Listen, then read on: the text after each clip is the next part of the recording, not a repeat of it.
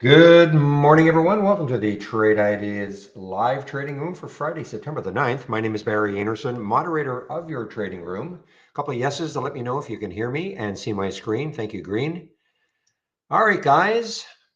So I just want to talk a little bit of what Zach posted just a bit ago about this uplisting. And this is for INLX. INLX, so they're uplisting today from the pinks. So I noticed they're going to Amex, so I don't know if that's going to have any effect at all. Ooh, look at the SPY. I was just saying the SPY is in for a nice positive open, but we're putting in a bit of a red bar now. The difference may be, of course, ATXG was China and it uplisted to NASDAQ. It's funny because it didn't show up, INLX did not show up in my calendar. But anyway, we'll see what happens. See if there's some real fireworks. There's no volume yet, of course. So what else is happening? So IFBD, they did a 1 for 15 reverse split, but it's actually popped, though I think it has dropped a bit since I last looked at it. Yeah, I mean, it got up to 402, so it's almost cut in half. But they did a 1 for 15 reverse split. Pixie, which did a reverse split on September 1, I was told. Somebody in the room posted that. Still, what a move. Another great move for Pixie. Actually, I didn't realize it got up to $45 4 days ago.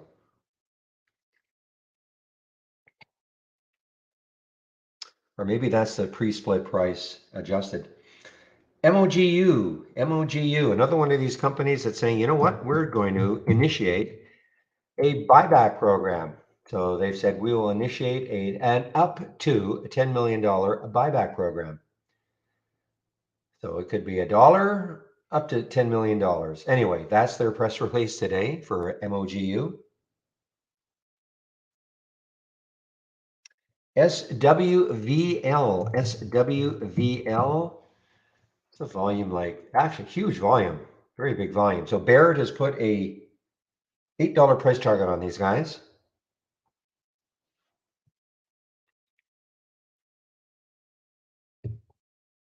DOCU is an earnings play. DOCU is an earnings play.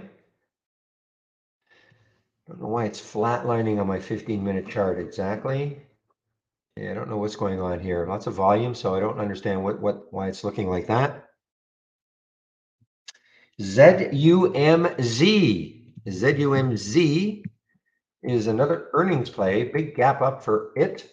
Actually, I'm wrong. I'm sorry. This is a gap down. This is a big gap down on earnings. Actually, this is pretty bad. Look at this. Look at this daily chart and look what the price is now. So it's taken out all of this. So ZUMZ earnings play on the way down. Coin, yeah, I got coin on my list. Bitcoin is up today. I think it's up 8%, or I think BITO is up 8%, 9%. Yeah, so Bitcoin is up today. So I guess most of the Bitcoin players like Mara, Coin, Riot, etc. Smith & Wesson, SWBI is an earnings play. Actually gap down on earnings. Look at this. There's another big gap down, guys. Not so much the percentage, but just look what it's taken out. If you can see the daily chart, it's below all of this now. SWBI. INM is active again, had an active day yesterday, another active day today, up 34%. It's been very choppy though. Look at the last 3 days of trading. You've got these moves up, then the big sell-offs, moves up, big sell-off, move up, big sell-off. Is today the day it can finally maintain? If you look at their press release today, they're basically doing a company shift.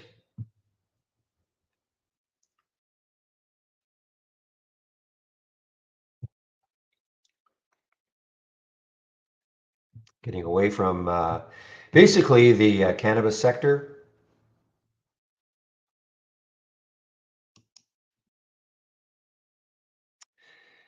Yeah, Yash, and Casa, if you notice, K and W is not, it was supposed to open today, but it has been postponed to next week. So it looks like the only one today is that Yosh, Yosh.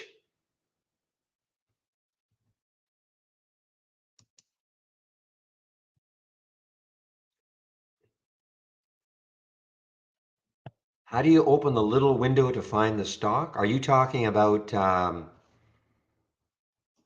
you talking about this black window with the news? Jose, is that what you're talking about? Or are you talking about something else?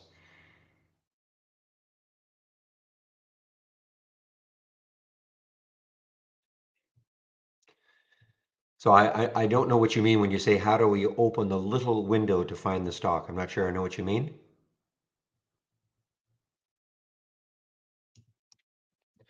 That little pop-up there is just, it's Interactive Brokers. It's their headline news. Hudi, haven't seen, wow, we used to see this one a lot. HUDI, HUDI. So it's through the 200-day moving average yesterday. It's an earnings play today, up just a little bit, but it's a continuation from yesterday. I'm sorry, this is not an earnings play today. This is an earnings play next week. My mistake. But yeah, so it's through the 200-day moving average yesterday, HUDI. And ZS, this is the one I was thinking of, not the ZUMZ. ZS is a big gap up on earnings.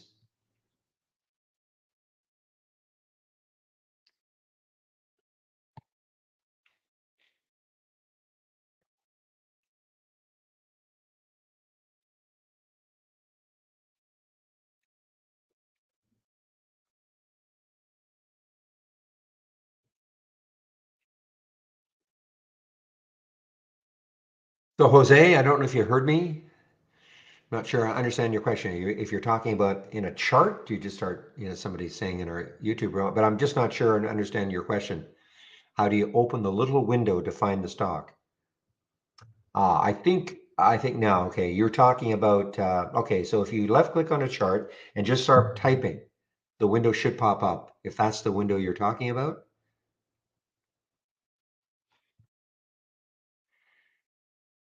Okay, so you left click on a chart just to let the system know what chart you're in. So left click on the chart, and then typically when you start typing, the box will pop up. If it doesn't happen, then hit your space bar on your keyboard, and then that should pop it up, okay? If that's what you're talking about. So DMS is again, one of these, I call them skeptical buyouts. DMS claims they've received an offer for about 250. Who was the other one? Remember a couple of days ago, there was a China stock. Was it a couple, 2 or 3 days ago? There was a China stock. I think they said their buyout offer was around 27 and the stock was sitting at around 19.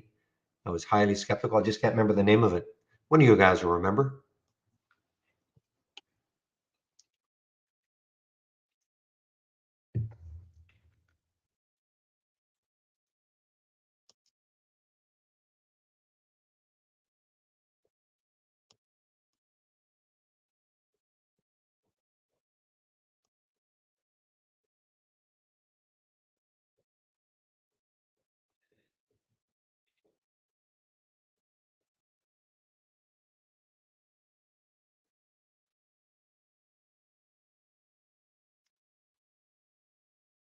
Okay, guys. Now, very few in the gap down list today. Okay, so that was that was one of those crazy bottoming tails that happened at a certain time. Well, at 9 o'clock. Okay, so the 9 o'clock 15-minute candle. So nothing to see here. That would look like an ominous red candle on the SPY. We'll probably see a lot of stocks that look like that. Some of the major stocks will probably have these bottoming tails. Yeah, look at it. Look at Microsoft. I could go through a whole bunch of them. They're going to look a lot like the SPY with that big bottoming tail.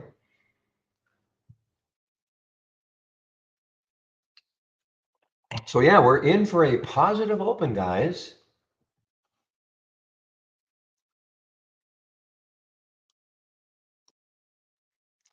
If I have to scroll quite a bit to see all the up gappers and my pre-market actives up, I only have to scroll a little bit to see the entire list of the gap downs.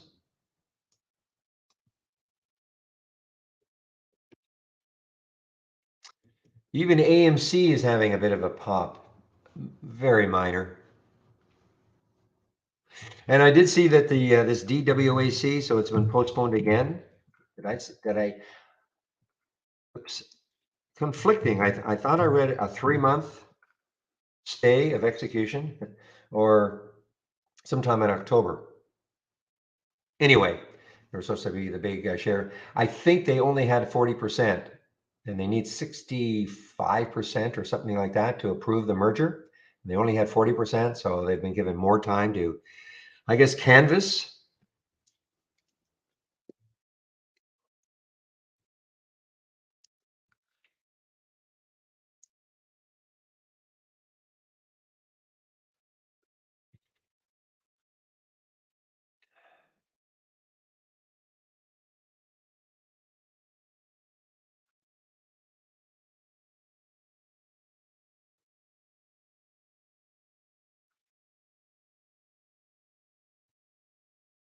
Okay, William. All right, let's take a look at the analysts, what they're talking about today.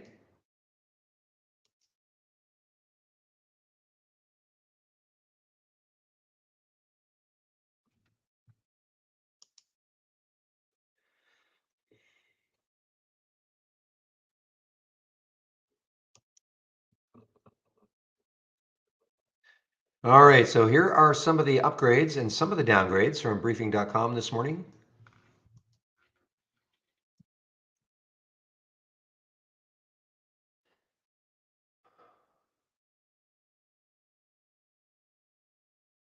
There's a coin upgrade.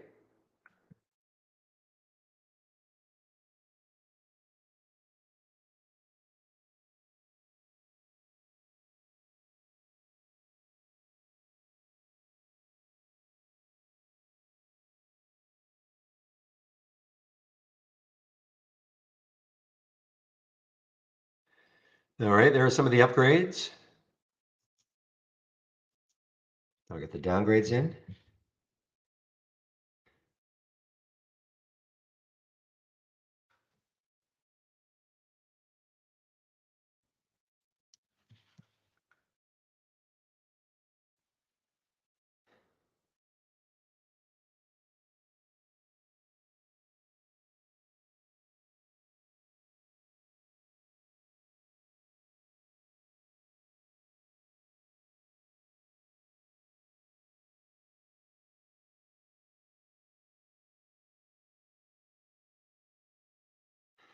A few more downgrades to go.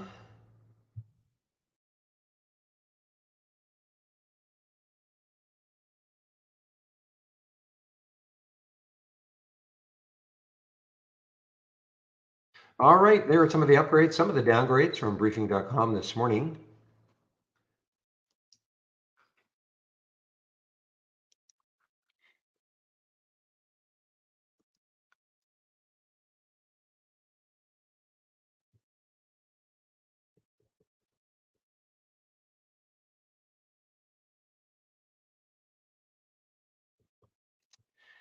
Look at that pixie.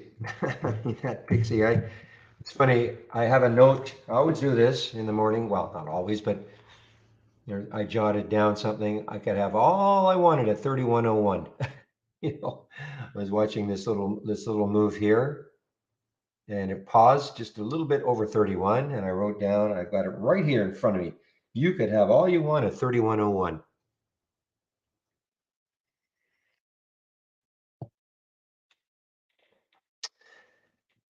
So I really don't remember this when it hit 45. Really don't remember this a few days ago. I know this is the day it did its reverse split, became effective on September 1. I really don't remember this.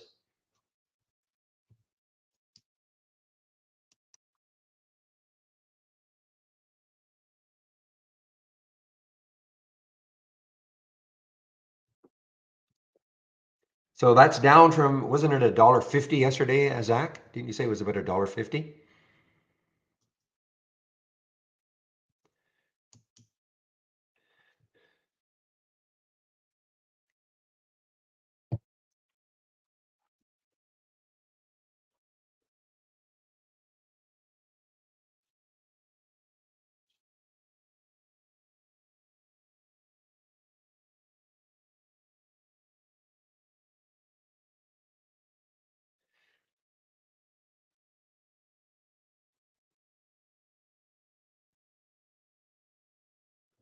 Just checking to see if there are any other earnings plays here. I don't see any. There's the ZUMZ. Anything with a minus 0.25 or a 0.25 means it's an earnings play.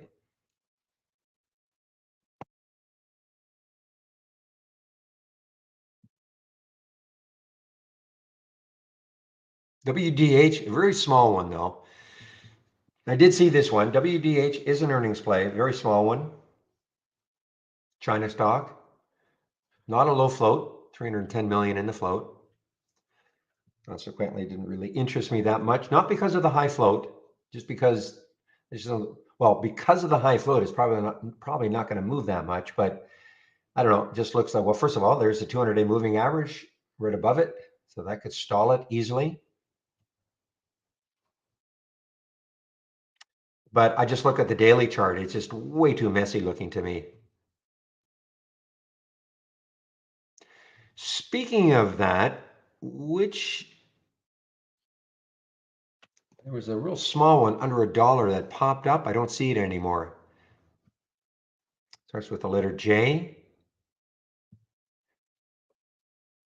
JZXN.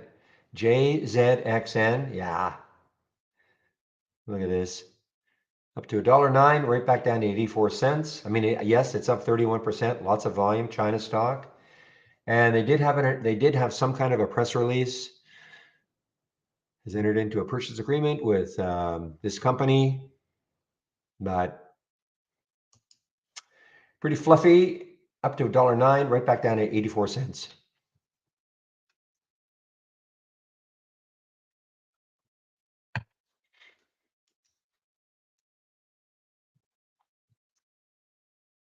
I agree, Zach.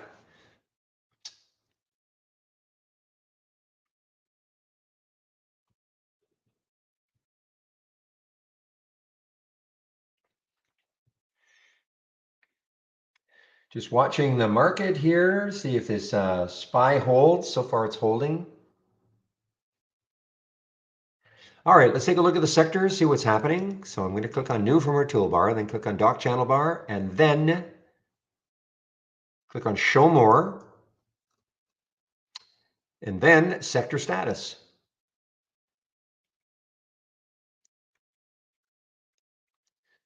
All right, so what you're seeing here, these are the major sectors. I always like to look at energy first. So XLE is the major energy ETF. These are the stocks that make up XLE. When you see 95% in green, that means that 95% of them are up from yesterday's close. All right. So if you look, I mean, virtually every sector is up from yesterday's close. All the stocks within every sector is up from yesterday's close, but more importantly, most of the stocks are up from yesterday's close. Look at this, communications, 100% of them are up from yesterday's close. Tech, 90%, etc. Okay. Now, if I look at this in a slightly different way at about 10 or 10:15, and then we're going to look at it from the change from the open. So we could still see stocks that are up from yesterday's close, but they may be drifting down. In other words, there's your opening price, and then they start drifting down. They could still be up from the close of yesterday, but fading. We don't know that, of course, until I check that sector change from the open. And I like to do that. Omni usually reminds me around 10 to 10:15. If I have time, I'll do it. But right now, obviously, every sector is positive.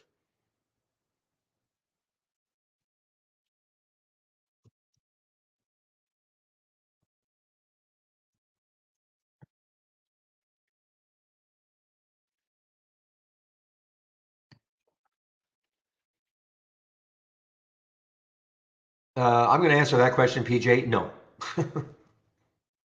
No.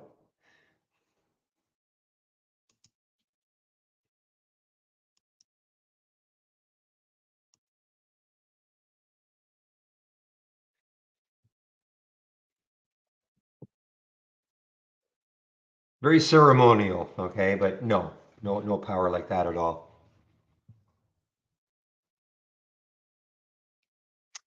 All right, guys. So yeah, keep an eye on this INLX. As Zach pointed out, this is an uplisting.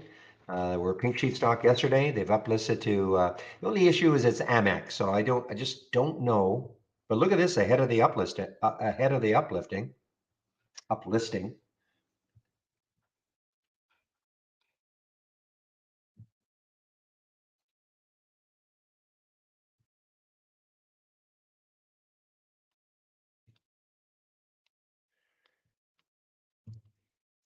And again, there's no volume yet, but look at the float, 2.8 million.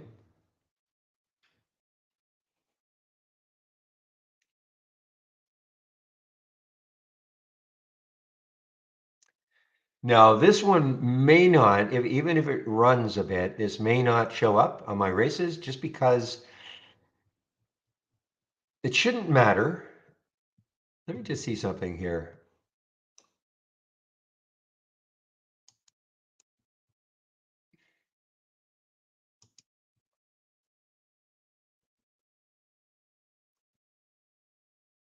I don't really want to add pink sheets. We'll see though. Today I'll add the pink sheets because I don't know if that's going to affect it because it was a pink sheet stock yesterday. It shouldn't affect it. I'm gonna leave this off.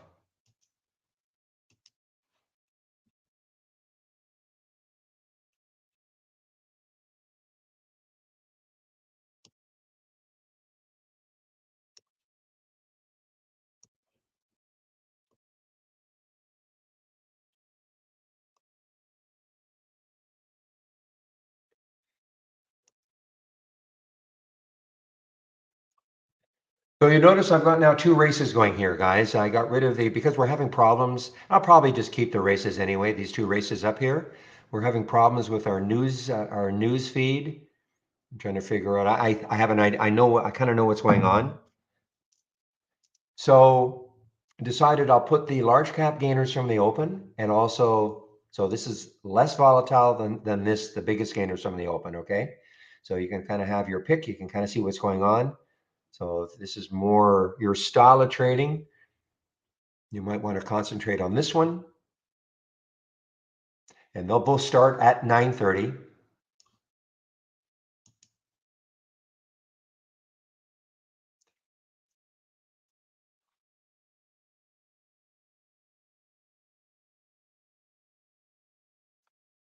Okay, well, if you're talking about the major sectors, then just click on new and then doc chat. So trading student asks the question, how to see each sector's performance. So just click on new from our toolbar, then click on doc channel bar, and then click on show more. And then when you see sector status, so these are the major sectors, okay? This is what's happening this morning. What I wish we could do is be able to click on this and have it load, but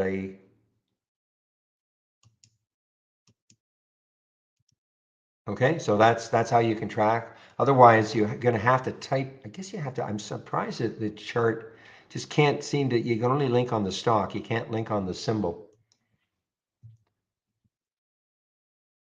But I wonder why XLV is up. No. Just give me a moment. Let me load this again.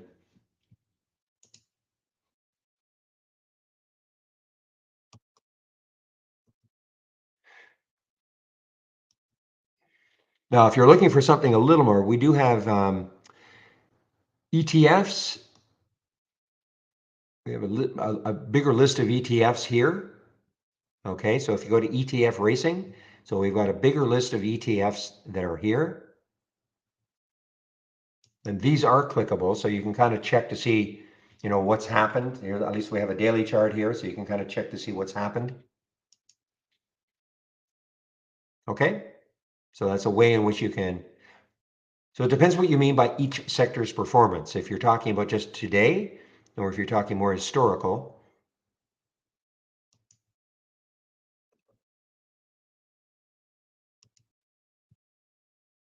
Oh, well, then only today, then go to the sector status. So you've got your choice. I mean, these are the major sectors, okay? Trading student, these are the major sectors that are followed. So I mean, in theory, if you wanted to, you could follow them all day long. You could have this channel open all day long if that's what you wanted to do. I would probably shrink it up a bit.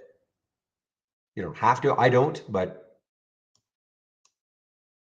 you could probably shrink it up a little bit, and then depending how many monitors you've got, if you wanted to have this up and running all day long to keep an eye.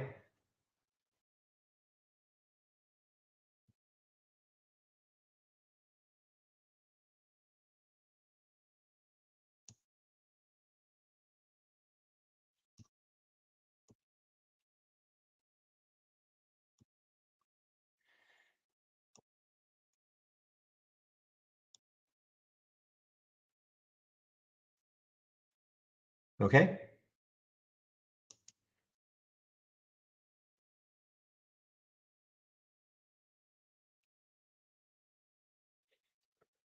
Um, I don't know, Jordan. I don't trade ETFs at all, so I've never tried to trade an ETF in IB. I don't see why it wouldn't be marginable, but I can't answer that because I've never traded an ETF.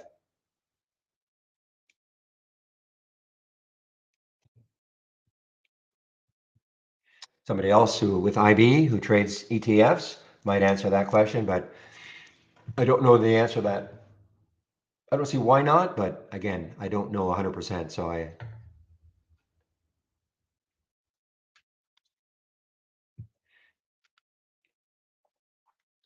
I mean, I look at an ETF just like a stock, but again, I don't, maybe some. So the question is, are ETFs marginable, say at Interactive Brokers?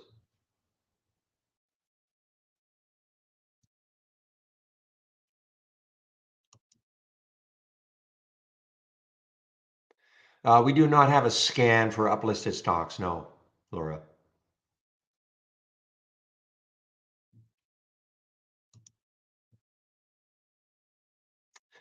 Okay, so Mr. Keith are saying they're not at light speed, so that's possible that they're not marginable anywhere.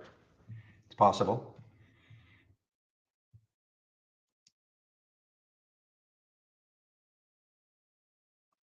There could be a website out there, Laura, that might. What I would do is just, type in future uplisted stocks or something like that. There might be a website that lists stocks that are going to be doing an up. The interesting thing, and it may be just because ATXZ, what was it, ATXZ or G, it was appearing in my calendar as an IPO, okay, but it did say it was an uplisting, okay, but that may be because it's on Nasdaq. The other one is it did not appear in my IPO calendar as an uplisting, maybe because it's Amex. I don't know for sure. All right, thank you, William. So the market is going to open in less than a minute. Give me one moment, please.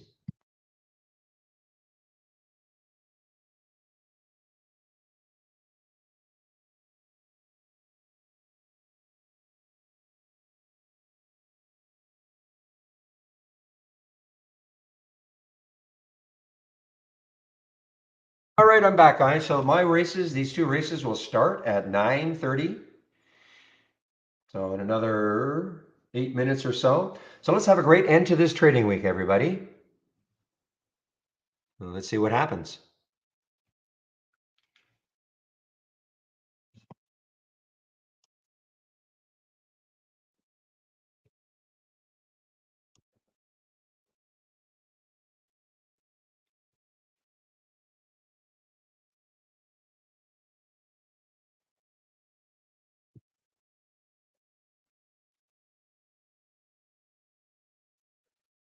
All right. Now, I typically do not trade in the first 15 minutes. Kind of try to let things settle down a little bit. If I were new to trading, I know I say this every day, but I think it's important to always emphasize this. If I were new to trading, I probably would sit out the first 30 minutes. There's action all day, guys. Okay. Yes, you'll miss the ones that just rip right from the beginning and keep ripping for 15, 30 minutes. But too many times what I see, stocks whip up and down in the first 15 and 30. So if you sit out that first 30, let things settle down a little bit, maybe get a better setup. Don't get too hung up on missing that move that just keeps going.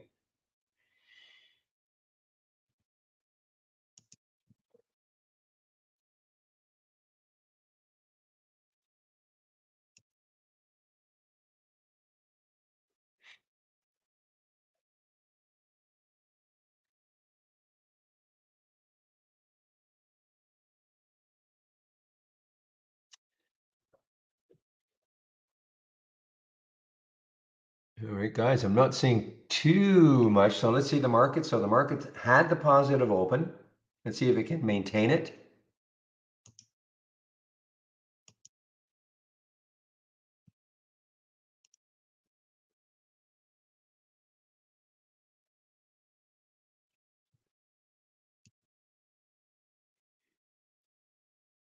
All right, so these guys did I don't know, I think it's affected today. 1 for 15, yeah, 1 for 15 reverse split, IFBD.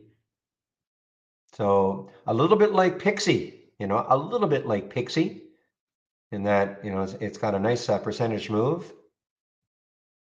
Pixie did the reverse split on September 1. So these guys, this is effective today.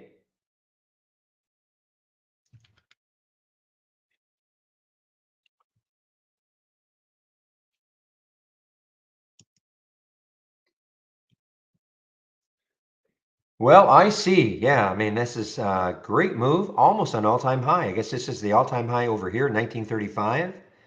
Let's put an alert there. See if it takes it out, the all-time high.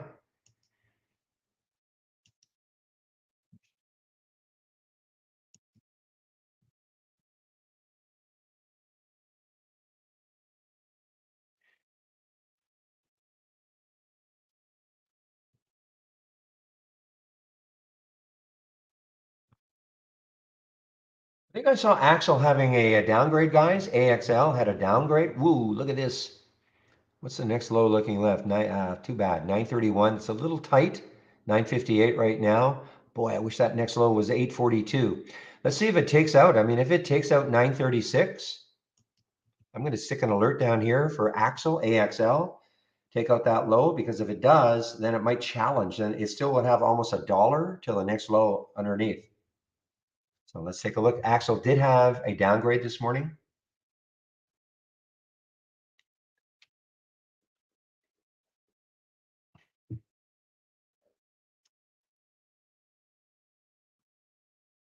Yeah, the nonsensical nonsense of Pixie.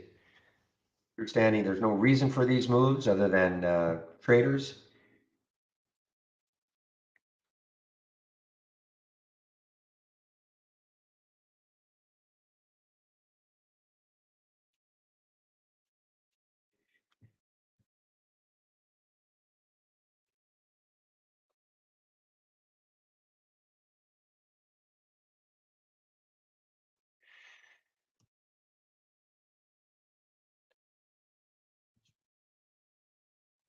All right, guys. So IFBD won the first race here. Let's see what it's doing. Again, look at this. Up to, I mean, this is why, guys, I keep saying stay away in the first 15 minutes at least. Even if you're, I mean, I don't trade in the first 15. I know there are lots of you who do, and that's great. If you can make money doing it, fantastic. But what if you decide, I'm going to chase this? I'm going to get in this IFBD. Got up to 265, pulls right back down to 218. That's a big percentage drop. Okay, so if you had a proper stop in place, you'd be stopped out immediately. So save yourself the agony, okay, of trying to take these early trades and getting whipped out of positions, which just sends sort of a bad tone for you for the rest of the day. You can get into a lot of dangerous habits like revenge trading. I've got to make up that early loss by taking more risk on subsequent trades, things like that.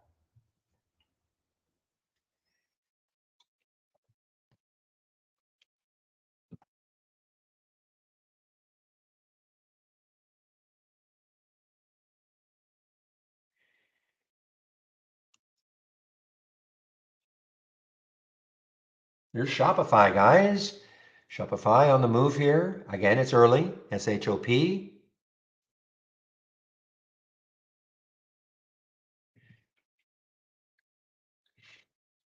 SPY's holding so far. So far, first candle is green on the 15-minute chart. So far.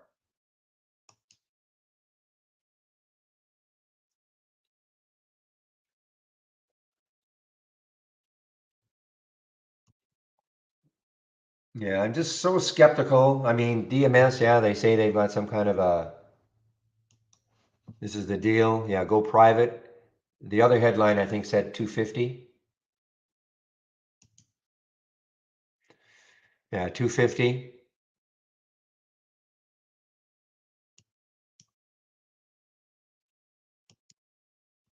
Okay, there's his INM. INM, not shortable for me at Interactive Brokers.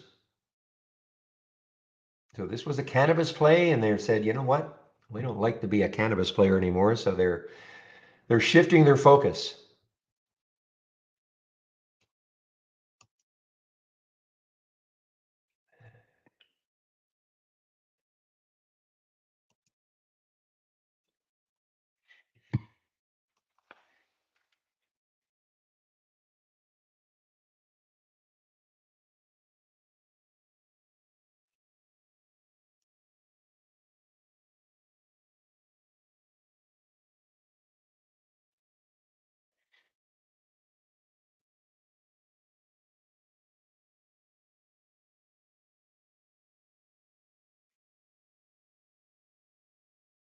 Okay, you're saying Naya's going nuts. Yeah, Naya. So I had earnings a couple of days ago, I guess. Yeah, on the 7th, pre-market.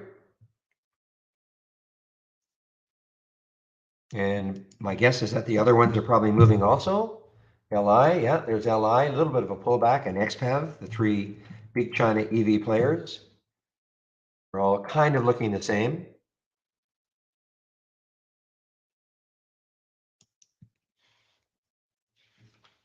I don't have a halt for INLX. It is halted though, you're right. I'm wondering if it's because,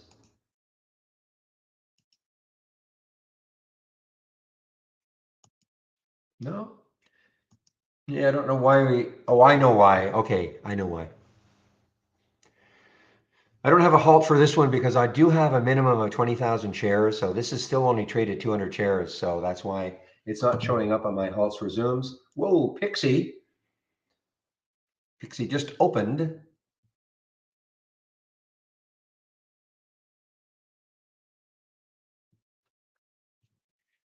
And I see, yeah, I see just took out or got over 19. Almost at the all-time high, guys. 1935, all-time high for IC.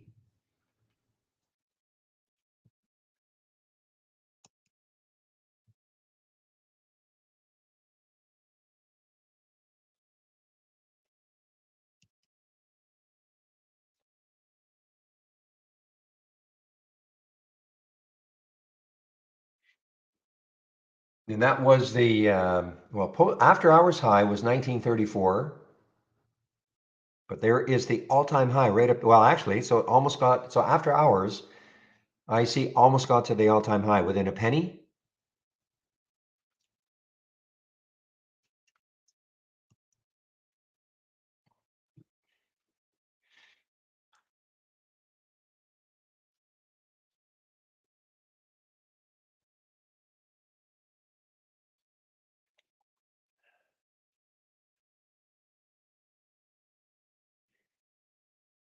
See, so IC is also a large cap, and it's also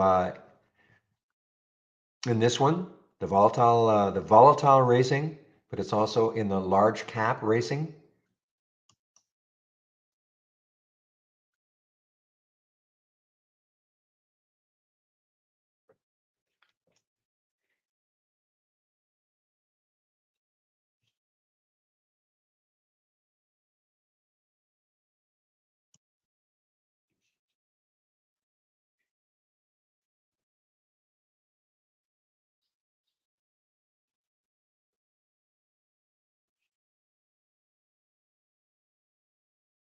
So look at this SDIG, big pop up, sort of a pullback. This is a crypto play, of course, SDIG, crypto play.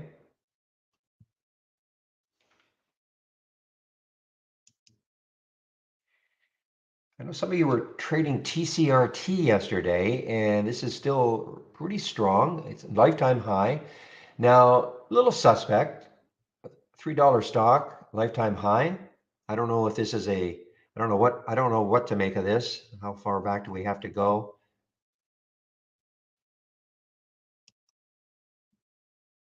T-pick. Ooh, T-pick on the way down, guys. T-pick. This just showed up on my 10-day daily breakdown. What do I think of Ruby? Haven't seen Ruby today. Ruby was active yesterday. Let's take a look at it. Yeah, I mean, it's still high of yesterday. Come on. There we go. The high yesterday was what? 146. Yeah, I mean, if it takes out 146, what's the next? Then look left. The next high is up here at about 156. So, I mean, it's got a little bit of room.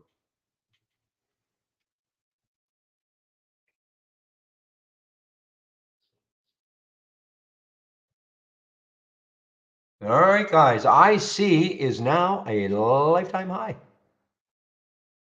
Right at its lifetime high. IC, ISEE.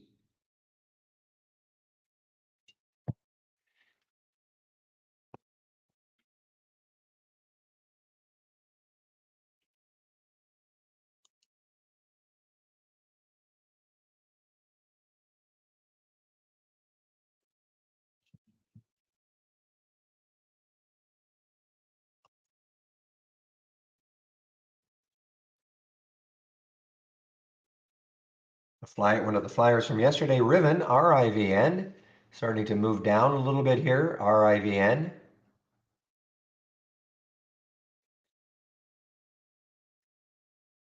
Market is still holding.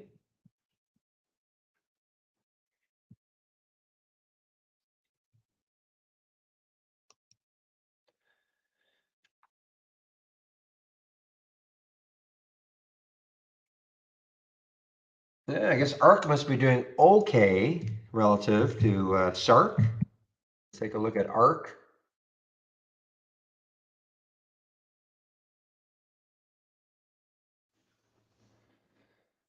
Still, I mean, in perspective, it's still way down, but it is, it has come off 39 again.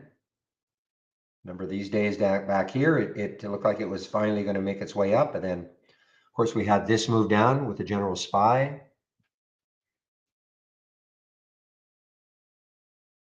Wow, AZRE, guys, now it's above. Okay, this is now above the high here of about 6 days ago, I guess. 576, still crawling its way, making its way back. AZRE. I mean, the next high is 1055. What do I think of Lyft from our YouTube room? Morning YouTubers. Yeah, I mean, Lyft, this was the one that had really no news yesterday we could find other than I found it an amusing headline from Benzinga saying there's no reason for this move, questionable sources citing interesting things happening at the company or something to that effect. But bottom line is it does still have some room. If you look at the daily chart, 1953, looks like, or 1930 or so. So it's still got some room to move.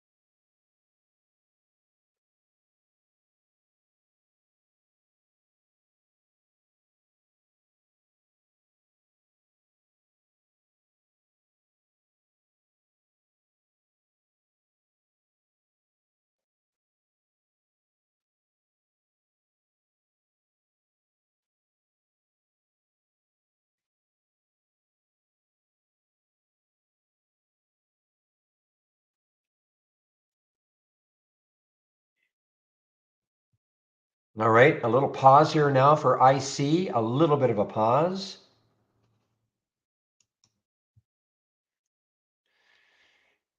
So if you're asking me also, Teddy, because I see the AI has lift in it.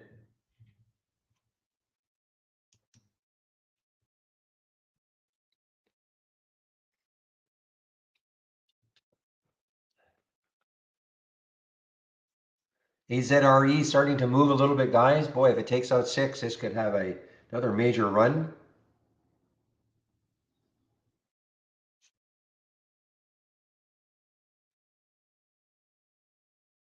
I see another new high, guys.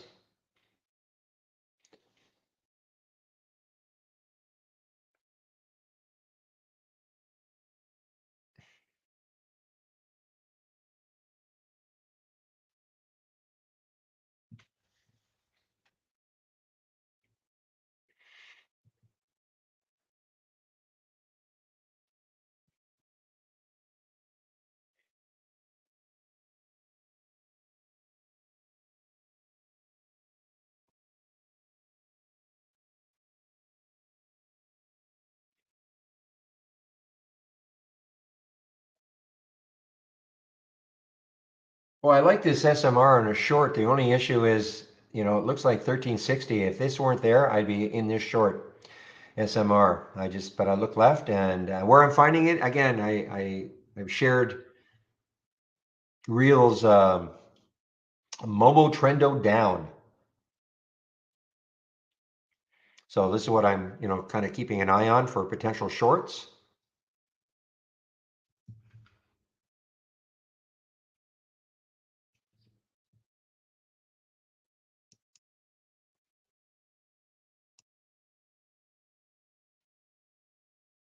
Well, BHC, no kidding on the move. Now this had the big drop yesterday.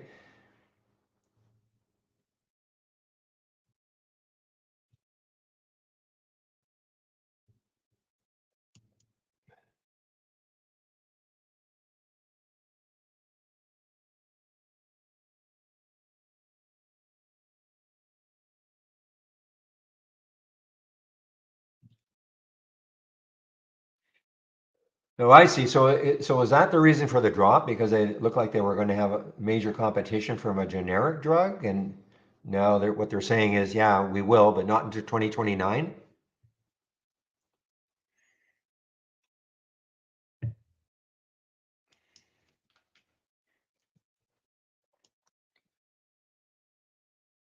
Boy, BHC. So what was the high yesterday? The high yesterday was 733.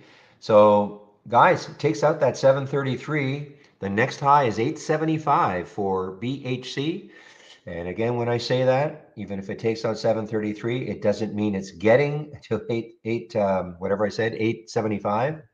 It just means that there's room for it to run before it hits some kind of chart resistance.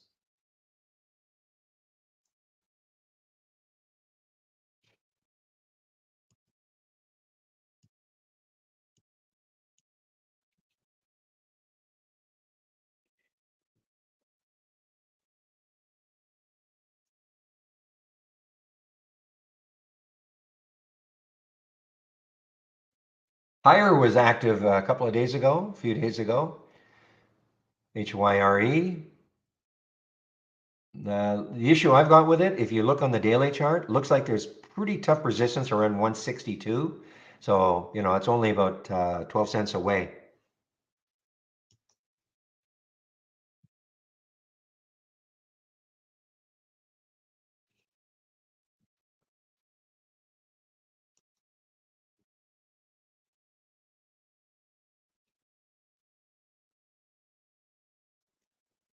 Wow, I see it almost at that magic 20.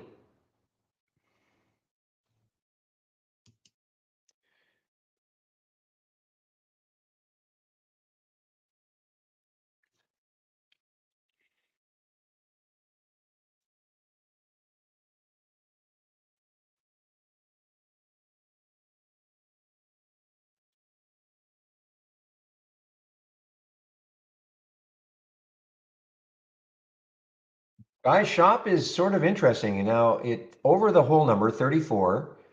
Look left. 34.59 looks like the next high looking left. If we can get through that, 36.44 is the next high looking left. Just keep looking at a daily chart and seeing where potential areas that it could stall. AZRE guys, boy, it takes out 6. I don't know what's going to happen if it does.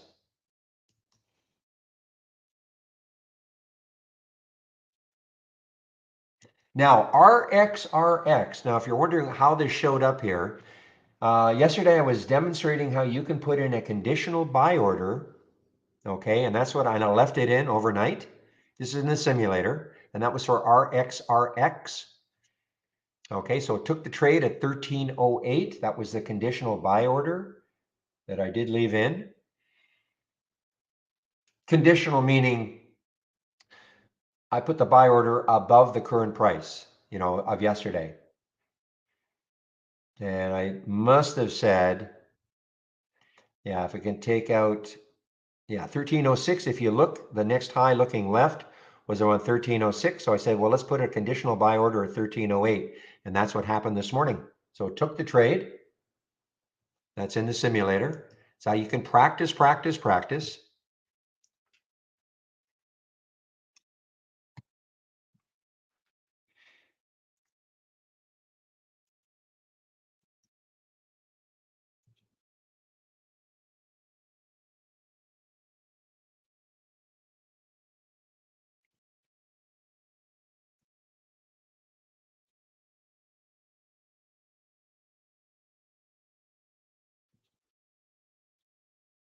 ATHX on the move here, getting close to that whole number of 3, though.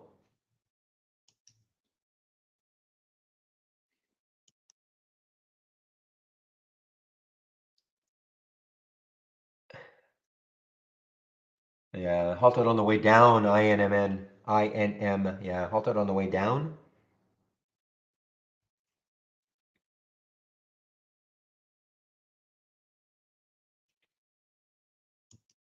Market is still holding, guys. So we held that first 15-minute candle, nothing dramatic, just a little sliver of green. Next one is starting to get green also. So market holding, did not give up its gains so far, the pre-market gains so far.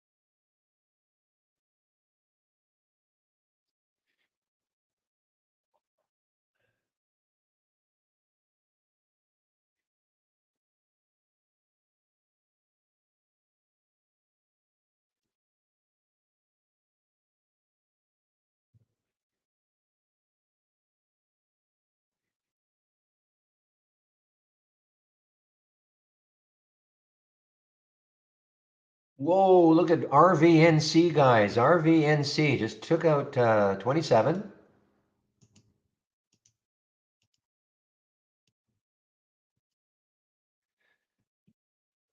Took out 27, and this is showing up actually on my 10-day daily breakout. These are the only really 2 scans I've got other than the 10-day daily breakout and the down, other than my races.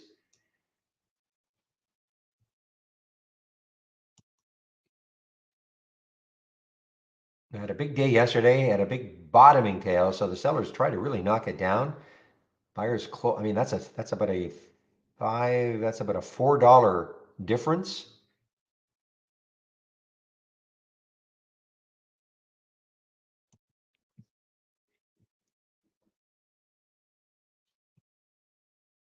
Well, I don't know if IC's done. Ha! Wow, what a move for IC. I'm not in this one, but what a move for IC. Over that 20 level. This is shortable for me too, so at some point, I don't know.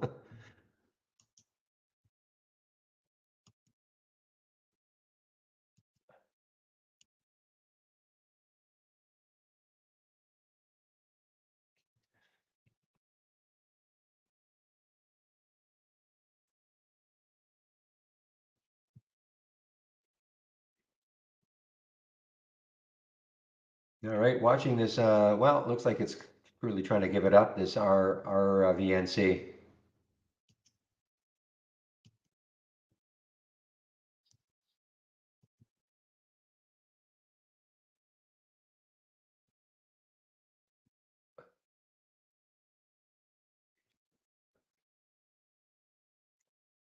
Pretty choppy right now. What I'm going to do with the RVNC is just stick an alert, say around 27.12, and see if it takes it out again later on.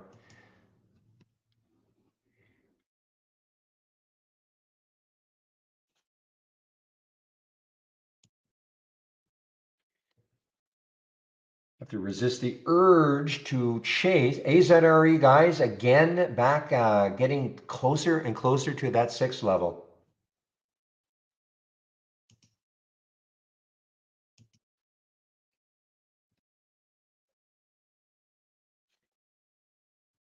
Just have to resist the urge to chase this ISEE.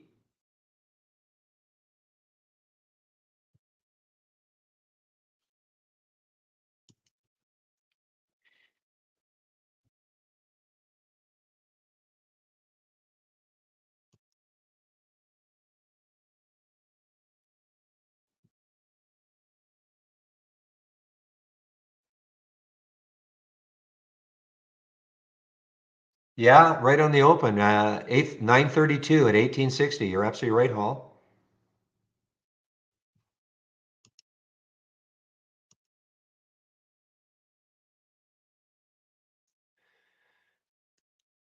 Oh, I don't know if it's a good idea, Mohammed. I mean, it's always tricky to try to find a top. Eventually it's going to stop going higher, like any stock, not just IC, but it's always tricky to try to find the top. You're in a real IC. I mean, it's obviously got super momentum, and lots of analysts, I guess, are putting these price targets on it. So always tricky. So when you say, is it a good idea? It's a good idea if it works. And again, I'm not trying to be flippant.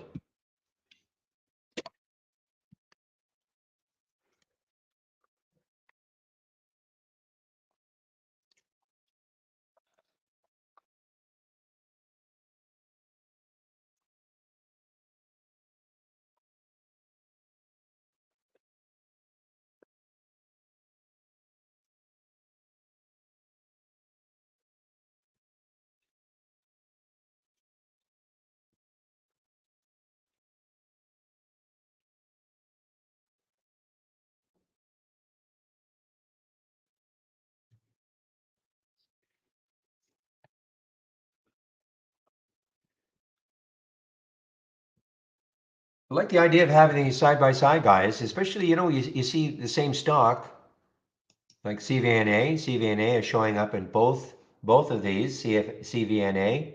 So it's in the large cap, and it's also in the, this is not designed to find small cap. It's just that, for a stock to have a big percentage move, typically the float is pretty low.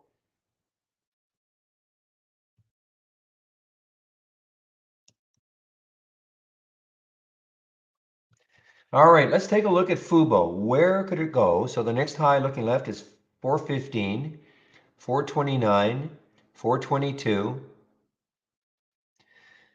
So I mean, if it can get through the 420 level, I mean, 466 is the, which would, that's the next high, and then of course way up here at 540. So I mean, Fubo is trying to come off, has, excuse me, made a valiant attempt to come off the bottom here of 350 the last few days.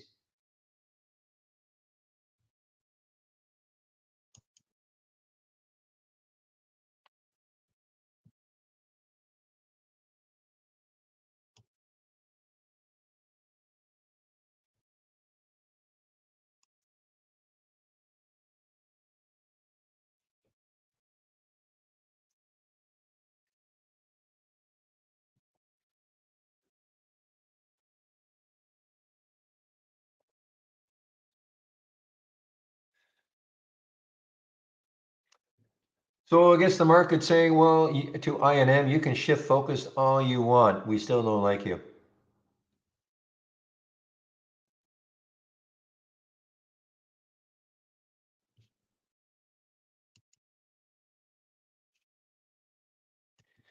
AZRE guys, this has been a tricky one, but I'm holding on for this to see if it can take out six. Been in this one for a bit, 581 or so, 582. It's been a little bit choppy, just waiting to see if it can take out six. And of course, looking left, lots of room.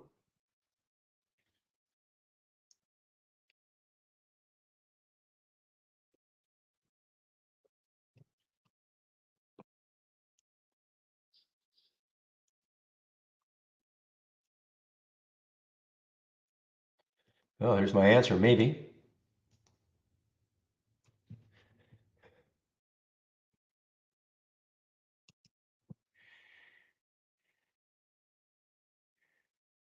Briefly, over six now, AZRE. Well, if this holds, if this holds, that's all traders are looking at. The next high now is 1041. What a comeback.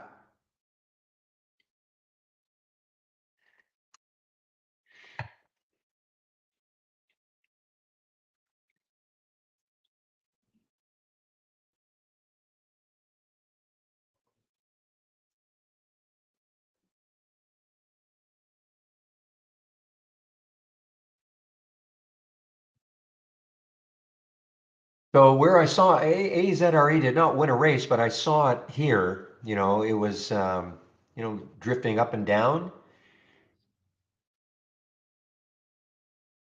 If you're wondering, well, where did I see AZRE? Of course, this was also on a watch list I've got.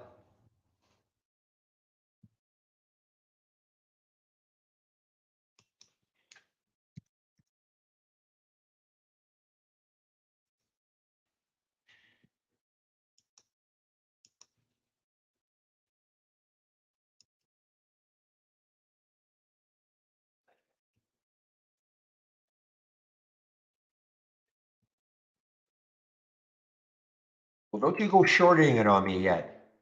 The difference I see, though, of course, with LFST and AZRE, this did not have the major collapse that AZRE had in terms of, just looking at a daily chart. Big difference.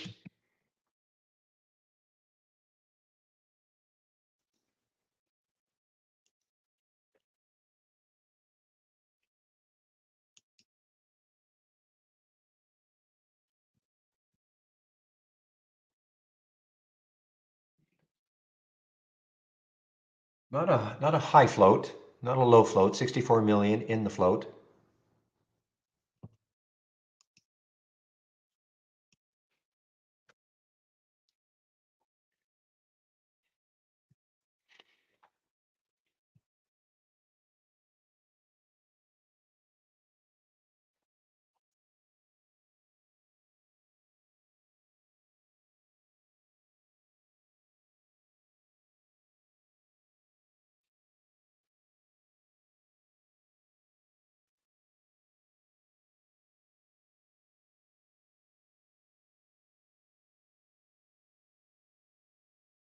Yeah, so I don't look at wedges like that at all. I mean, if you're looking for stocks, depending on what you mean by a downtrend, really, you know, several daily candles in a row down.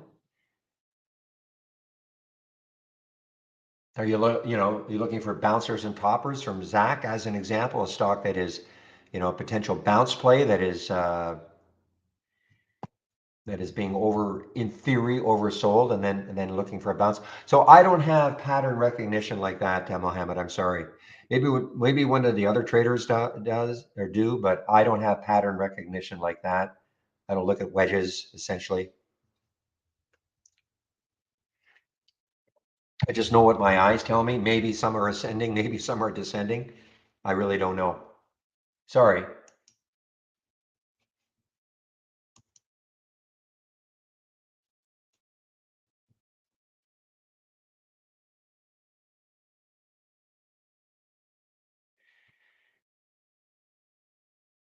I mean, what would you call this? AZRE as an example.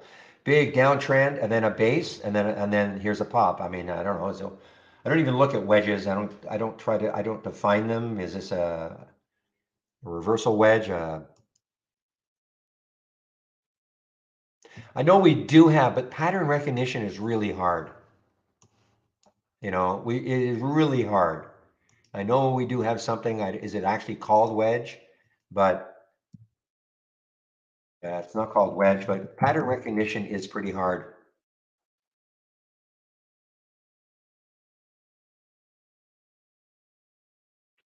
using our system anyway. I mean, we've got, here is geometrical patterns. I don't even know where wedges would be in here. So they're not called wedges, candle patterns.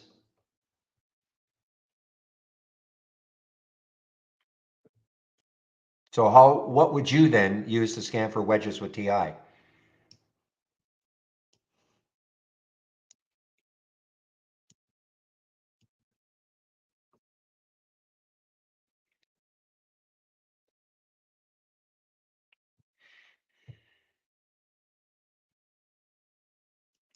All right, guys. Well, I may have been wrong about the DMS. Well, obviously I am wrong about the DMS. Um, I just look skeptically when I see these companies, these little companies coming out of nowhere saying, "Hey, we've got an offer to take us private at what was it, 260 or whatever it was."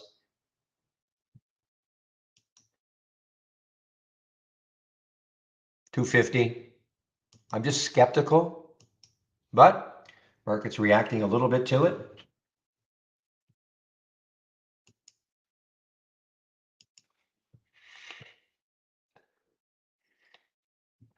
Yeah, it'd be great, Hall, if you could pop that link. If you can find it, you can pop that link in. So Mohammed Hall says that he created one a long time ago that maybe sort of a wedge pattern. So he's going to look for it. If he finds it, he will pop the link in. Okay.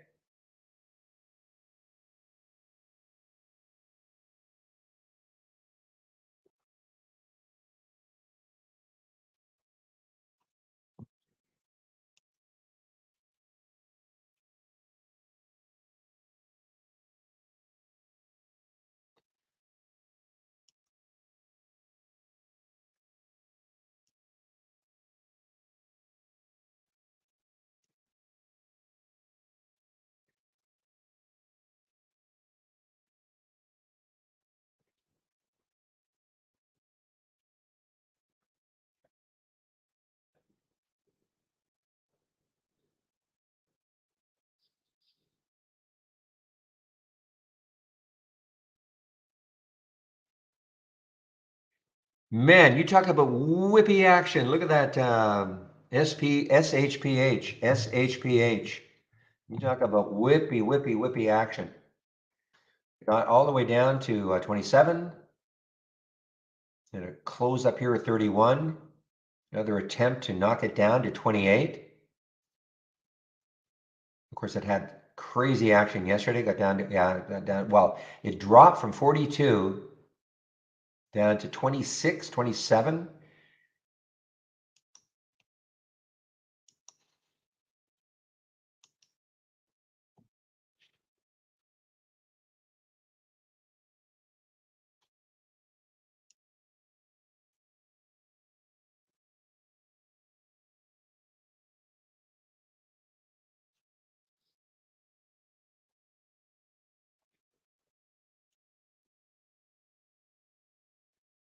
Boy, Pets has been an active trader, hasn't it? PETZ.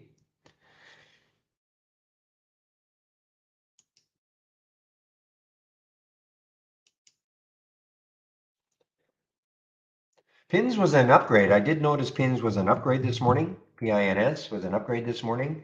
Look what it did, guys. Got right into the 200-day moving average, maybe a little bit above it. 25.36 is the 200-day moving average. It got to 25.39, so a few pennies above it, and stopped it almost right in its tracks. It's about the only indicator that I definitely pay attention to is the 200-day moving average.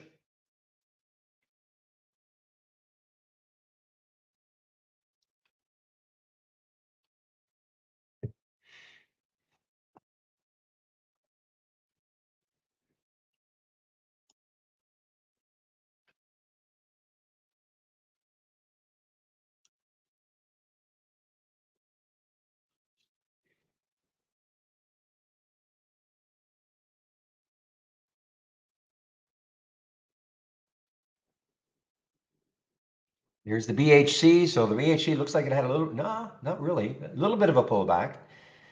So again, looking left and 733 is the high of yesterday.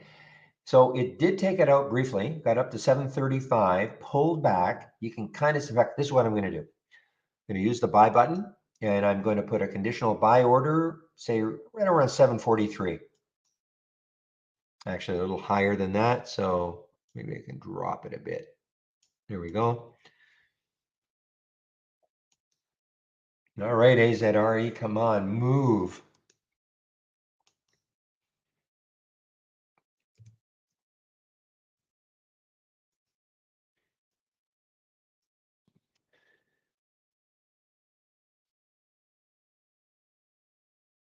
Look at the SPY, guys. Wow. So the SPY, not only was it holding, but it's actually trying to put in a little bit of a pop here.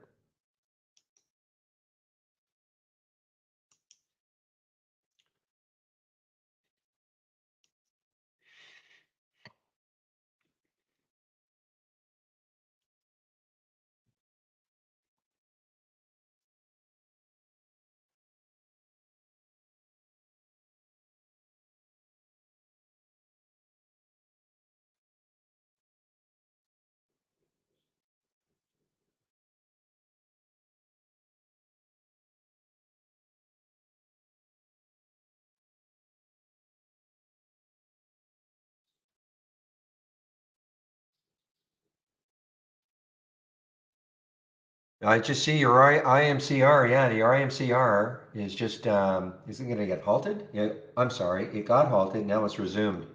IMCR, obviously, as you said, probably bad data. All right, now this RVNC is right back up, guys. A little bit whippy though. RVNC is right back up. This showed up earlier on the 10-day daily breakout. Again, these are really the only two scans other than my races that I look at. Okay. So RVNC is back up. It's a touch whippy, and there's the IC that happened at 1860.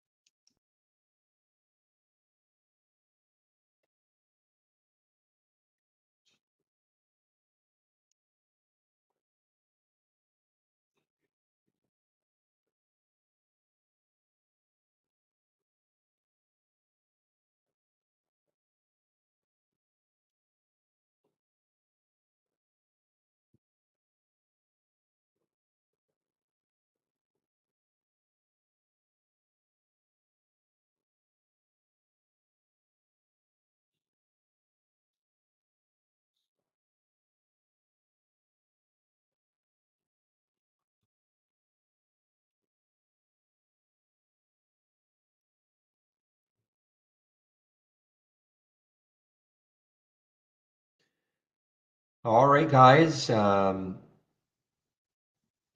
obviously I'm keeping an eye on my AZRE, kind of holding pretty nicely over 6. Any break under 6, I'm out, or even getting close to 6, I'm probably out. I'm in at 582, so I've got a lot of buffer right now. The BHC, just waiting to see if it can get up to that 740 level.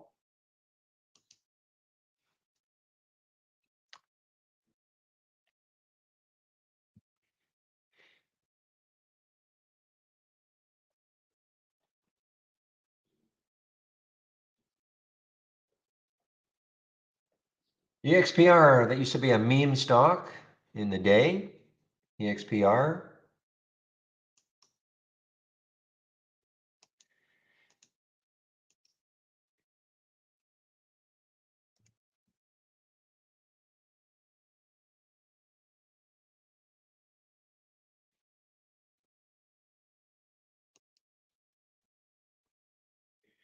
All right, so IC did have a pullback, pretty big one actually. I guess it was up to 21 and got all the way down to 1978, but it still looks pretty strong.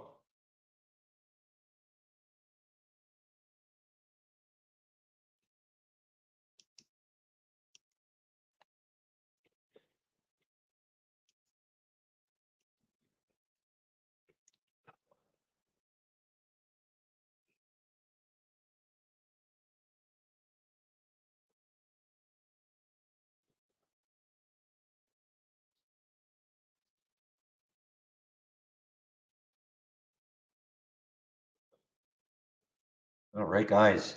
I don't know if anybody took the AZRE with me, but this is just inching its way up.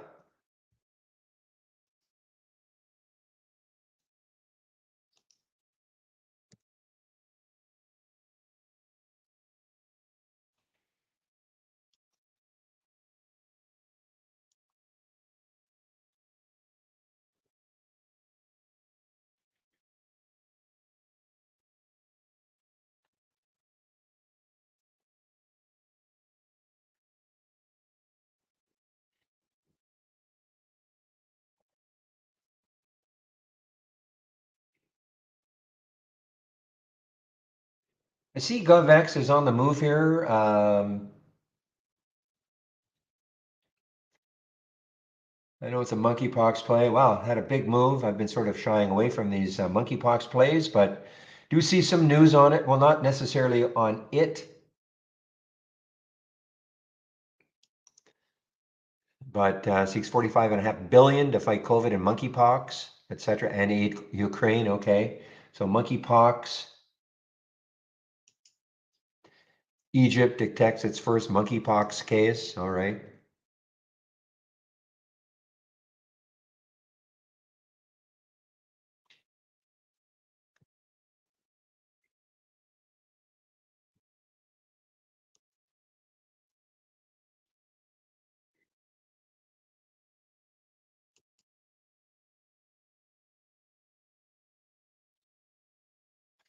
All right, guys, I took some off of the AZRE.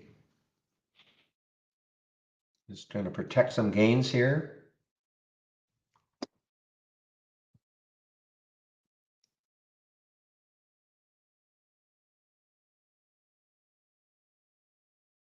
Yeah, this RVNC is still pretty whippy.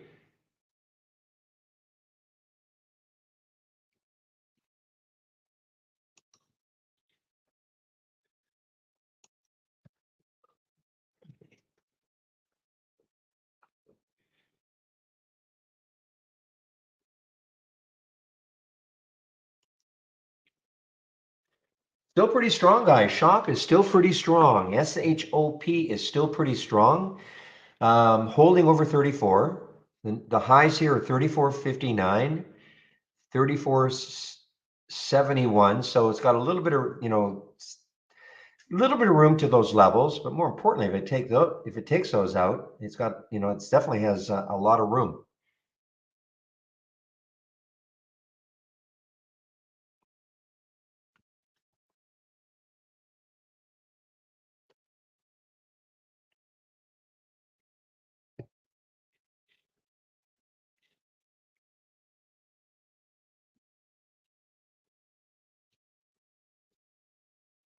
And we have, okay, so this is a SPAC, guys, so I'm not too interested in this. This is a SPAC that just opened today. Waiting on the YOSH. YOSH, definitely waiting on that one to see where this opens. YOSH. This is an IPO that's supposed to open today. Hasn't opened yet, obviously.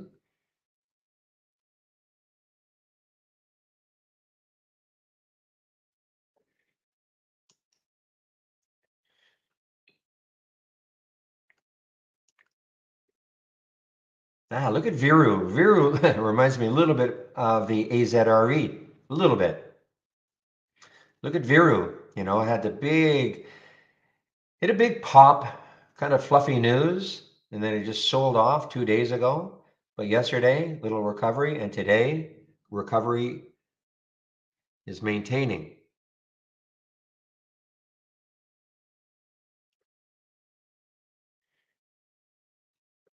See if there's any specific news on it. Don't see any.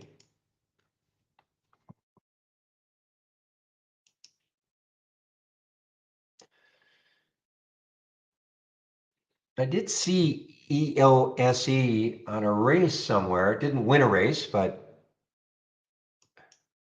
Love. Keep an eye on Love, guys. This was kind of a bit of a crazy one yesterday. Had earnings. The initial reaction was really good.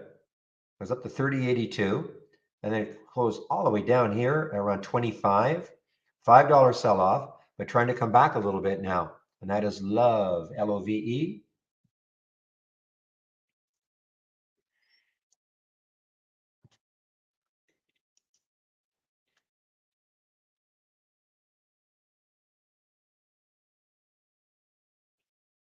Mm. Guys, Alec is really interesting me. This is showing up on that real scan. Take a look, look left.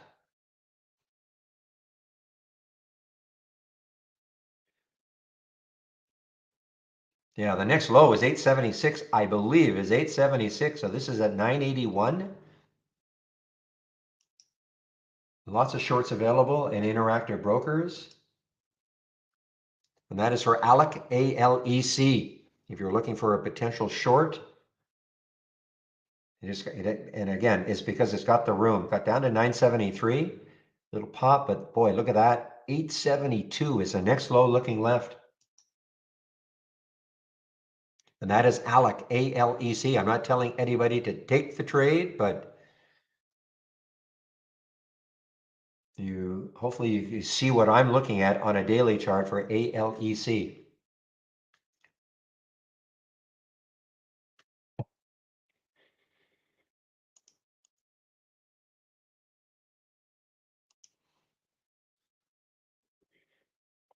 Volume is a little light. That's maybe an issue, but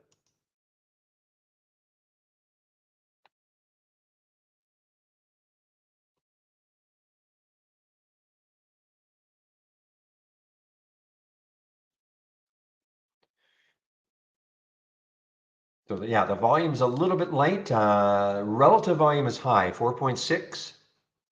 So again, up to you guys if you want to short that.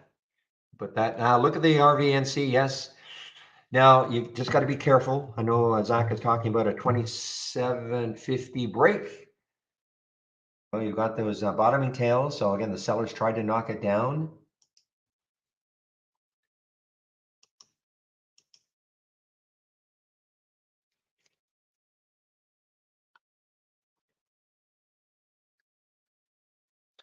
So this is Ron. This is a scan that Real last week put in something called I'm giving him credit course, but he called it Momo Trendo up. Okay, and I took the scan and I flipped it to find Momo Trendo's momentum trends down. I mean, it's a cute name and all that. So that's where I saw Alec. And you've seen other ones here, but this was, anytime I see something underneath a whole number and that has room, that gets me interested. And that's Alec. So I am sharing this scan. It's on my homepage. I may add it. I may add it to my homepage. It's the only thing I really, I've got my 10-day daily breakdown, and then I've got that. That is kind of what I'm looking at for potential shorts. I may even create a race on this one, but right now I'm happy enough just to just to have it like this.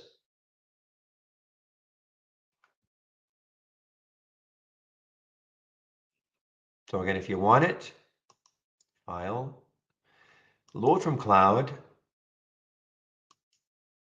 share. Yeah, there is the link.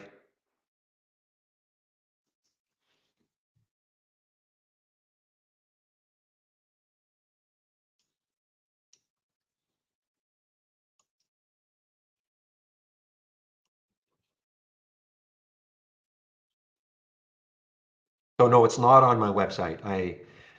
I may add it. Okay, guys, out of the AZRE, that's it. Wasn't a bad trade. Says as I said, if it starts approaching 6, I'm out.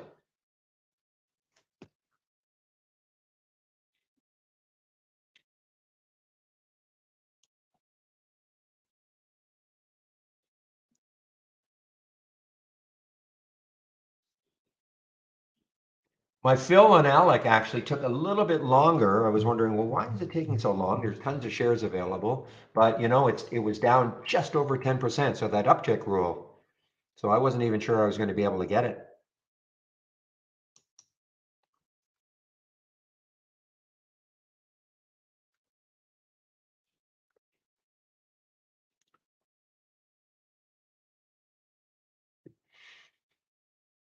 Now, I do warn you, I have not taken off the sound alert on here, okay? So if you load this one, you're going to, and you get an alert, you're going to hear sell, sell, sell. I have not taken the sound alert off. So just in case you're wondering where is that coming from, that's where it's coming from.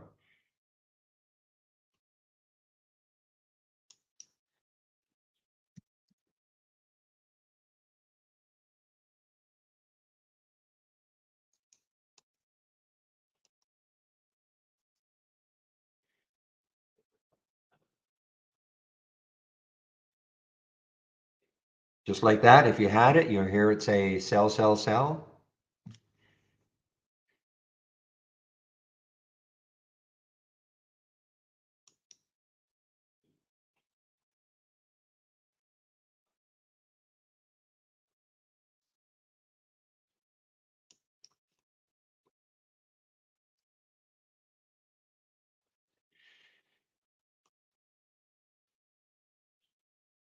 Is there news on this one?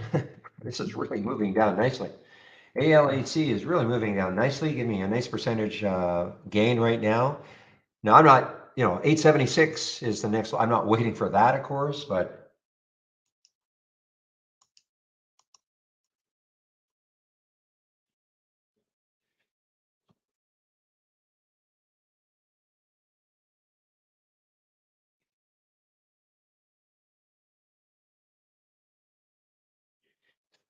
so I mean, I have a very simple style of trading, guys. When I see things that are, I mean, that was moving down through 10, which I think is a hugely psychological number. All I do is I look left and I see where's the next low? Where could it get to?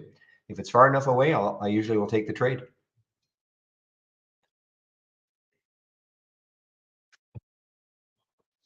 I have covered some now.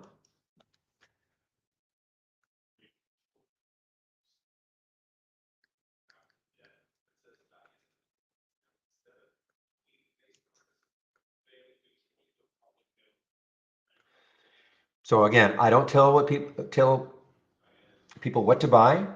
And if you get into it, please don't, you have to have your own plan, where you're going to take profit, where your stop is and all of that. Don't wait for me to say, okay, guys, take some profit here. You have to have a plan. You not listen to somebody else.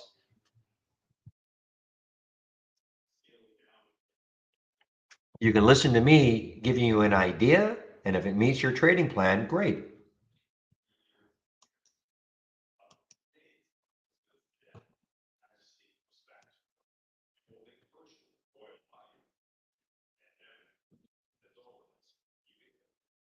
All right, guys, it is 10:30. Okay, for those of you who do not want to hear me, put me on mute for about 10 minutes as I go over, my homepage, and yes, promote the heck out of trade ideas. So you put me on mute for about 10 minutes if you don't want to hear me.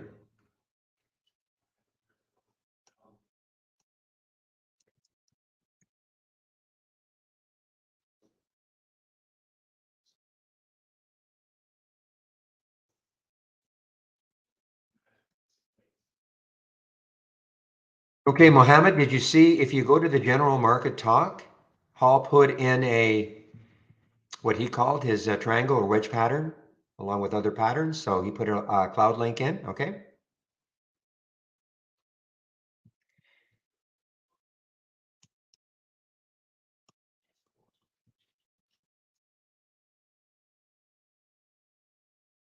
All right, oops, let me put in the wrong link. Just give me a moment.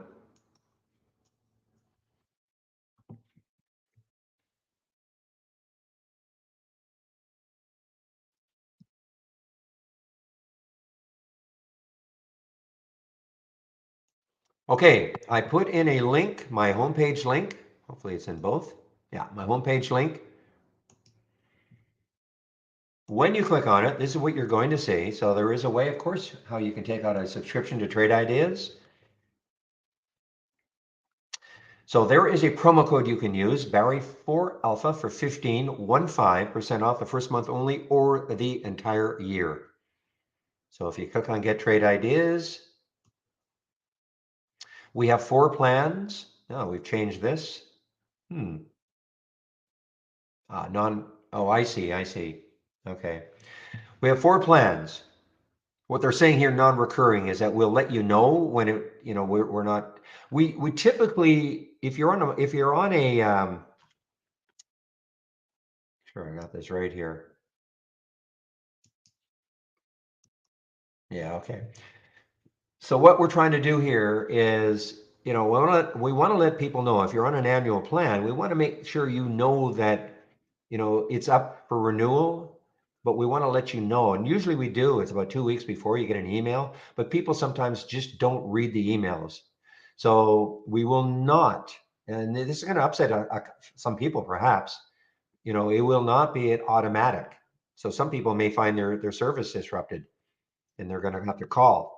But we don't want to charge people who don't want, a recurring rate. I mean, an annual subscription is pretty hefty. So that's what that means. Monthly, of course, it has to be recurring. We don't want you don't want to have to phone every month. Okay, please keep my subscription going. Anyway, that is a change. So 4 plans: premium annual, standard annual. Premium annual is 2,000 less the 15%. The standard is 1,000 less the 15%.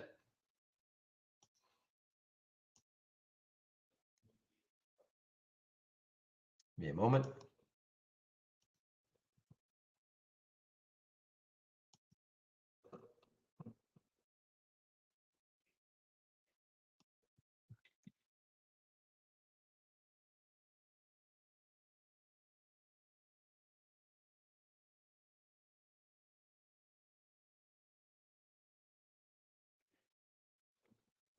Okay, sorry about that. So the big difference between premium and standard is the AI. AI had a pretty good day yesterday. Nothing really happening in it today. You don't have to, of course, take out an annual subscription.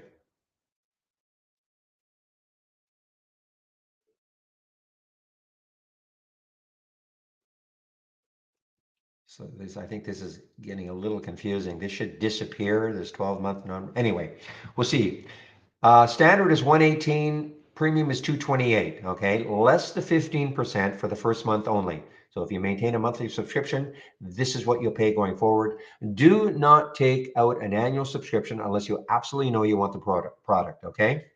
And the reason I say that is that you have to look at the terms and conditions for a refund. So that's why you should always start off with a monthly, and you can always, if you at any point you want to take out an annual, you can do it, and we'll honor the promo code, okay? So start off with a monthly, and if you like us enough, you can always go to an annual. You never, if you want to stay monthly, that's fine.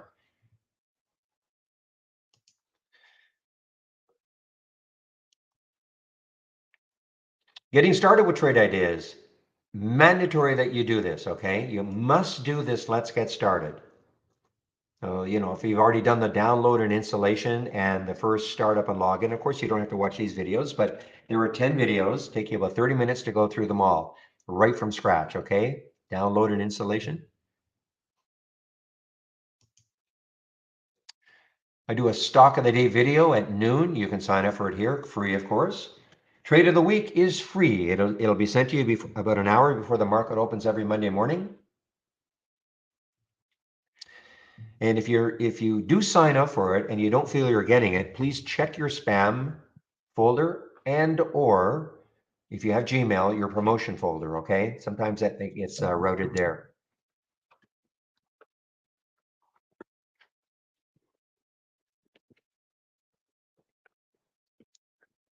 Education, big education section is right here. So we've got the user guide. Do not get hung up on how big it is and how much information there is. You should have already done the getting started. At the very least, in our user guide, you should know what an alert window is. You should know what a top list window is, and you should know all about our stock racing. Okay, if you click on that, I've got 2 races running that you can see, but this has got all sorts of information about the stock racing, how to set it up, why we think it's super important to use. I think there are a few videos here. So take the time to look at the stock racing. There's that getting started series again. So daily support session. So I take a break between 12 and 1. There's Axel. I take a break between 12 and 1, and one of the other traders takes over in our YouTube room. Usually it would be Andy today, but I don't know if he's going to be available. So I will find out who's available. Before I do take my break, I'll put the YouTube link in. And of course, Chris is there. Chris Varley is there between Monday and Friday, between 3:30 and 4:30. I shut the main room down at 3:30, so you can head over to listen to Chris for another hour. Daily webinars, they should resume next week. You can sign up for them all right there. And back to basics if you are brand new to trading. This is a great series that Michael Noss at Traded is put together. I encourage you to take a look at this if you're brand new to trading.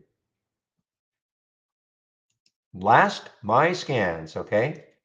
So now you do see the two races.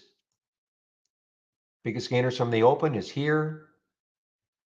And the large cap gainers from the open is here. So you do see, I've got my 10-day daily breakout that I've been showing you in the breakdown. There is my single stock window right here. These are the filters that I like. This is totally customizable. This is what I like to see, but it is totally customizable. This is what I use in the pre-market. Pre-market actives up and down. You see me show the halts resumes. This is more just information, showing me when a stock is halted and when it resumes from the halt. I have 3 scans here. These are alert windows. Okay. There's a momentum scan. This I would reserve for people who are, pretty knowledgeable traders because they're not easy. Okay. I'm not, Zach's bouncers and toppers. When I say they're not easy, I mean, everybody loves to try to find something that might bounce. It's been beaten up and now it's going to bounce. This will show you stocks that are beaten up. Not necessarily, though, do they bounce. Okay. And the same thing here, the topping plays, stocks that have, maybe what you might call overbought and then maybe due for a short. Just, they're not easy. If you're new to trading, I would shy away from this. And then again, the basic new highs and lows, just a very basic alert scan. So if you want, a couple of these in addition to your races, great. So save my link, lots of information in the education section, and of course my scan. So if you save my link, then you can look at it anytime.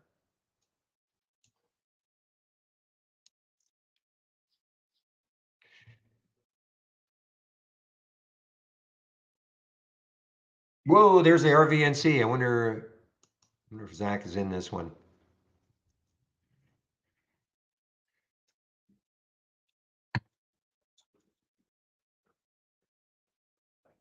So I'm out of everything now, guys. I've covered all the ALEC. Of course, I got out of the AZRE earlier as it was approaching 6.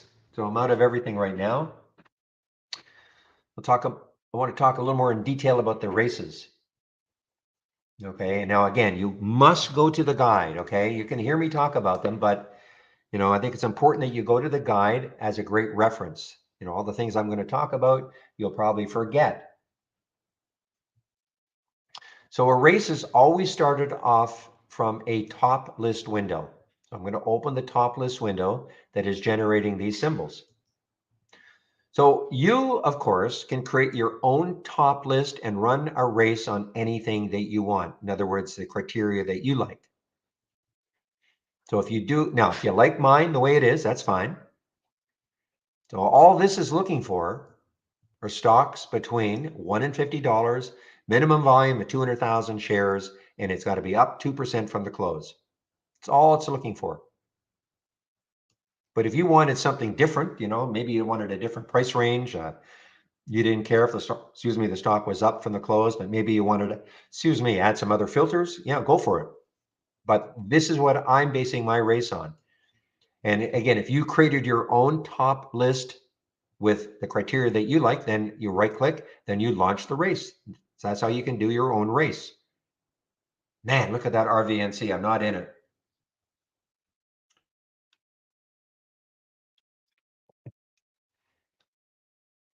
So before we had racing, now there's the SPY, guys. I had an alert set right here. That was the high of a few days ago, maybe a week and a half ago. So just wanted to see if the SPY, boy, this is a strong SPY. So before we had racing, of course, we have top list still, but here's how you would use a top list. Just want to get the text headers. So any column that you have here is sortable. So in other words, if I want to see the stocks that are up the most from the close, I've got the column here, change from the close percent. I double click, double left click, and that's going to show me the stocks that are up the most from the close. So right now I see DMS is up 76% from yesterday's close. If I want to find the stocks that are up the most from the open, its opening trade, there's GOVX up 27%. So the top list was always used to rank stocks. If I want to see stocks, the highest movers of the day, or the biggest relative volume of the day, I could sort on any one of these columns.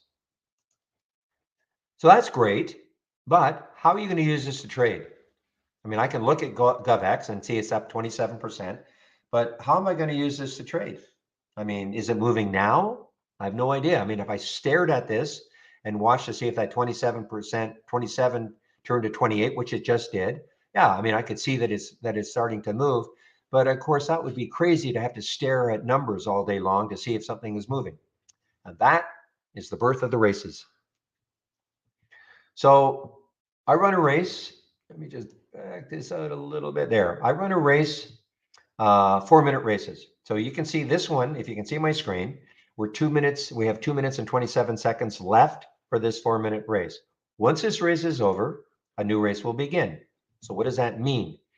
Every stock then basically starts off at a starting line. They're all lumped together, and then the race starts. Whatever stock is moving the most, okay, you will start to see it moving to the top of the leaderboard, as I call it.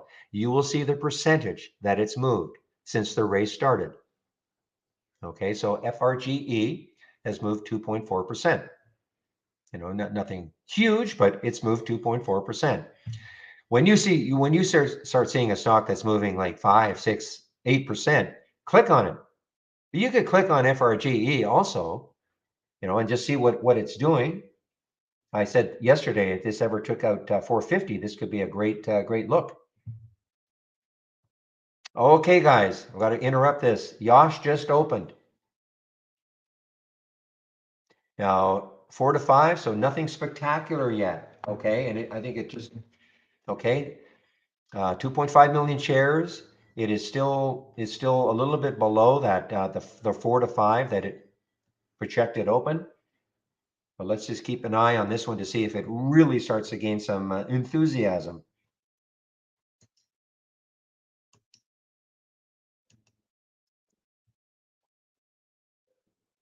Again, this is not for, for new people, but there are enough of us in the room that have traded these new IPOs. There it goes, guys. And I think it just got halted.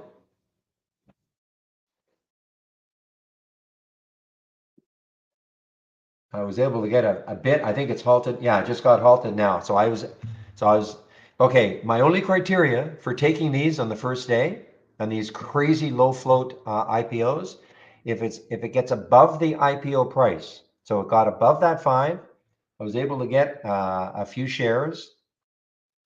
Not crazy because it could drop just like that too. And now it just got halted, and a projected open could be around that 6 level.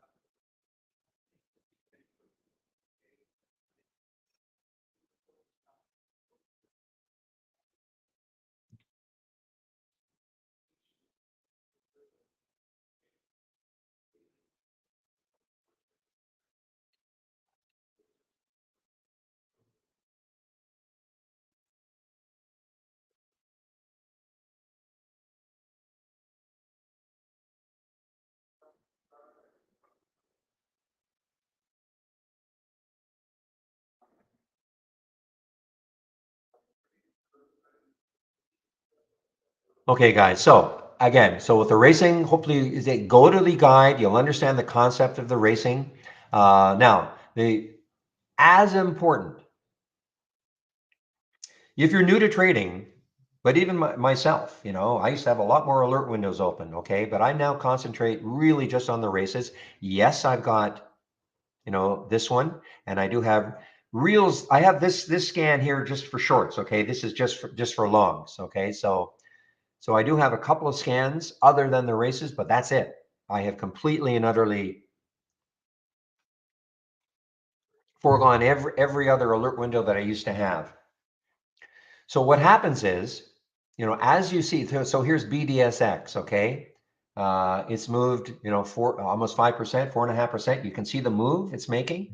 Now, it doesn't mean, I think this is the misconception people have, that, okay, now it's leading a race, it's at the top of this leaderboard, therefore I must take the trade. No, no, no. First of all, you've got to look at the pattern. Right now, you'd be in absolute chase mode on this, okay? So what you would hope to have now, we may have seen this earlier. We may have seen this as it was moving up. But what happens though is also a great watch list is created automatically for you. Okay. You can see it's ranked 1 through 10. There'll be 10 stocks at the end of the day.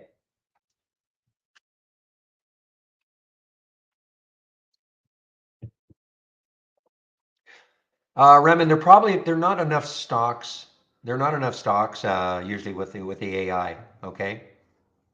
I mean, here the question is, how can I create a race for the Holly signals? Okay, I mean, there's four trades here. I mean, I would just watch them.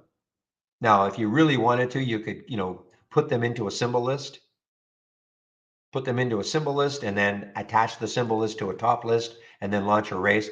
I just think I don't think it would really be that worthwhile. There's just not enough stocks usually, in my opinion. So getting back to wow, look at Apron. I know this was around $6 yesterday.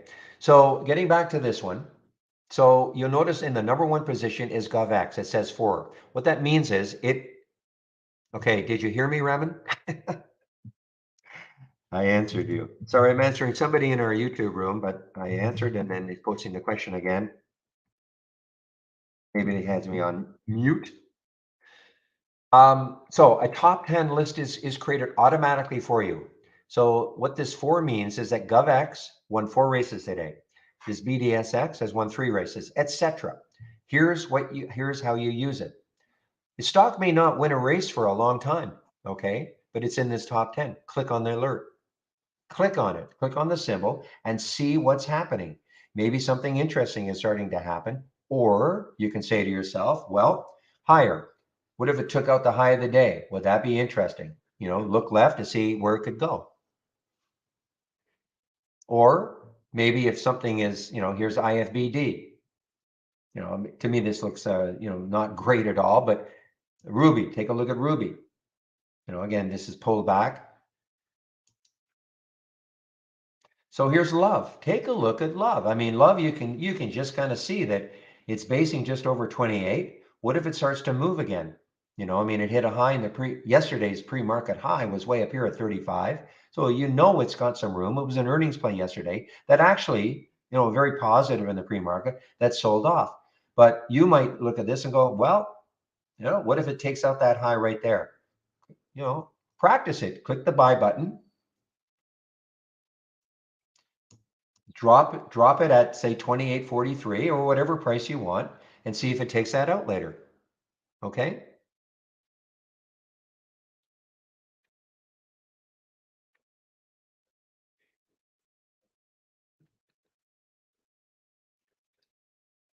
So again, a top 10 list automatically created for you. Just because something hasn't won a race for a long time doesn't matter. Click on it because we've seen time and again, especially later on in the day, something might just be resting for a long time and had the initial flurry, and then it really did nothing for several hours, and then in the afternoon the enthusiasm comes back and it could have a pop. So it creates a watch list for you. You're new to trading. The one of the hardest thing to do is to achieve some kind of focus. You need a trading plan. You have to figure out what you like to see, and that's only going to come with practice. But if you create something and then you've got this race that you can follow all day long, one scan creating a watch list for you to focus on. Never mind all the other stuff that's happening.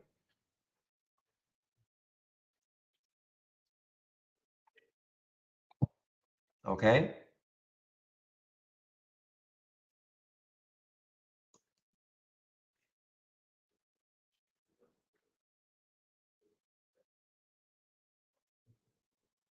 All right. So this is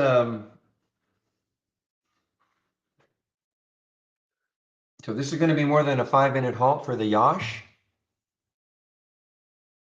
So Raman, did you hear my what I said? I mean, there's hardly any point to creating a race based, in my opinion, anyway, a race based on today's AI.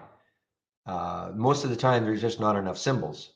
So to me, there'd be no big advantage to creating a race when you only got 4 or 5 symbols. That's my opinion, anyway. But if you want to, you'd have to create a symbol list. You could create a symbol list. You could send it to it and then attach the symbol list to a top list and then launch a race. I just don't see that there's a huge advantage to doing that. But did you understand what I said about creating a symbol list and then attaching the symbol list to a top list window and then launching the race from it?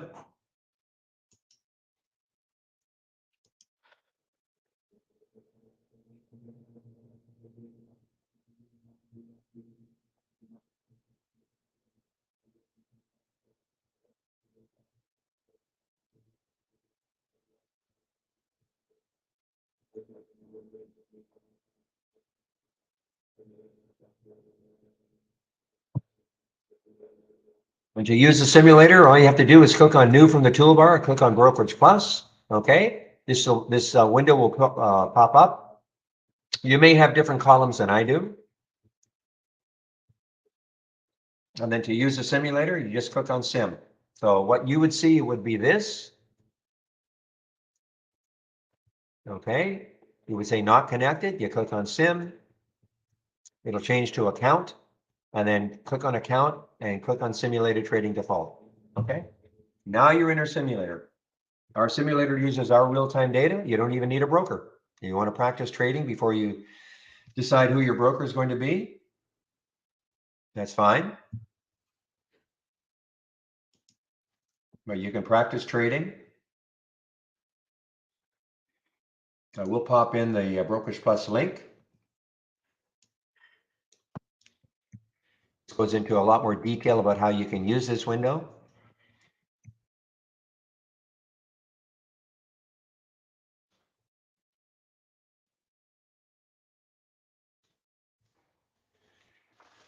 So if you click on that Brokerage Plus link, you'll see there are 2 videos. There's a short video. If you have an Interactive Brokers account or an E-Trade account, you can actually use this window to trade from within Trade Ideas, okay?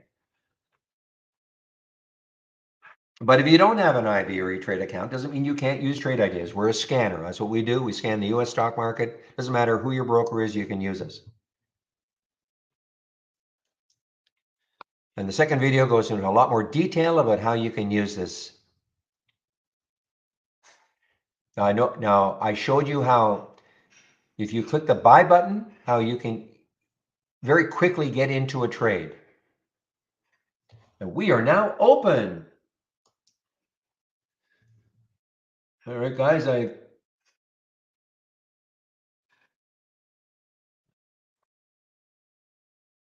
just waiting on one thing here. Okay, it's still sitting around 6. All right, I've taken some off just around 6, guys. I don't know if this is going to be highly enthusiastic for the rest of the day. So I've taken some off just around 6. That's the Yoshi, or the whatever it's called, Yoshiharu. This must be a Japanese company.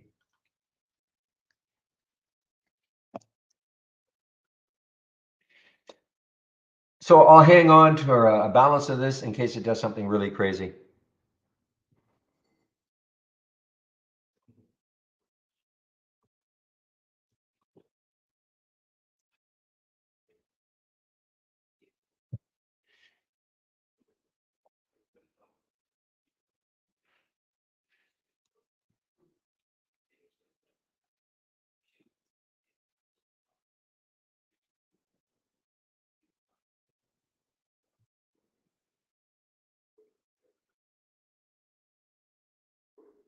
Yeah, it might be doing something crazy.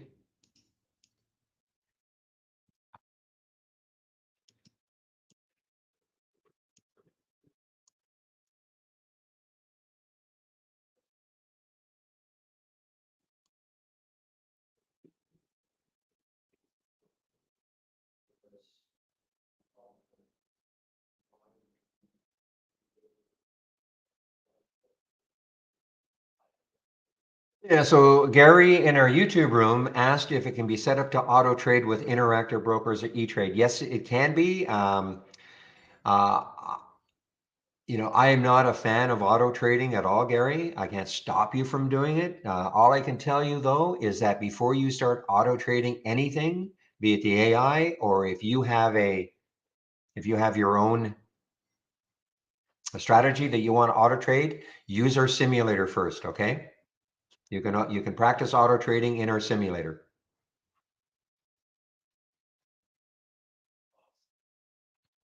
And that video,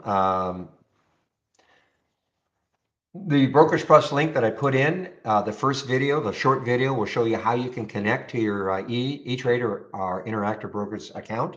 And then the second video goes into way more detail about how you can use it, okay?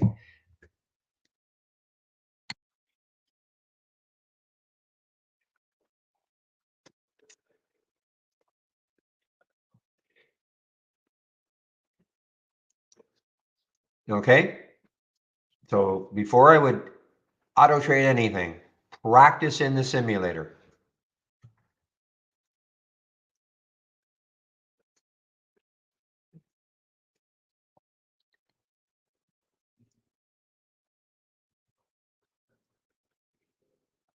Now, you notice I clicked on the buy button before to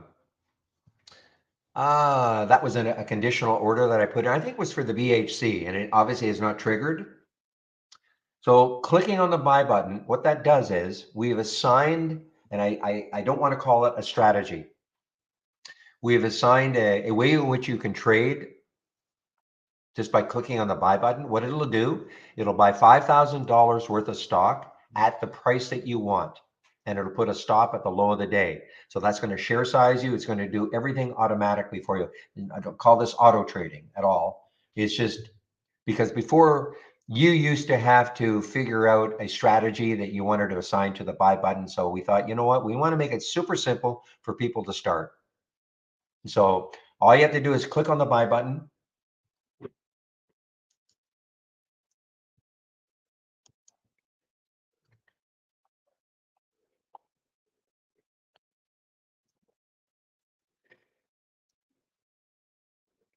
Wow, look at this FFIE. So let's just say though, you wanted to take this FFIE, but you don't want to chase it now, okay? But maybe if it pulled back to, I don't know, $5. So you just click the buy button. The crosshairs will appear. Position it where you want. You can always change it, of course. But I'll put it right there, and you will see that a blue line will appear. A blue line will appear. There we are. And what it does is, not that this is a wonderful stop or anything, but it will put the stop at the low of the day. Now, of course, you can take that red line. There's that red line. You can always adjust it. Okay, that's what I would do. So if it takes the trade, if it pulls back to 105, it'll take the trade.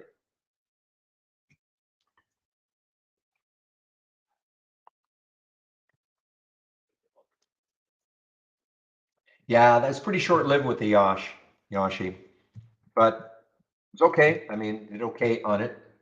Really hoping it would really explode, but I think if it were China, it might be a different story. But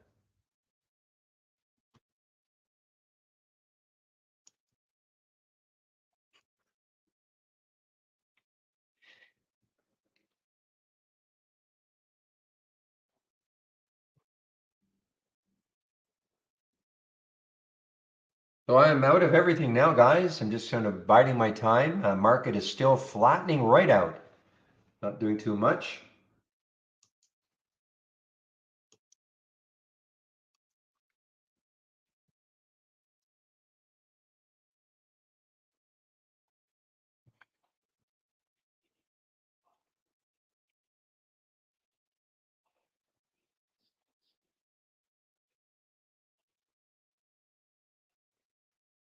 All right, let's start looking at some of the things in the that are accumulating now in a top 10 list.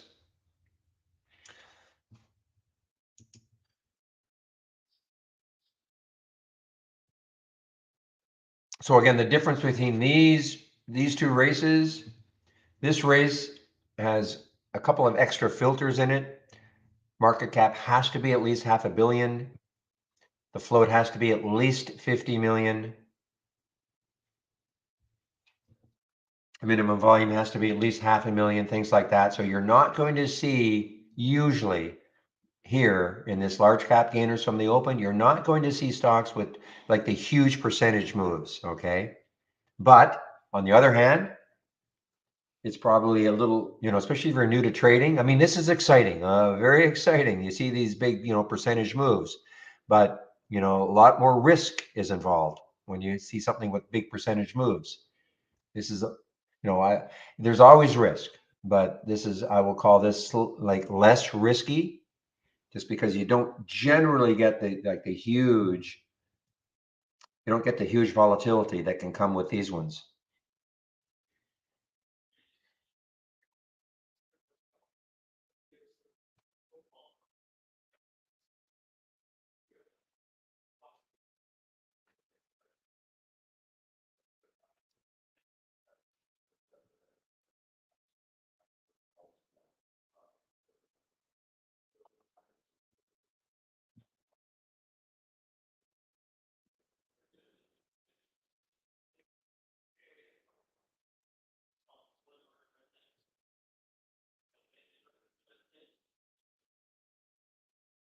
Now, of course, if you want to take a trade right in here as opposed to using the buy button, yeah, you just click on an alert.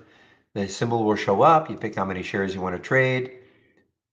If the spread is, decent, then you can go in at the market. So you just click the buy button and then click and then send, and you'll be in the trade.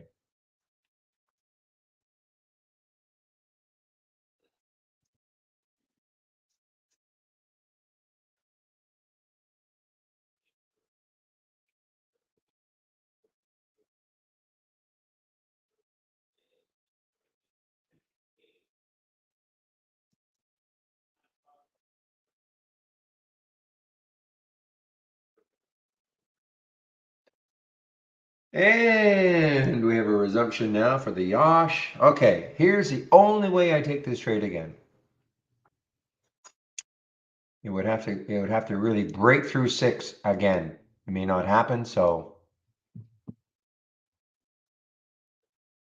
if you're wondering, well, why wouldn't I take it now? Why would I wait for this? Because if it breaks through 6, the enthusiasm could come right back into this stock, in my opinion.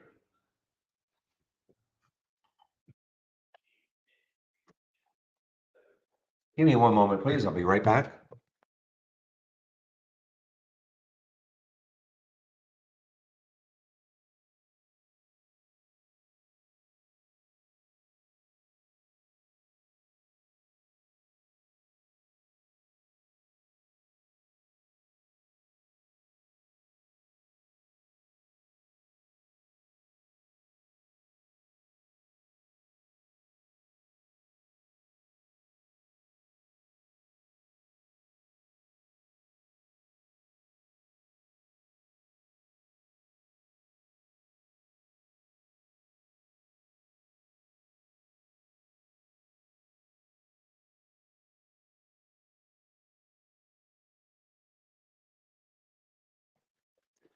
And as always, guys, feel free to ask me questions. Don't be shy.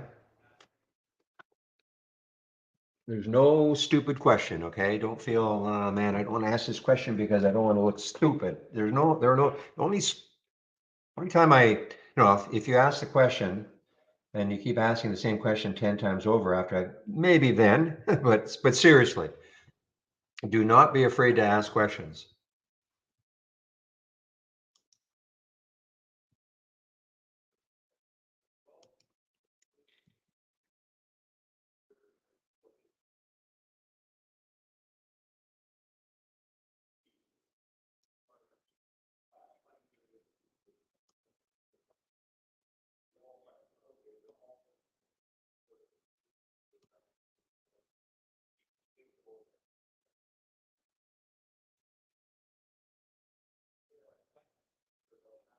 Wow, look at this NVTA. Oh man.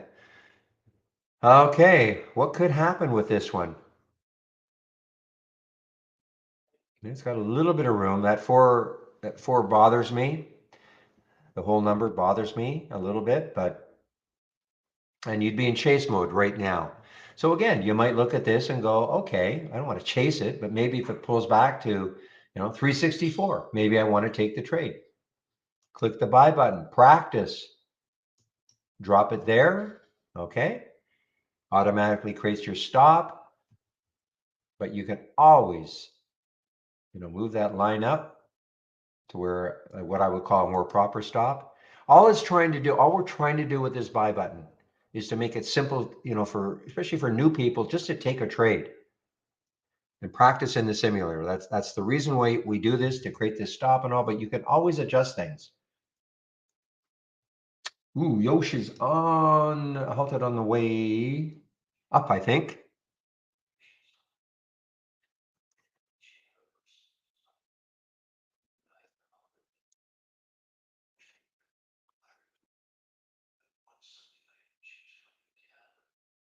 There may be a minor lag trading, student, okay? Because these are based on, but it certainly, certainly it shouldn't affect trading at all.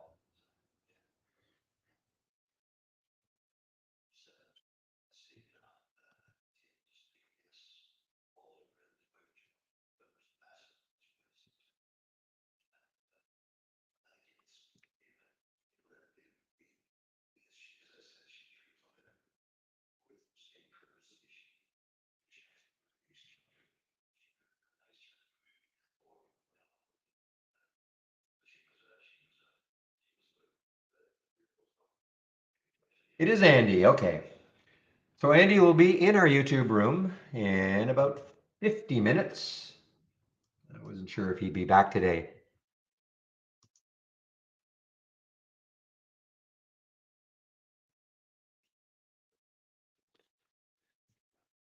Well, Igor, that's sort of how I determine what I think is the next resistance level.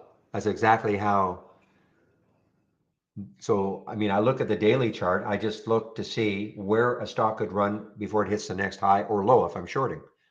Now, whether that is a true resistance area. Now, I'm always going to be aware, of course, of the VWAP and the 200-day moving average also.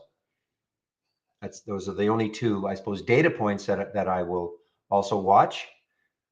But other than that, I'm not looking for any other resistance level, if that makes sense. I'm just looking left. Where's the next high? Where could it go to before it hits that next high? That could be resistance.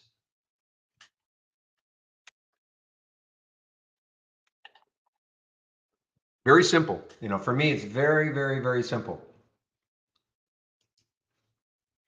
I know lots will look at pivot points and all sorts of other, maybe moving average and all, and that's fine.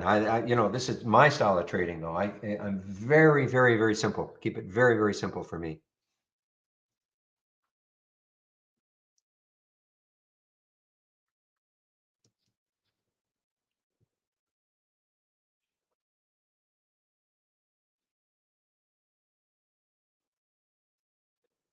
And that's the whole thing, you have to, I'm not just talking to you, but I mean, you have to develop your own style. My style is not necessarily applicable to, what people want. I understand that. It may not fit your mindset.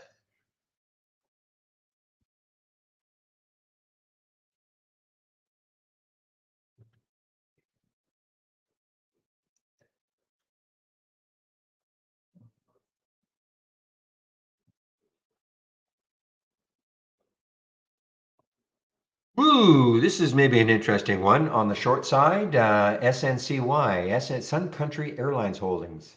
Not very much volume though. Yeah, what I might do this is coming from Real Scan. I may up the volume. I mean, this could still work. I mean, I'm looking at the spread. It's not bad. It's only 2 cents. I look left, and where's the next low? 1888. That's certainly far enough away from 1956. but the volume is light. So what I might do is up the volume to say 250 or something. Minimum volume of 250.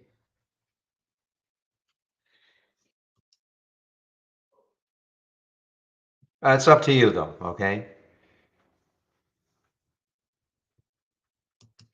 All right, Yosh. Okay, I have to put did I put a price alert? I think I did. Yeah, I did put a price alert up in this area.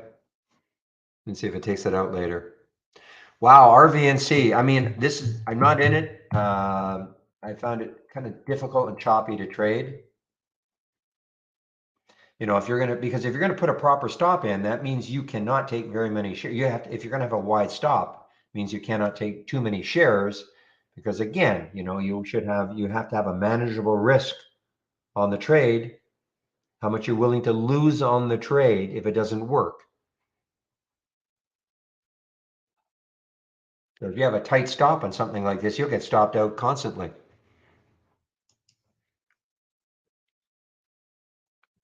In something like this, meaning RVNC.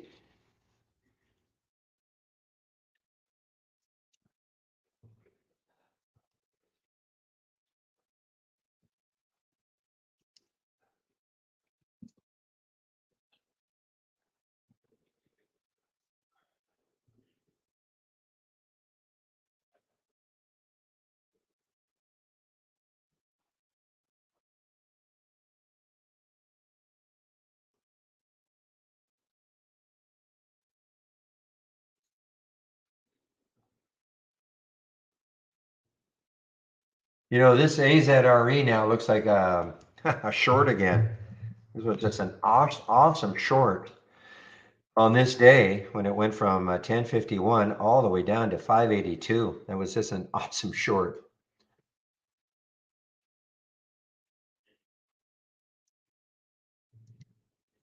And for all the reasons it did this, I believe they're still in effect. I don't see any news on this company saying, "Hey, wait a minute, we're doing these wonderful things now, so stop shorting us." I don't see any news.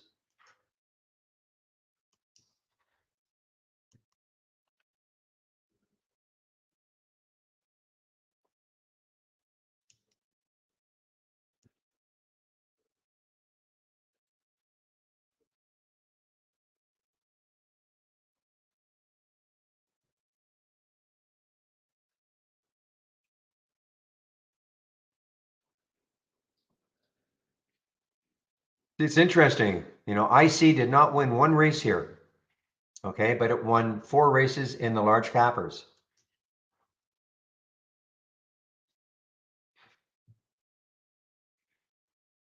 And you might say, well, how is it possible that IC could not have won a race at the beginning of the day when it was doing this? Very simple. Some other stock was just a little bit better, at the same time. Very simple.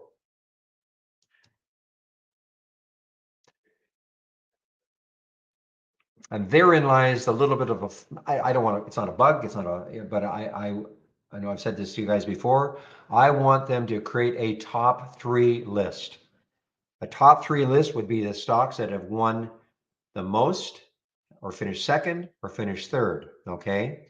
And combine those stocks, because it'd be crazy. If a stock finishes, second 10 times, never appearing on this list, and here's Love that won one race and it's appearing on the list. So cannot penalize a stock that has finished second 10 times. You just don't see it then.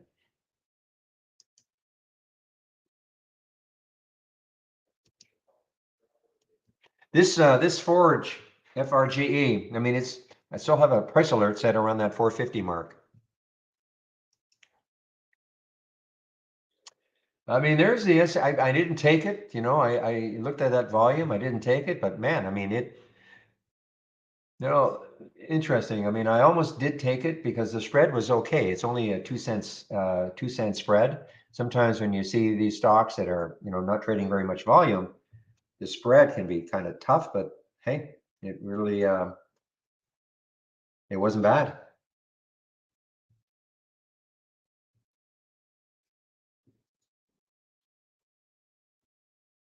Yeah, it's not a. Now, you never know what might happen next week with this one.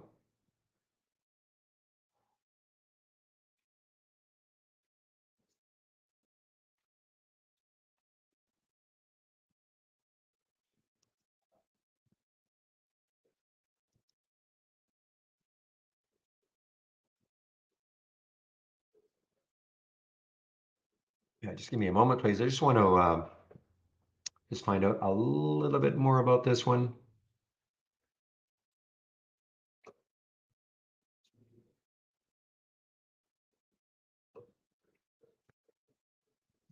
So they are out of California. Okay, I see now. They have ramen and Japanese cuisine to the mainstream. So yeah, I mean it's obviously a Japanese name, etc. But they are out of this IPO was out of California, and it's basically well, it's a restaurant chain.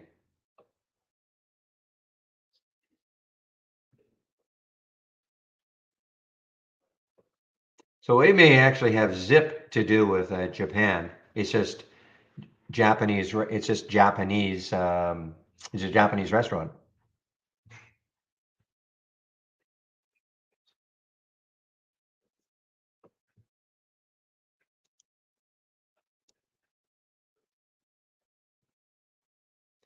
It's the China ones, guys, that are the ones that can go absolutely crazy.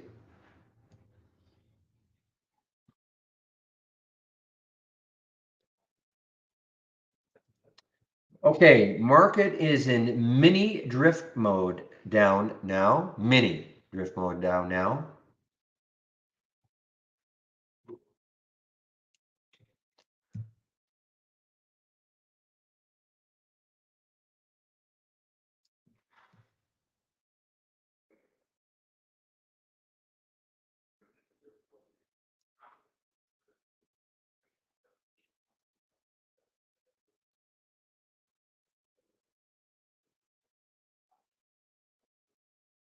So if you recall yesterday, I mean, yesterday was just a really, really choppy day. We had that big downturn in the pre-market, and then we had this big, nice move. Then we had this massive red candle, and we had to move up. And then at the end of the day, we did finish positive. So very different day so far. We've had a nice up move. Now we've got well, another 9 minutes for that candle to close. A very different looking day, not nearly as choppy so far.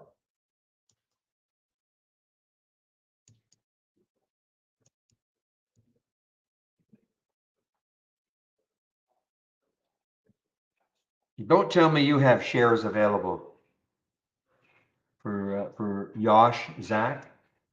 You can't. You don't have shares, do you?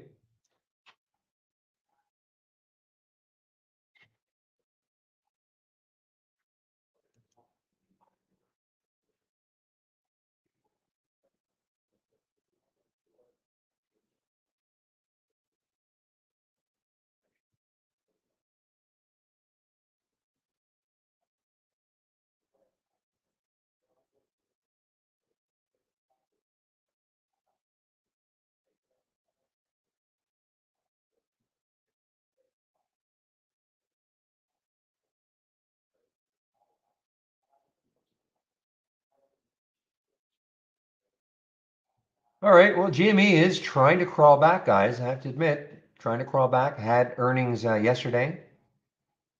The low was what 23, so there's a $4 move from the low of a couple of days ago for GME. And I think AMC was making a bit of a move too. So, every time we really absolutely 100% count these meme stocks out,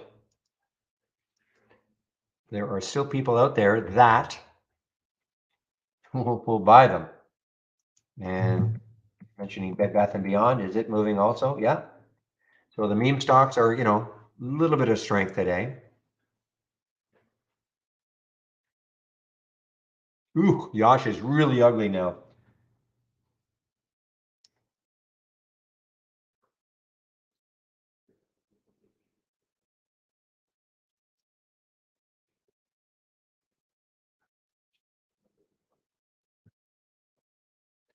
So here's a situation, for those of you who like pullback plays. So GovX had won 4 races. Now it just won the last race, okay? But you could have clicked on GovX. I mean, obviously anything that's winning, multiple races, you've got to pay attention to it. So you could have clicked on it and you could have seen this little pullback to this 130 level. And you might have thought, okay, it's pulled back here. Can it pop off here? I'm not saying, it's 100% it would have, but if you're looking for pullback plays, this is a good way to see them. Just click on the symbol and see what's happening. No pullback yet for the FFIE.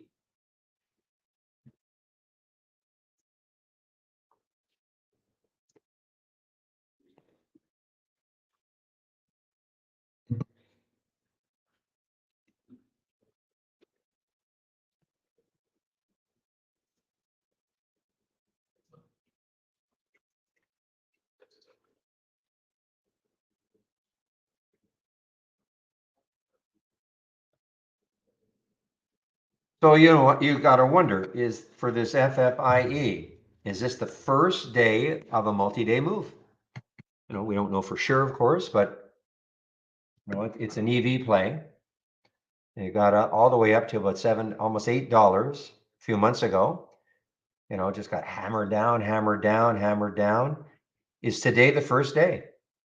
Of finally, coming off the bottom. I mean, it was 88 cents yesterday.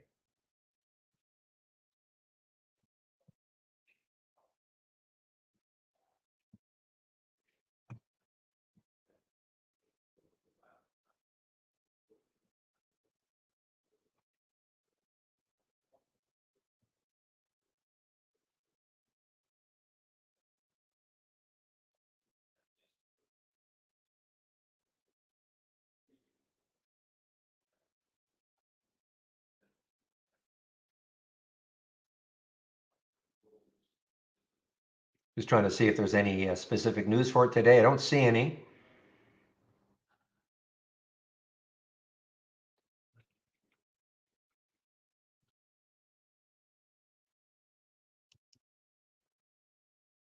So here's another one. A little pullback here. Maybe it's starting to move. I'm not a big pullback player, okay? I'm just trying to point these out.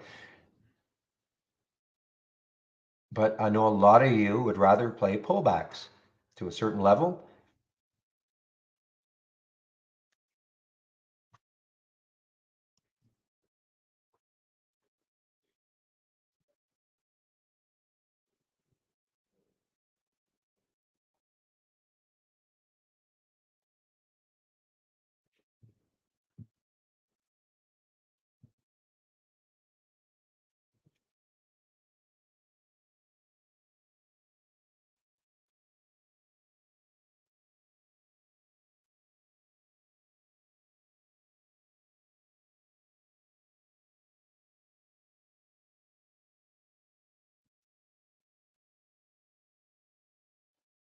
Just checking out some of these potential shorts.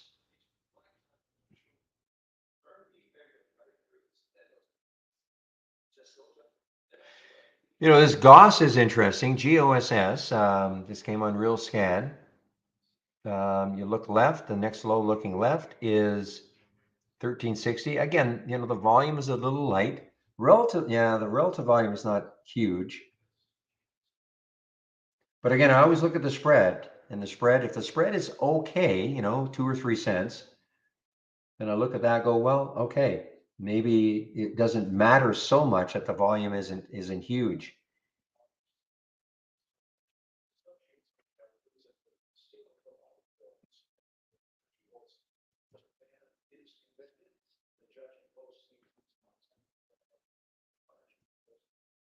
Look at the SNCY. I mean, the volume is still not great, but I mean, it has had a nice about 40-cent move since I first mentioned it. Hey guys, I'll be right back.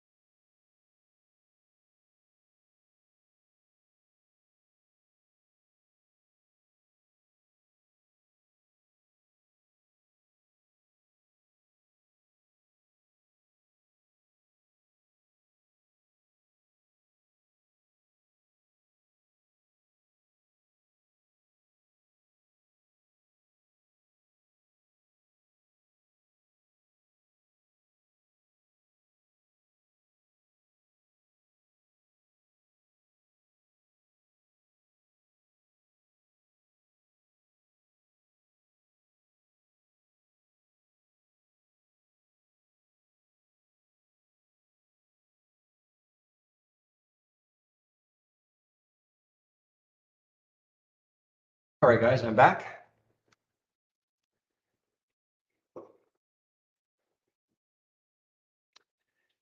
Keep an eye on the BHC, guys. It's getting closer and closer. It's still, I think, at the high of yesterday. Yeah, BHC, it's at the high of yesterday, which is 733. So it's just a little bit above that. And certainly the trend is up. And the big deal, though, look left. 875 is the next high looking left. So that is, it's about not quite $1.50 away.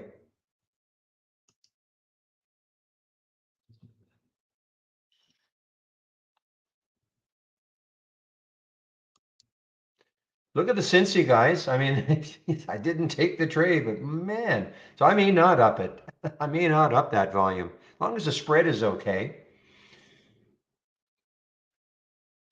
that would have been just an awesome short.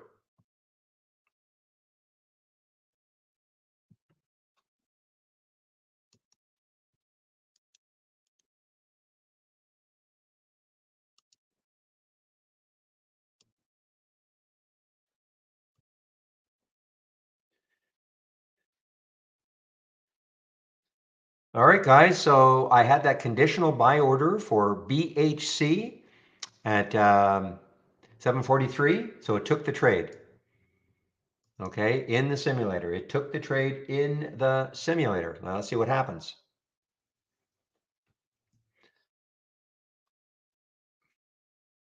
Now, of course, if I want to get out of the trade right now, I just have to highlight the trade, left click, highlight it, and then I can flatten it. It gets me out. I could get out of half my position or I could double my position. Okay, so just some very quick hotkeys that you can use to get in and out of positions.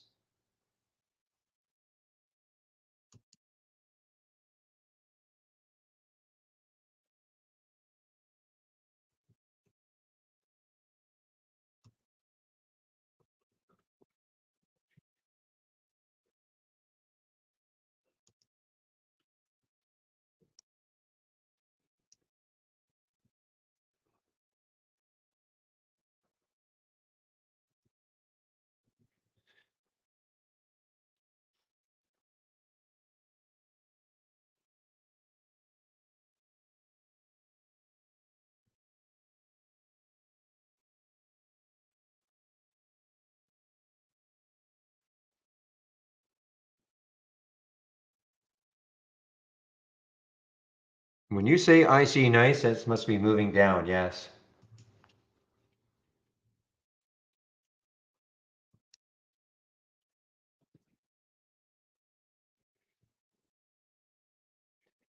Even Sava, guys, Sava's on the move again. Alzheimer's play, lots of discussion about this one, of course, controversy about this one.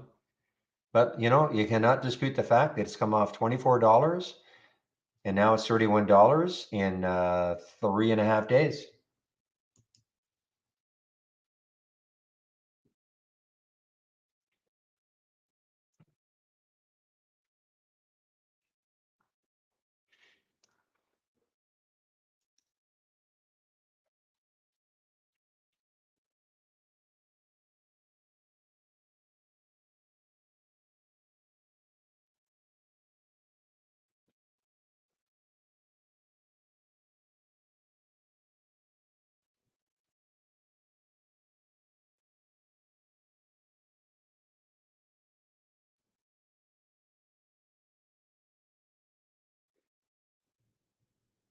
So again, what made, I mean, again, I did not take this trade. I kind of, looked at that volume, so I sort of shied away from it. But what made the trade interesting, again, looking left.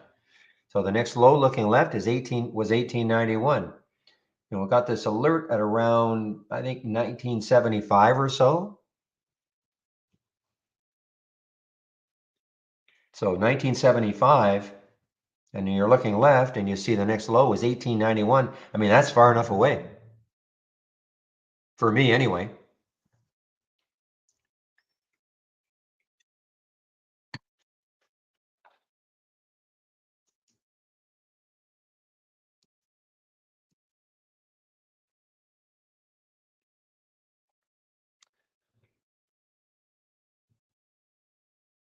All right, guys. So, Andy, yes, Andy will be in our YouTube room in about 20 minutes while I take my break.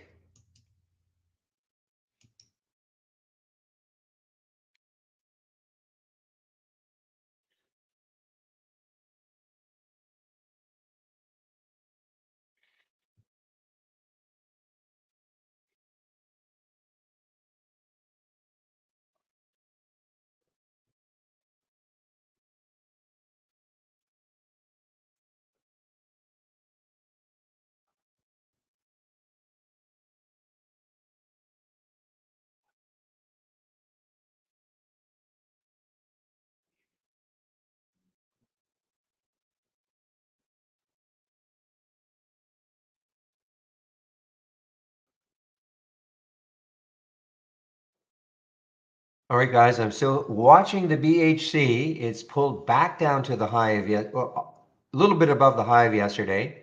I want to see how well it maintains it.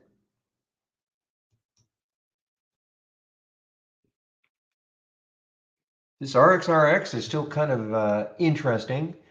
Not a lot of volume. I think the reason why I liked this one yesterday, that's why I took it in the simulator, because if you look, you start looking left.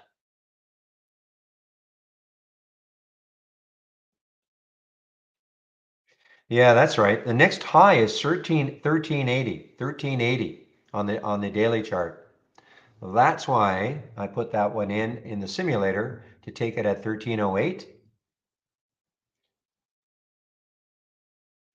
Yeah, so that, yeah, again, the next high, just have to look back here. That's why I have a nice big daily chart up, so I can just kind of look at it. And the next high is in January of this year, but it's far enough away, in my opinion, anyway. 1384.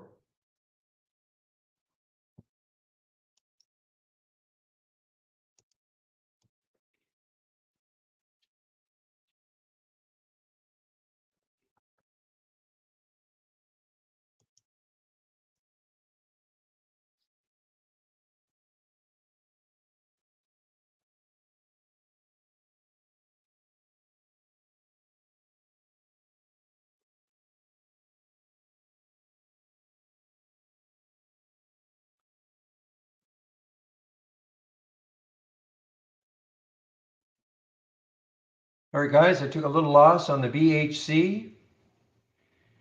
When it pulled back below the high of yesterday, that is basically where I decided, okay, I don't like you anymore. I have it still in the simulator, okay, but I am, let's take a look at BHC. So again, the high of yesterday was 733. So as it was getting closer to that, I thought, you know what, just get out of it. I can always get back in. I think I have an alert set at 740. So if it gets back over that in a while, I might get back in it.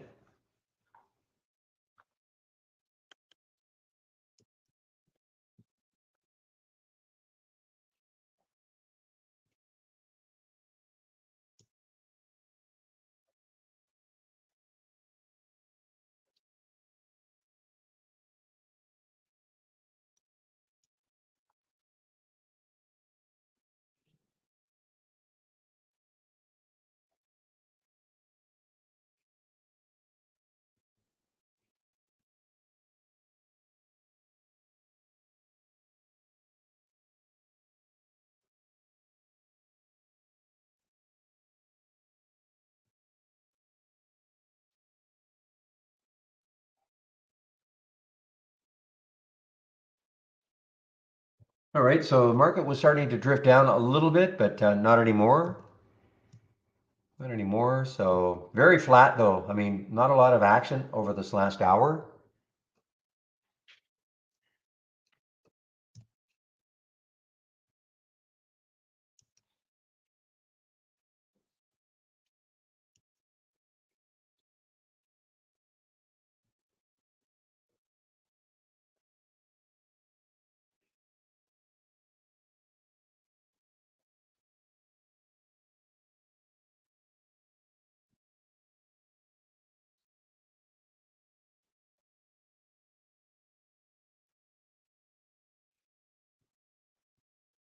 WETG, WETG. Again, this was one of those crazy ones from a few, well, almost a month ago, I guess. More than a month ago. August the 5th. Had that crazy, crazy day, all the way up to $50. And now you're at 150. But trying to put on a little bit of a move here.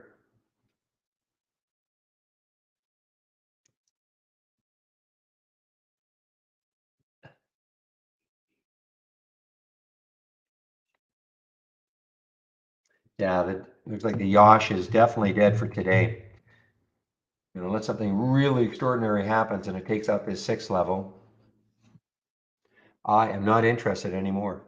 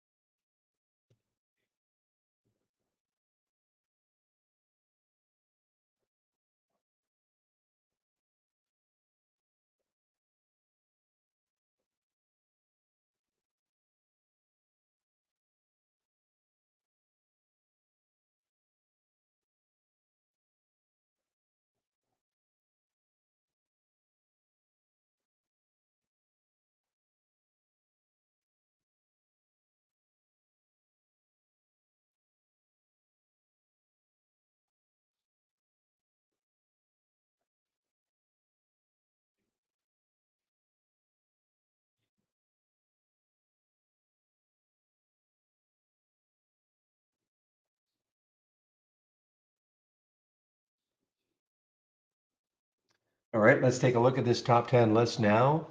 And this is really good to watch in the afternoon, okay? The list has been generated over the course of the morning, and then you start watching some of these stocks in the afternoon. Stock hasn't moved for a while, no worries. Just click on the alert, see what's happening.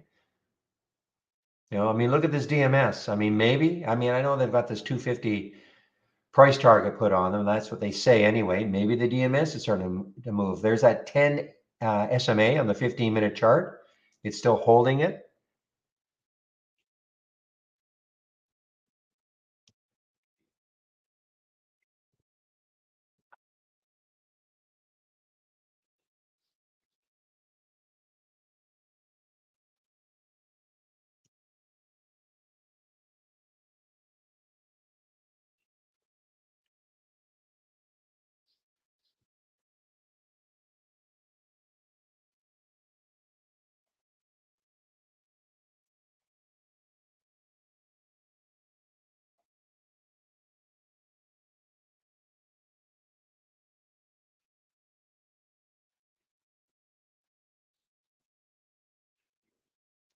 All right, guys. Again, about 15 minutes. Andy will take over for me in our YouTube room while I take my break.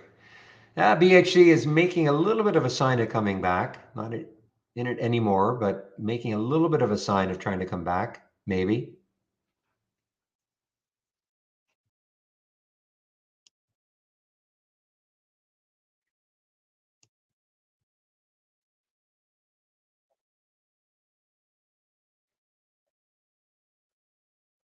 So look at CXM as an example. CXM, you can kind of see, this has a room. You can kind of see, and I just clicked on it because it was showing up here. It's only 0.67%. I get that. But it's not that I'm looking to see if it's obviously not moving a lot, but you click on it and you just kind of see how it's basing here. So you can see, I can see anyway, if I'm going to put a buy alert. I'm going to put it right at 1235. Okay. Because if it can take that out, that's a high, couple of highs right there. This could get it going because look how much room it could have.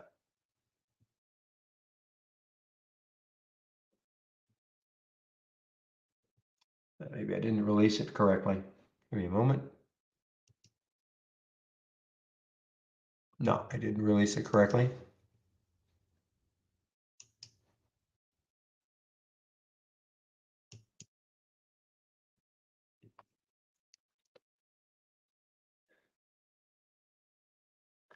All right, so there it is. Okay, here's on the screen. So let's see, if this gets up to 1238, this could have a nice little run in it. And that is for the CXM. Now, at any point, if you don't want to do it oh, wait a minute. I have to make sure of something.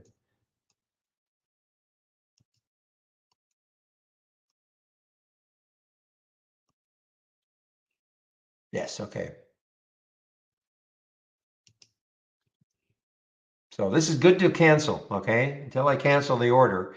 Now, I can always go back. I can go to the order section and I can always cancel it. Okay, so there it is. There's the CXM. If I want to cancel the order, I can just right click and then it says cancel order to sell or well, to get into the trade. Okay.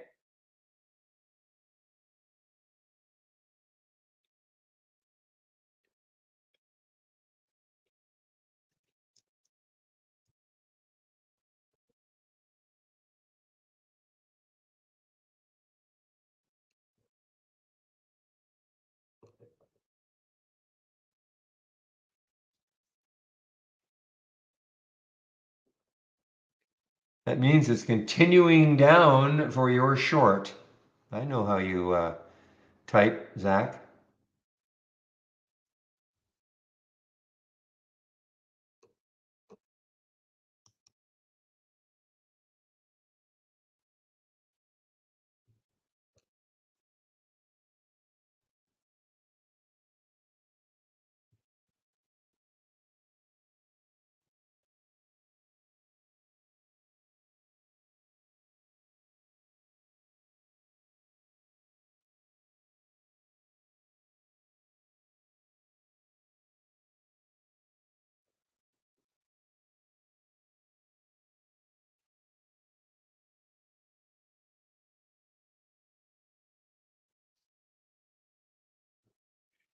I don't understand, Poe.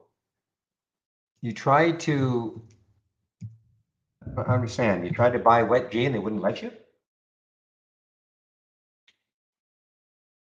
At TD, they wouldn't let you? What?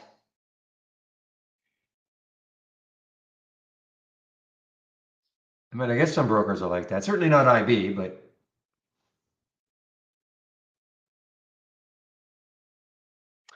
all right, guys, give me another minute. I'll be right back.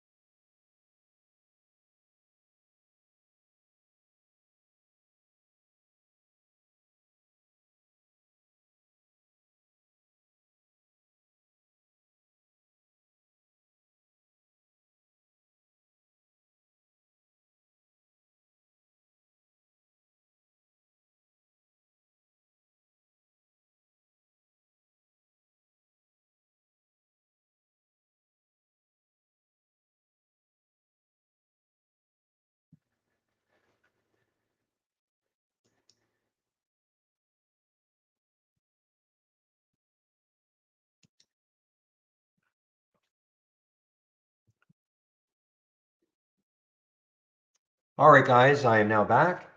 So what I'm going to do is I'm going to put the YouTube link in. Andy should be there in about less than 8 minutes, I hope.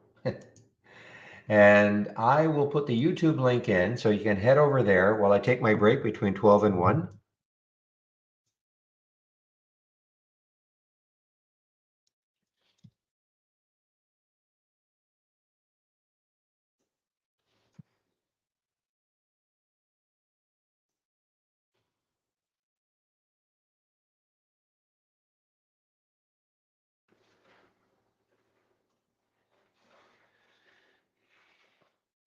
BHC is kind of coming back a little bit, guys. Now it's again, it's above yesterday's high.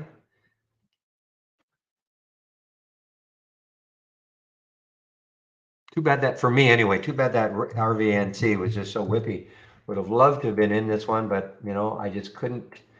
Look at these bottoming tails. I mean, you would just whipped out of your position if you had a pretty tight stop. Pretty difficult to hold on.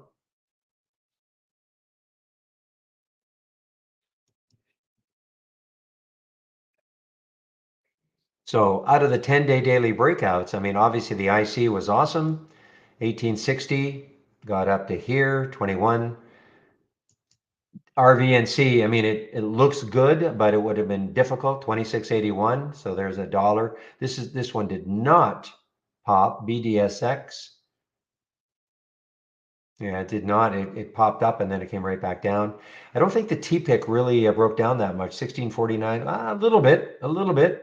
There's a 10-day daily breakdown. So again, this is the only scan that I'm using, and then the trend down from real, and that's to find shorts.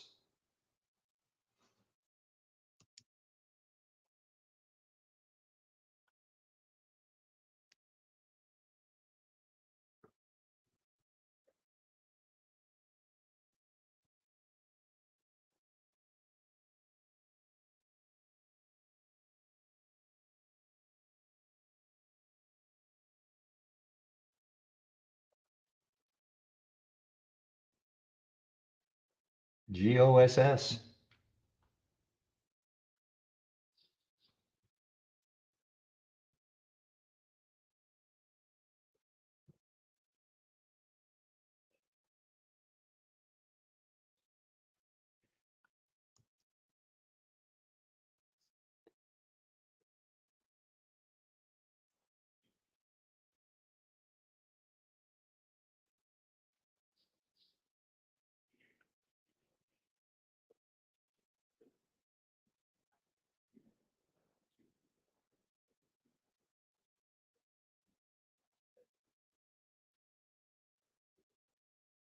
Okay, guys, so I'll put my announcement in.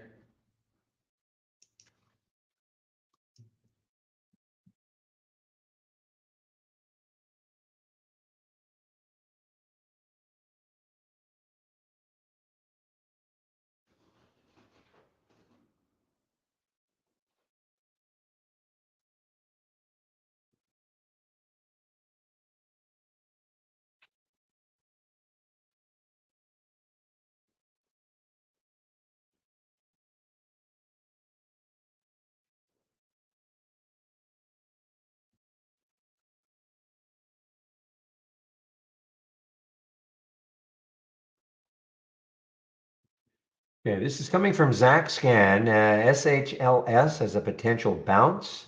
Potential bounce.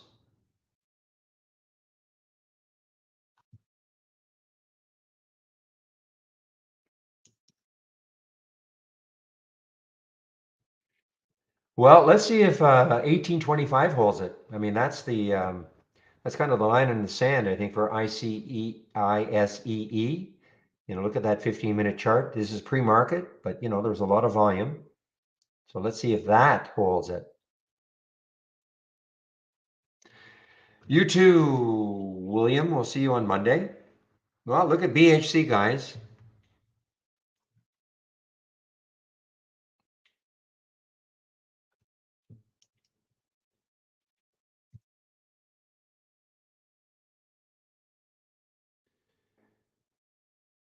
It just knocked me out of the trade. I didn't like the fact that it, was approaching yesterday's high. My stop was pretty tight, but I have to obey it. Well, let's see what happens now. Still in the simulator.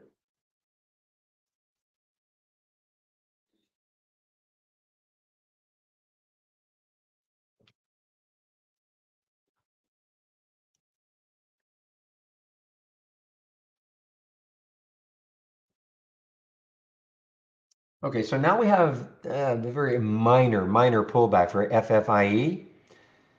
Where could this keep going? I mean, there's a lot of stuff. Too bad all this was here and we didn't have a straight shot to 8, but we don't have that.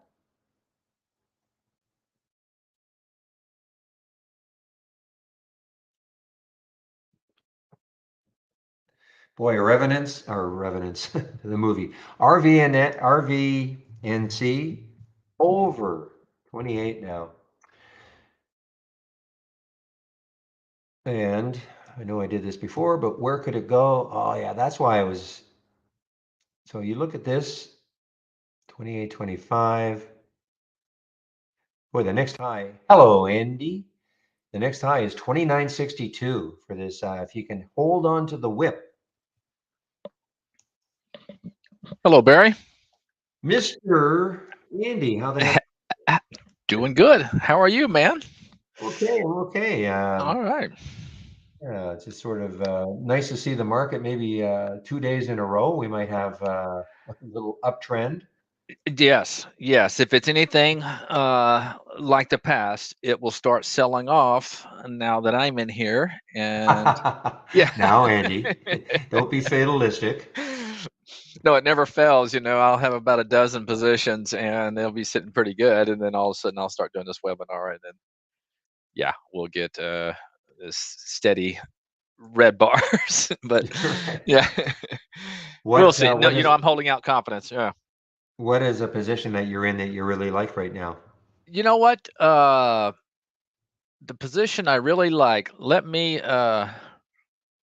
Well, CD I held overnight, and that one's working for me the best. Like CD Lamb. Yeah, okay. Yeah, Chin dated yeah, CD. yeah, Okay, yeah, China stock, yeah, obviously. yeah. Yes. Yes. I've been playing a lot of China.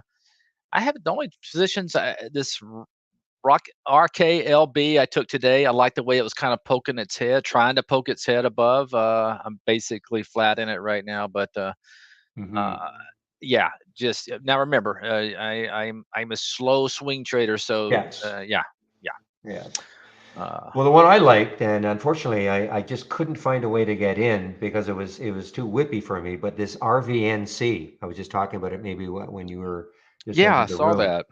and had that big bottoming tail yesterday, Hmm. and then it came all the way back, and then it looked really good, and it came up in a couple of my scans, but if you look on the 15-minute chart, you're going to see some early bottoming tails also. Uh huh. So I see that. it was just a little too hard for me to find a decent enough entry to stay in. Yeah, So that's tough. That's tough on yeah, a yeah, after the move yesterday and then you had, kind of a quick move early in the morning. So yeah, it's always tough to gauge those, especially on a Friday and a and a but and a now, I mean, I was just saying as you were entering the room, I think the next high is around close to 30. So there is room, and maybe if it settles down, I mean, the spread's only 4 cents now. Maybe if it settles down.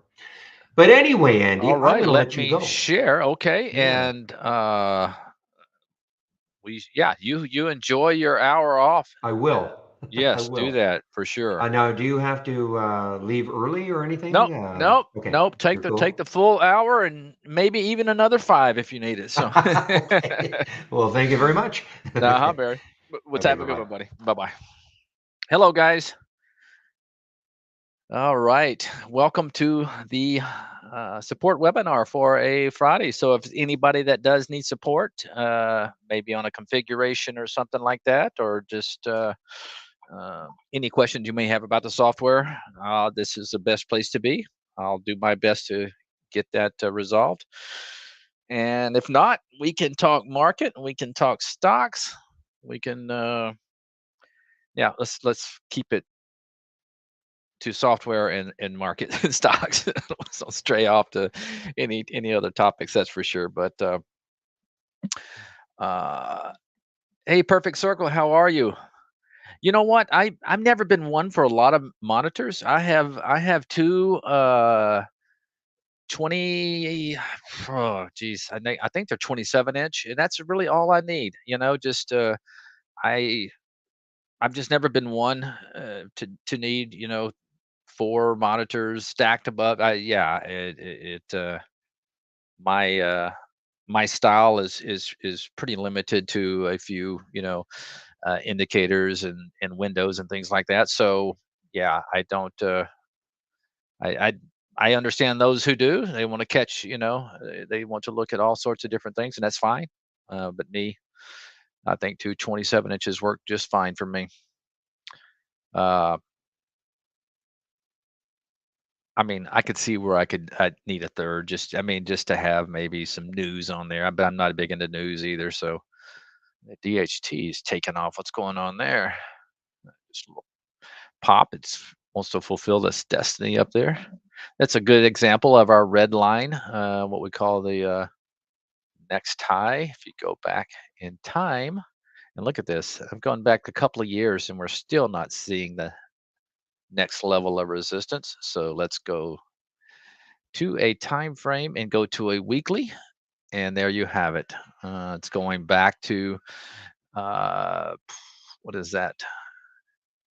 Yeah, 20 2020. So April of 2020 is the next high. So that's a great example of if you're only looking at maybe 3 to 6 months worth of data and you're not sure where the resistance is. Well, if you're using a new high alert, our technology will show it for you.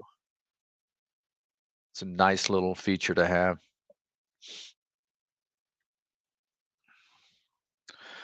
Hey, Mike C, what's happening, buddy? Yeah, I've been out of sorts the last couple of days. Been moving my mom. I am too old to be doing that, but so quite sore today. Moving furniture with my older brother at that. It's like, whoa, man, we're getting way too old for this.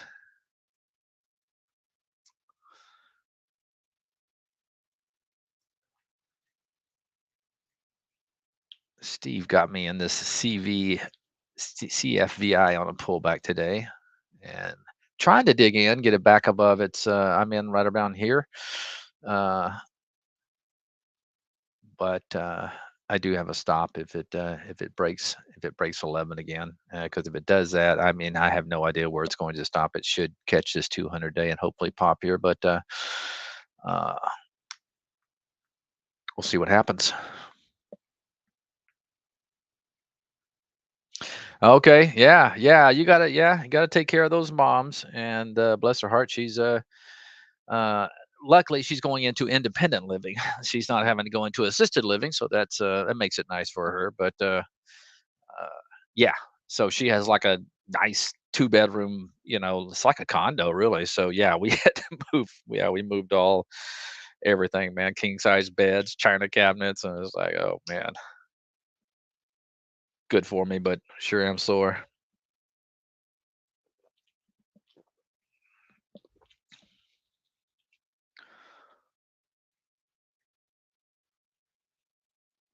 Yeah, yeah, yeah. Perfect circle. One screen I can see. I've never. It's yeah. The only time I ever trade on one screen is if I'm traveling. Maybe on my laptop, and I don't do a whole lot then either. But uh, let's see. Steve just mentioned ape. Yeah, I'm trying to poke its head above that little green line there, which would be the 10-period moving average. Hold on, guys. Give me a second. My daughter's down there talking really loud. Let me shut my door.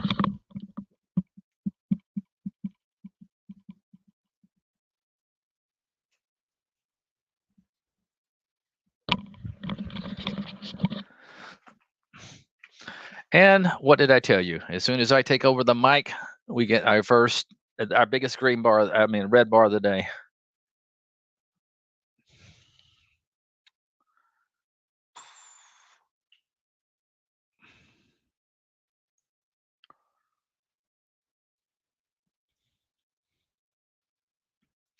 Some of these technology companies are, you know, definitely trying pins running right into its 200-day, and that's on a multi-month high there, about 4 or 5 months.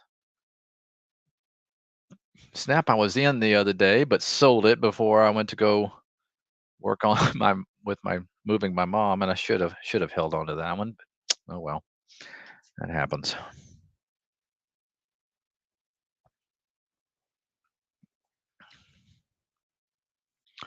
Mike C has one screen with desktop computer and separate laptop here. That works as well. Yeah, I don't. On my other monitor, I have a couple of races going. Okay, I have the winners since the open. So this is just basically some of the biggest winners since the open this morning. Larger cap stuff. This is not. You're not going to find a whole lot of low floaters in this. Uh, it's going to show you kind of where the action is in the big cap. And then, of course, I have my little China watcher since I like to play little China stocks. But they haven't. They've been kind of out of favor lately. A lot of stuff has been out of favor. We'll see if there's anything can be built on these 2 days that we've had in the market. But my confidence is not high. I kind of lied to Barry, but we'll see what happens.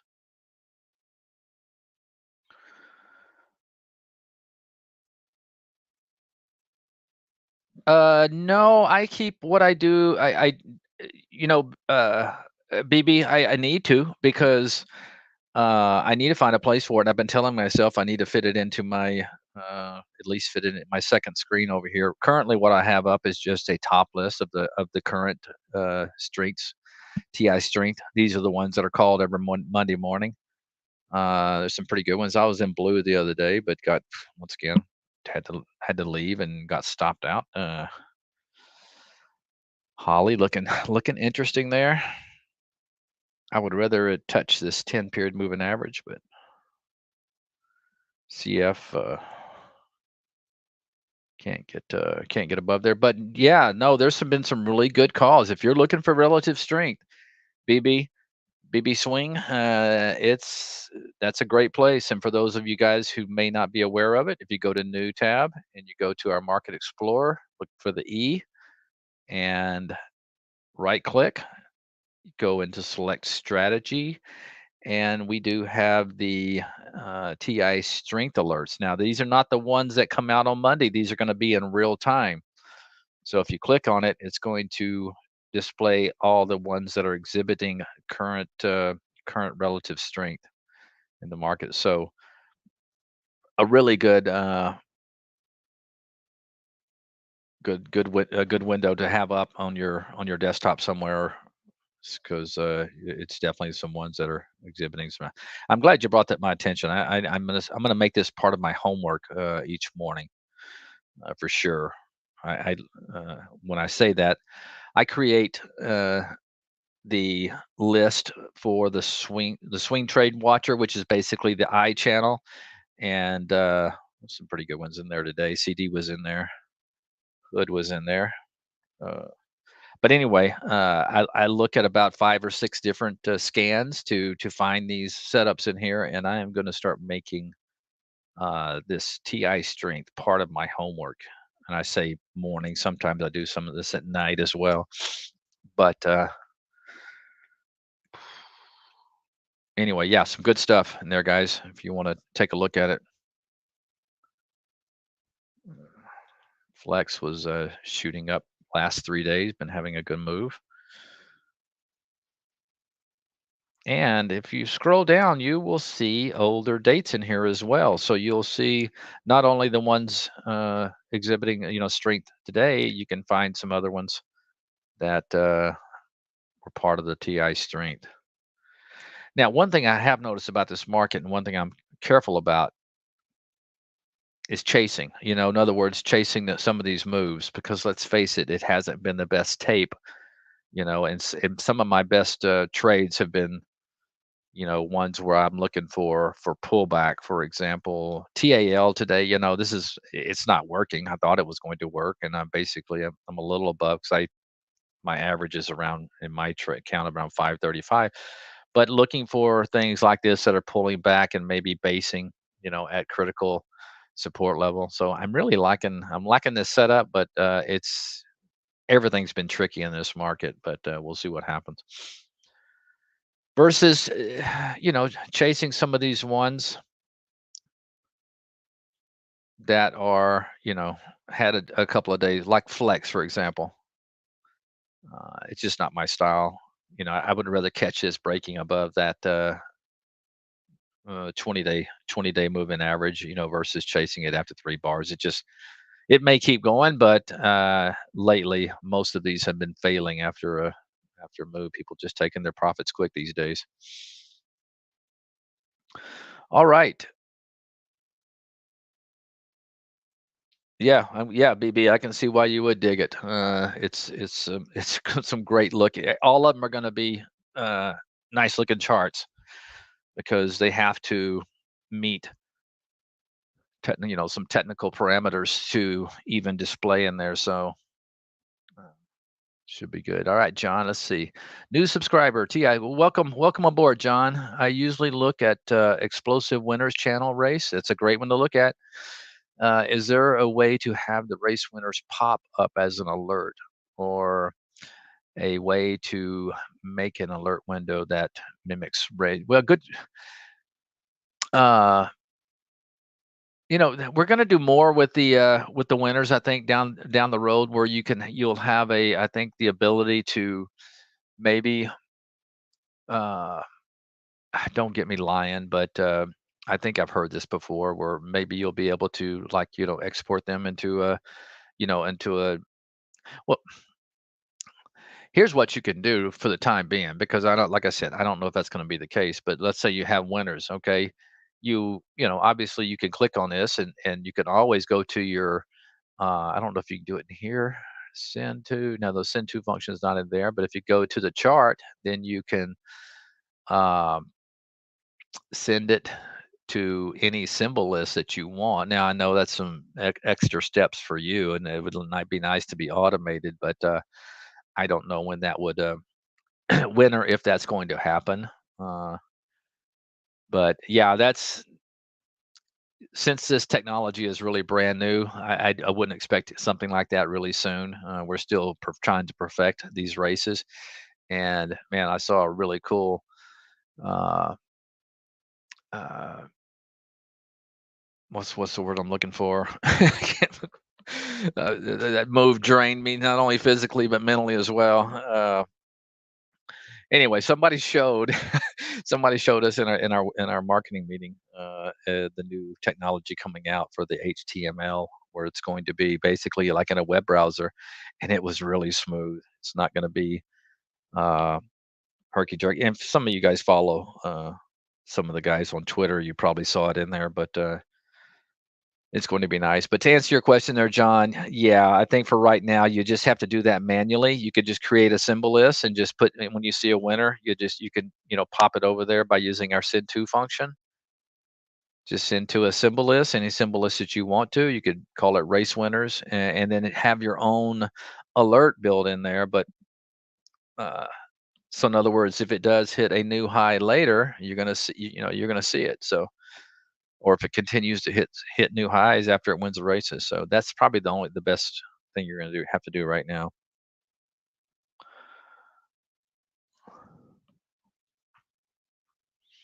Hey, Peter, yes, you want to go to the Market Explorer. Okay, so just go to the new. Okay, here's the toolbar up here. You want to go to your toolbar. Everything we offer, you can find in the new tab. Okay, so go to the new tab and click the E. Find the E. That's going to be your Market Explorer window. Okay, so just launch it.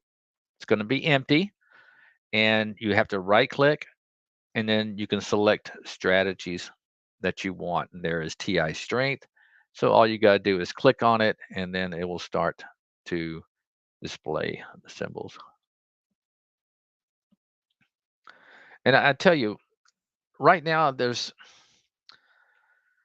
I do very little chasing highs in this market. I'm always looking, even if it's a very strong stock and I'm afraid I'm going to miss it. You know what? If I miss it, the worst thing that can happen is I won't lose any money. I won't make any, but if I don't buy it, but I have found that if you just set price alerts, so let's say you see something you like, let me find a better one than that. That's not yeah, this Uber just right out of the gates this morning, boom, you missed it.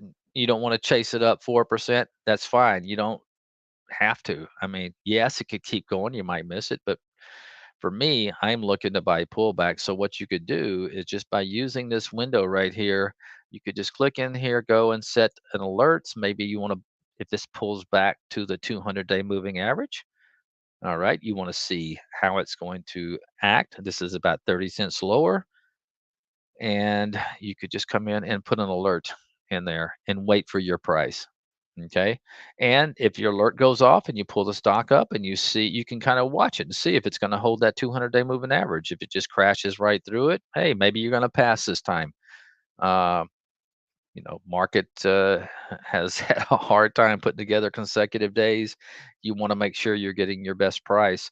So that's a way. Flex, for example, 3 good days, tell yourself, hey, if this pulls back down here to this moving averages, I want to know. So maybe just throw an alert and forget about it. And I tell you what can happen a day or two from now, boom, your alert goes off, you pull it up, and this may be a very sweet looking pullback to the 20 period moving average. Uh, Same thing. This was on my list for several days. Of course, it took off when I was working, moving my mom, but so be that's what happens. But maybe if it comes back and tests that breakout, I might want to know about it. Come in, put an alert.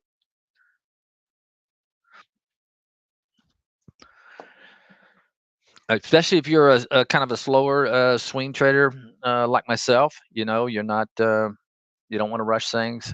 This is definitely a market where you can get your prices, especially in the opening bell in the morning. Sometimes people just get really anxious and drive these prices down. Not to mention uh, the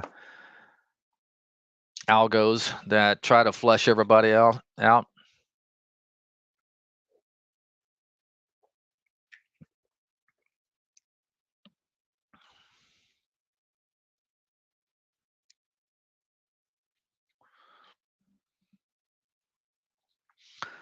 All right, now the CVFI is trying to get above its moving average there. What's good? I'm about flat in that one. I think I got a little bit better price than what I got in here, but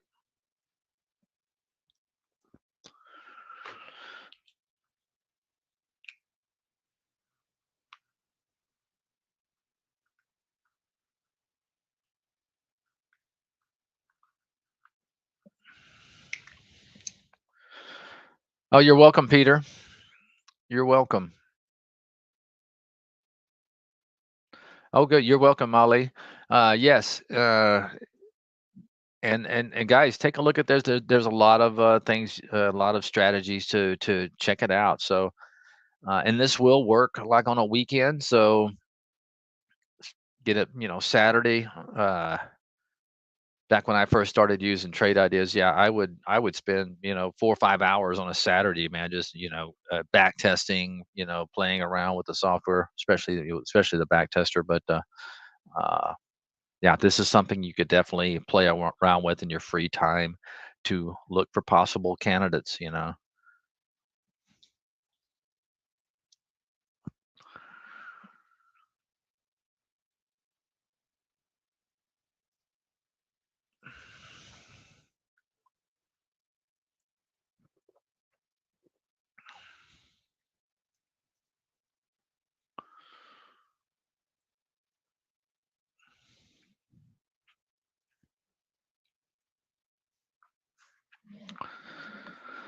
All right, let's take a look at the market this out of the way so we can see some other stuff here. Bring this back down.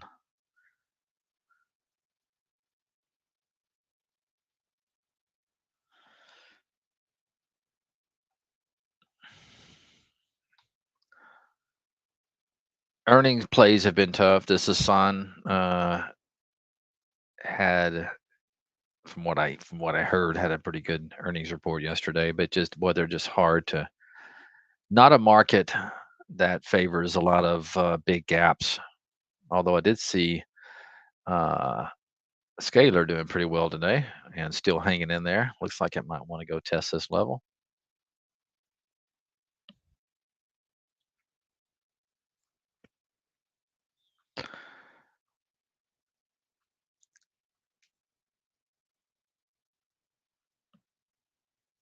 Yeah, Warren Buffett thinks Oxy's a buy. Yeah, here's the thing about Warren Buffett, Peter.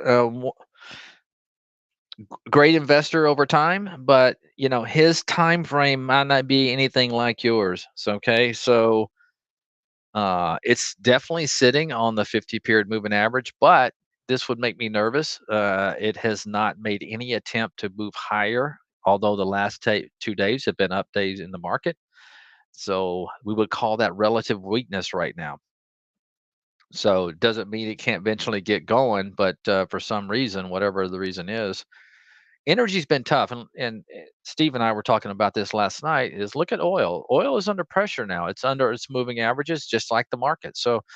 Uh, so really, everything is really tough right now because everything's pretty much below, uh, you know, the moving averages. Although I have to check the. I think maybe the spies did get back above one or two. Let's see. But oil is under pressure now. As if oil continues under pressure like this, yeah, I don't know if Oxy can get going. So you might want to obviously you want to keep an eye on the commodity if you're playing these energy stocks. It's kind of what happened to BTU the other day. I was actually in that. Took Ended up taking a loss. Wasn't fun, but oil was looking better, like it was trying, but to hold above its 200-day moving average. But now, big gap down got us. Speaking of which, yeah, you've been gone for a couple of days. Yeah, it is back above a couple of moving average here in the spiders, but just barely. Have to see how it closes. Uh, IWM, I think, was looking quite a bit better above its moving average, up 1.4% today. But guys, listen, we're still in a downtrend. Just like I said, and I don't like being the guy that says I told you, but I did. Even though it looked really good back over here for about a month, we were still under pressure because we're still making in the big picture. Okay, lower highs, lower highs, lower highs. Until that changes, you have to play it accordingly. That sellers are still in control.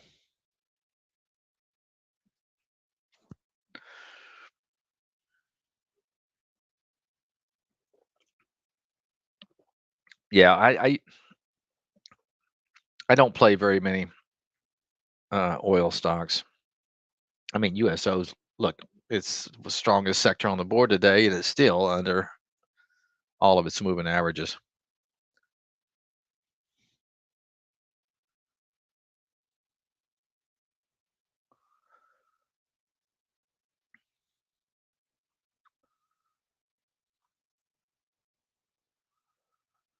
No, no. You know what? Like I said, I stopped out of BDU, and I no, I'm not looking. I mean, it's trying to hold its 50 period moving average, which is I guess a good thing. But once what like I was just saying, I think as far as the energy stocks going, you're really dancing with the devil when it's below all of its key moving averages. It could come right back up here to this 200, and then you wake up to a big old gap down tomorrow. I'm not saying that's going to happen, but it potentially could. Look what happened on this day. um it's just like gold and silver. It's just hard to predict. You get a lot of overnight moves because they're obviously worldwide commodities, and so uh macro events and other countries and governments can affect their uh, price action. So it's yeah, I don't like trading a lot of those.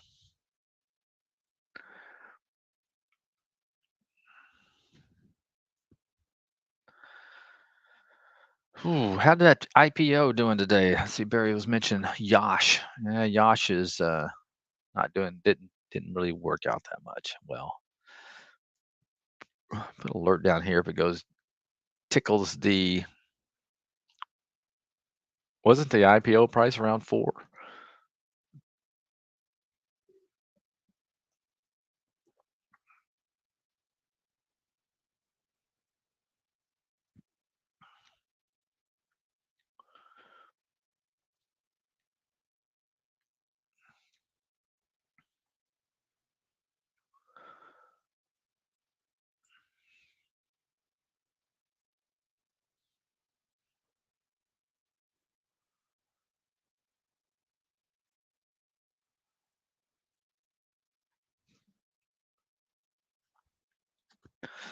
Teddy, what that is just it's traders, okay, and traders could be anything, market makers. It can be but it's not determined by like somebody setting the price. Okay, the market is still open for trading. In the pre-market, you have far less participants, but they can still bid up stocks.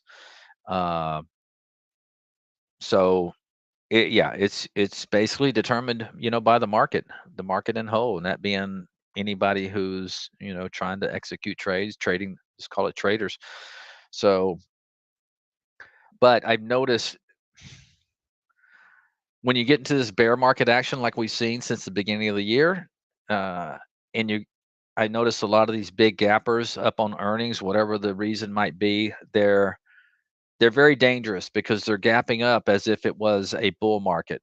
And so, you have a lot of people that's taking advantage of that gap because it's still a seller's market. And I mean, sellers are kind of in control, so they're looking to take quick profits versus in a strong bull market, maybe more, you have more traders looking to swing it for several days, several weeks, or several months, or as an investment. So uh, but yes, traders do determine the gap.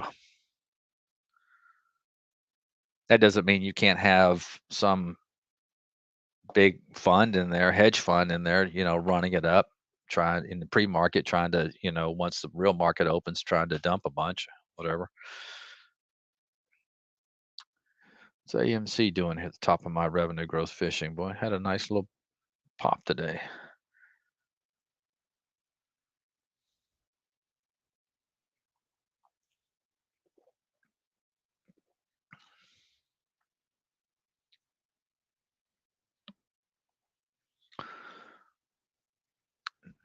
CD, I sold most of mine around 72 this morning. Do have a little bit left, but I don't know what I'm.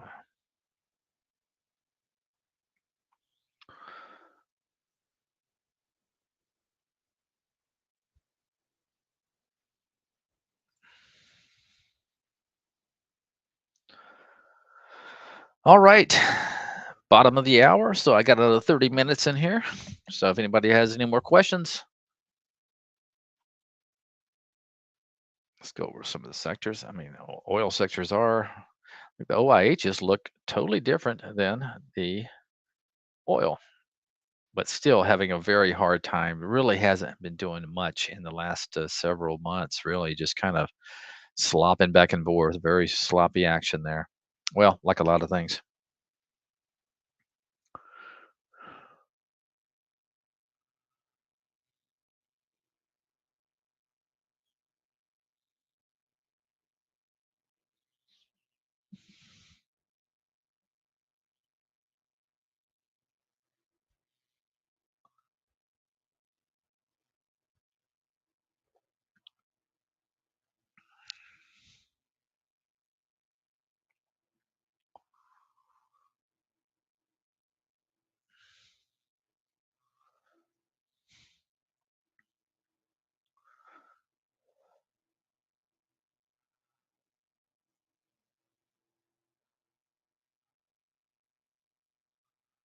Pins trying to push above its 200 again.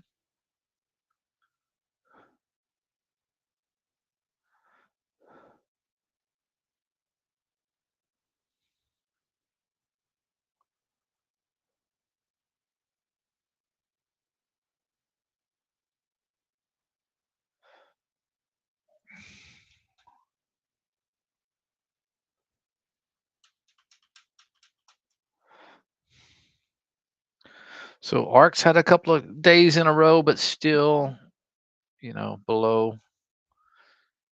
It's 20 and it's 50. So see if anything can happen there.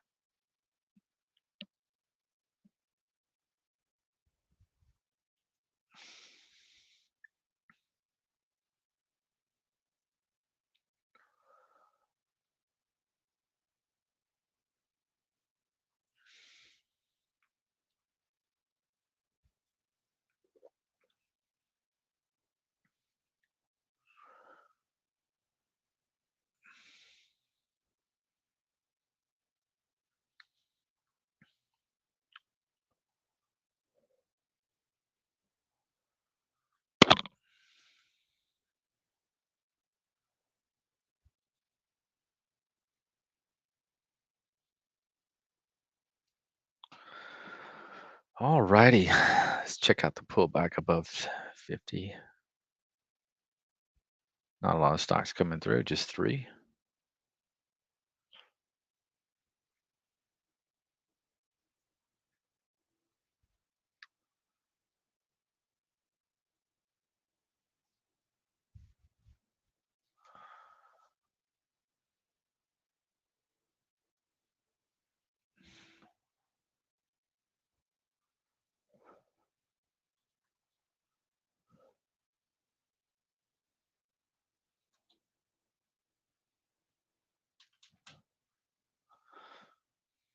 Netflix trying to get back above all its moving averages. Something I've played a couple of times pretty well. I was able to catch a nice decent move there. Tried it again, but failed over here. But yeah, that's one. If it gets back above this level, I definitely may be interested in that.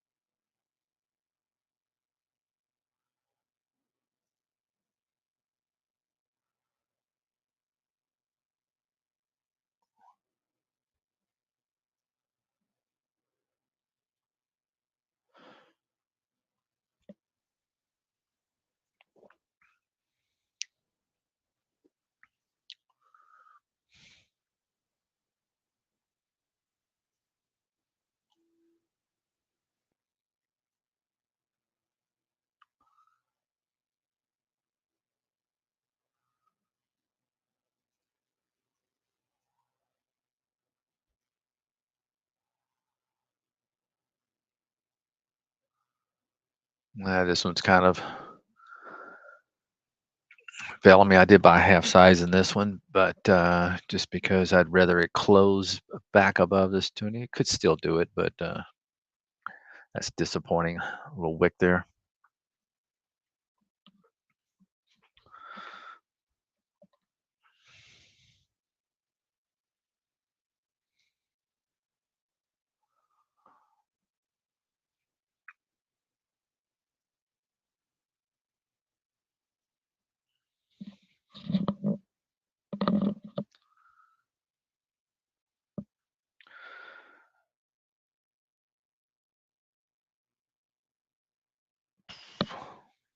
Fire up Barry's large cap, one that he built the other day.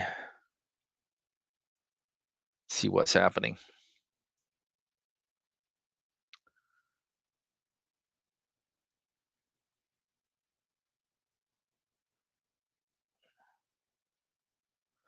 Yeah, these are a lot of the same ones that are in mine, I noticed. Yeah, in my big cap winners.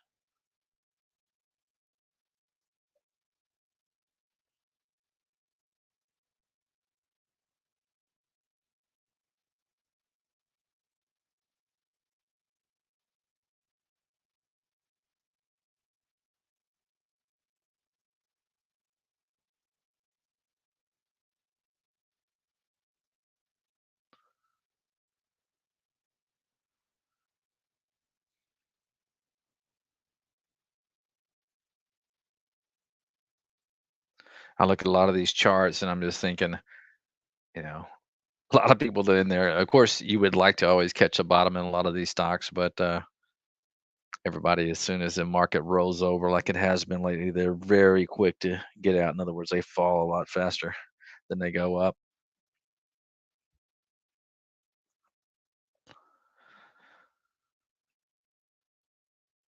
Nice 3 days there.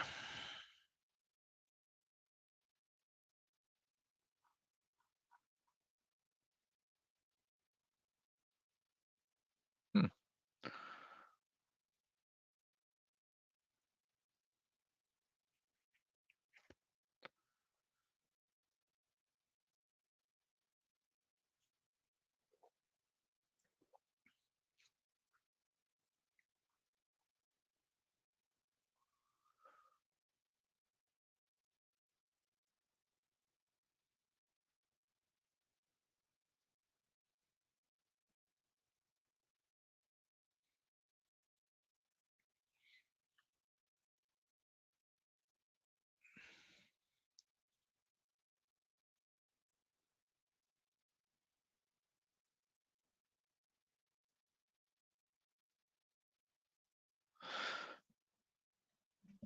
All right, let's take a look at the markets real quick.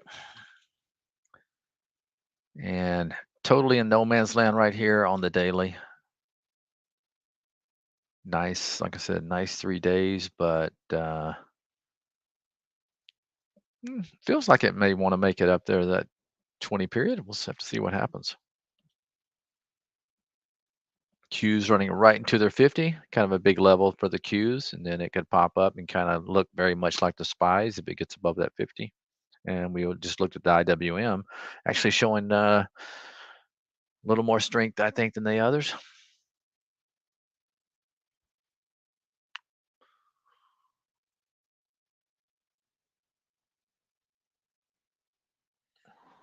But feels like the market may be just trying to tiptoe higher today.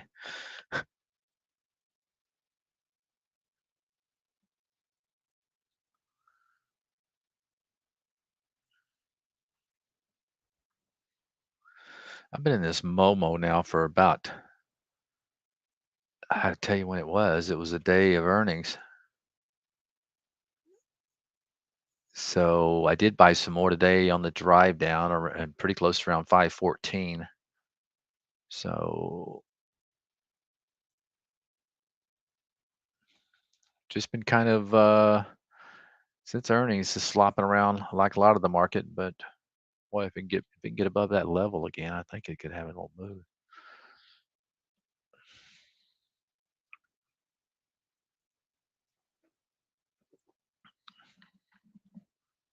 Hold on just a minute. I hear my wife yelling for me down there.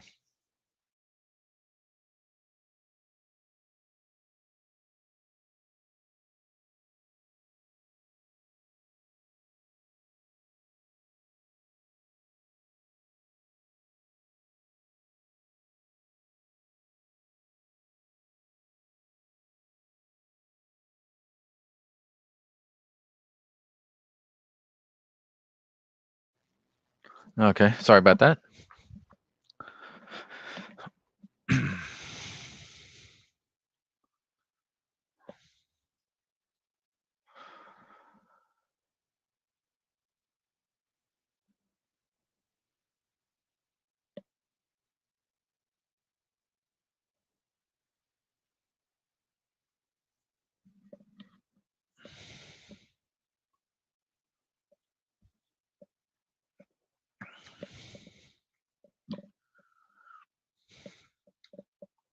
Man, that CD should have held on to more of that.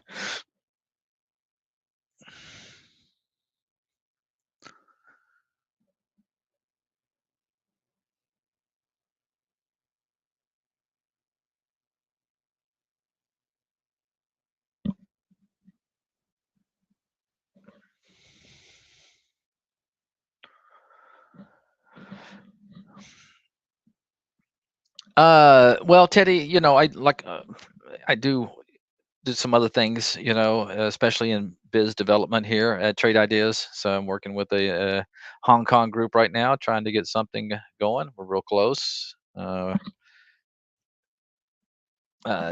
just did a deal with Centerpoint. That is a really good deal for Trade Ideas people. We'll be doing a webinar here in about 3 weeks. Hope you guys can make it because it's going to be an interesting webinar. Uh, so, of course, working in some, we wear a lot of hats around here since we're kind of a small company, relatively speaking.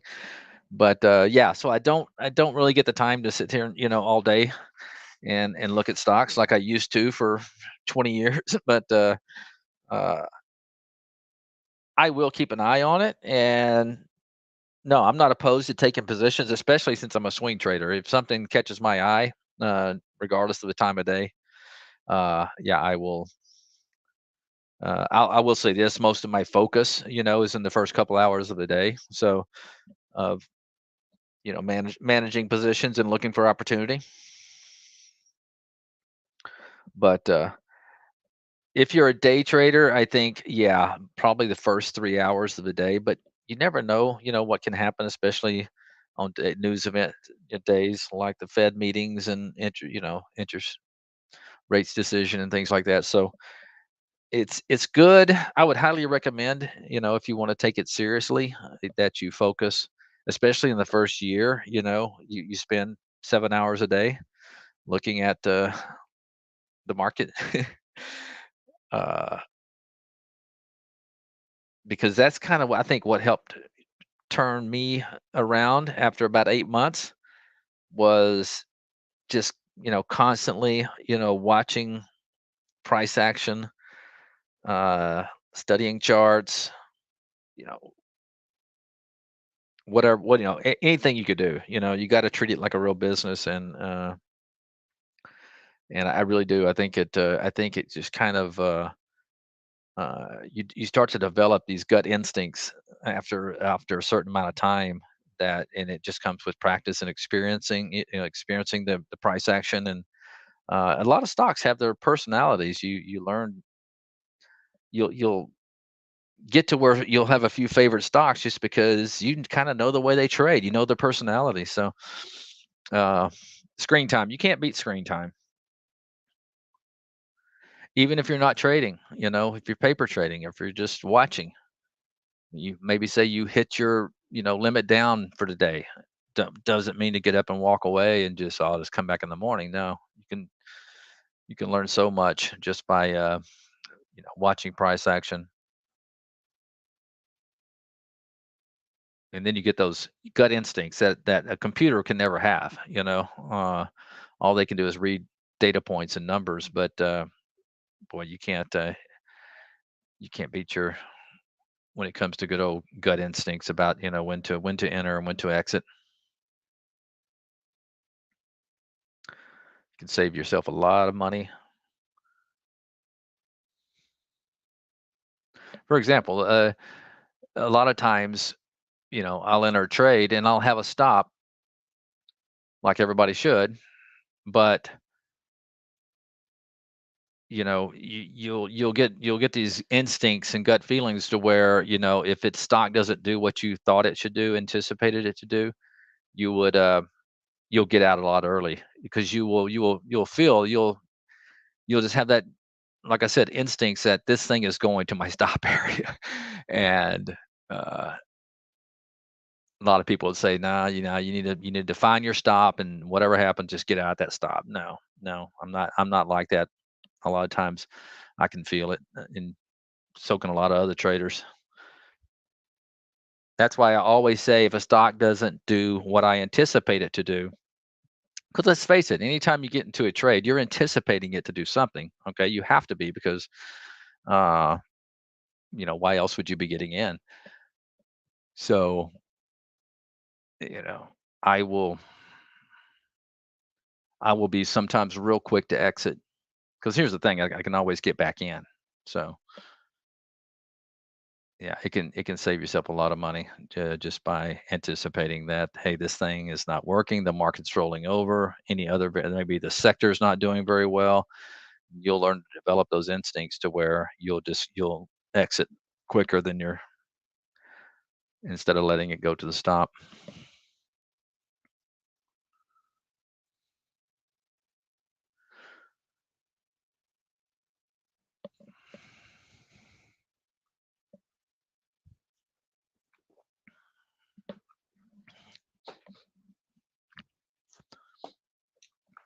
But I'm also aware there's a lot of shenanigans that goes on intraday, especially after the first, you know, couple hours in the day. You'll get these like stock weird moves on stocks. I'm still playing off the daily, you know. So, for example, this towel, even though it shot up in the morning, I know these stocks do this all the time. They'll shoot up and then it'll retrace the whole move and go to lows. That's not what I'm talking about. I'm still focusing on the daily. And if this thing doesn't do so, when I entered this trade, maybe my stop was below $5. $5 is a critical level, and of course, I entered, right around my first entry, right around 525. So that's only a 25-cent move. So, but now that I've added to my position, okay, I am anticipating this holding the 20 period moving average like it's done for uh, 3 days. So in the back of my mind, even though my stop may be below $5, if it were, if I come in or something happens this afternoon, or I come in this morning and the China stocks are really doing terrible, and it comes down here and it starts to, get or break this 20, I may just not go ahead and get out, save myself some time, just because eh, I would anticipate if it did break this triple bottom right here, it's going to go break this, $5 and probably go down to the 50. So I'll get out early. I'll get out maybe at, 509 or something like that, depending on a lot of things, what's going on. But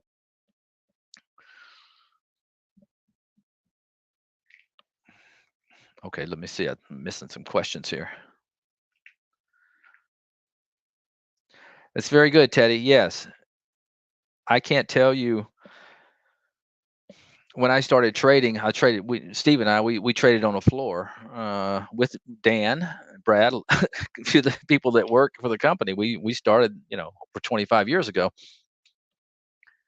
and a lot of guys would come in there, and they had trade the first 2 hours of the day. Then they're like, okay, man, I'm gonna go golfing. I'm gonna go have breakfast, and I'm gonna, go lay down on the couch, whatever you're gonna do. But I have found that yeah, the more screen time that you have just observing price action and things like that, it's only gonna make you a much better trader.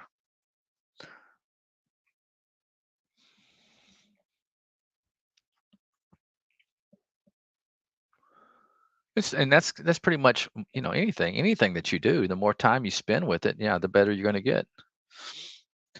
Darius, is there ever a good stock to hold over the weekends? Good predictor. Holding volume.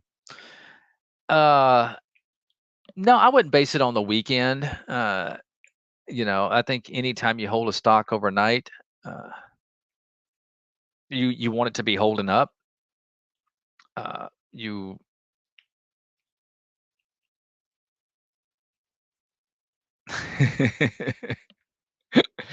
David, Steve wanted to go overboard. Yeah, with golf and lunch. Yeah, you didn't do that all the time, Steve. You'd spend time in there. You spent enough time to develop some good habits.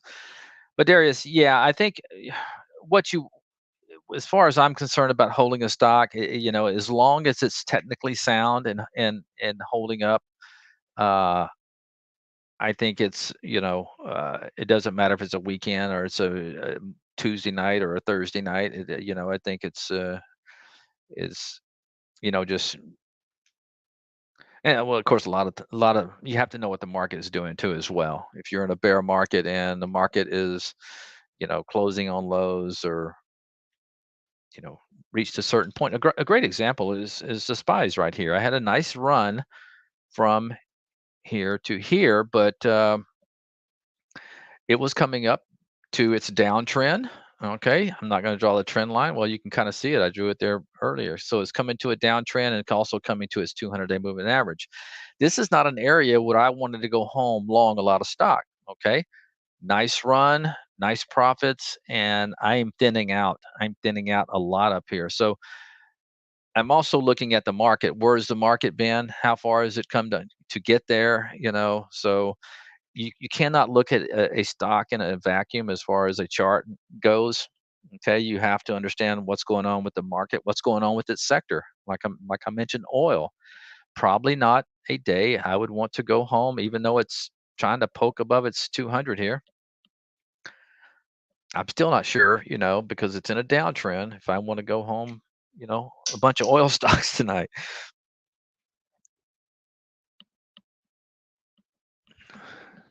Actually, I wasn't anticipating that little pop right there when I pulled it up. Interesting.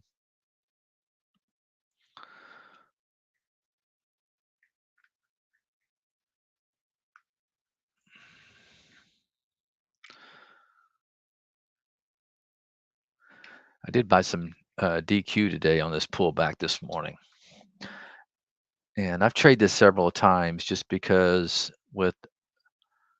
it's really kind of just been wedging for a very long time, even though it's below its moving averages. I know this can have a credible move when it has one. So once again, like I said, I think back over here, if China gets a pop, watch, keep an eye on this DQ, because I think that's the only thing really holding it down right now. The sector has been on fire. If you pull up the tan sector, or just pull up First Solar, CSIQ, although today's not looking very good for CSIQ. So keep an eye, yeah, if China's, having a decent bounce today, so yeah, keep an eye on that DQ, because it can, I think it could have a nice move if you get a move in China, and this one can come fast and quick too. It's only like 75 million in the float.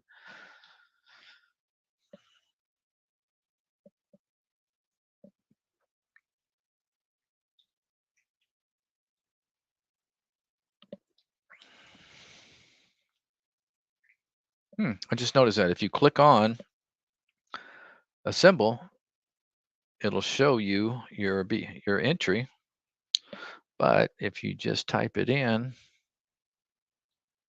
it doesn't. Okay.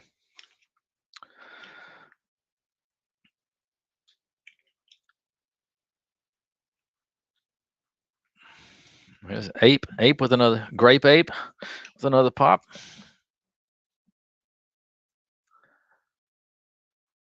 Yes, yes, Mike. See, I was a former level 2 grunt.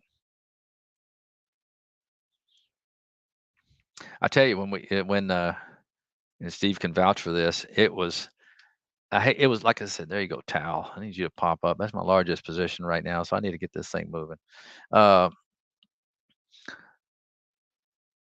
Back when me and Steve, first started, we traded in teenies, man. The markets were in 1/6, right? So if you get a two a two level move, okay, you're basically looking at uh what was that, Steve? 1/6 would be uh well, it's like a 25-cent move, isn't it? Two of them. I'm too tired to do the math, but anyway, yeah, a two level move. 1/16. I'm sorry, yeah, I said 1/6 is what it was, 1/16, but still a lot better than 1 pennies. Okay, so it becomes 1/8 of a move, right? There you go, Steve, on top of things, man. He remembers. Yeah, teenies. That's right, 1/16. So there you go. It was an eighth of a buck. So a lot better than a two level move now is 2 cents with most stocks. Of course, obviously you have the thin ones, but so you could really, I mean, you could really get a good feel of that level too. And people weren't doing the shenanigans back then as they were, when they first, like they do today, where they're doing all that. What do they call it, Steve? I can't think of the term. Stuffing, quote stuffing. Yeah. St- Hey, speaking of quote stuffers, What yeah, are you no, talking no, no, about? I'm kidding. Hey, by the way, I heard you talk about CSIQ, and you said, Hmm. "Oh, it's not having a great day." Just out of interest, I mean, yesterday, First Solar had a big upgrade by Goldman, but they downgraded CSIQ in a big way. Ah, okay. It was sort of interesting to me to see, they took the flip side on a couple of the solars, but Oh, okay. that Interesting. might be the reason why CSIQ is not quite as strong as the rest of the TAN sector. Okay, there you go. That There you might go. be it. Might be it. I mean, I don't hold necessarily a lot of weight in these upgrades and downgrades, but No. if I see Goldman doing something, I will pay a little more attention to it. That's all. Hmm. Hmm. Absolutely. As a matter of fact, if it's a nice looking chart, a lot of times what I'll do is I'll wait till like 3 days after the downgrade, because it seems like that's about the time it takes to wear off, especially if they're doing shenanigans where they're trying to drive the price down so they can buy it for their best customers. But Right. no. How skeptical is that for you to say that?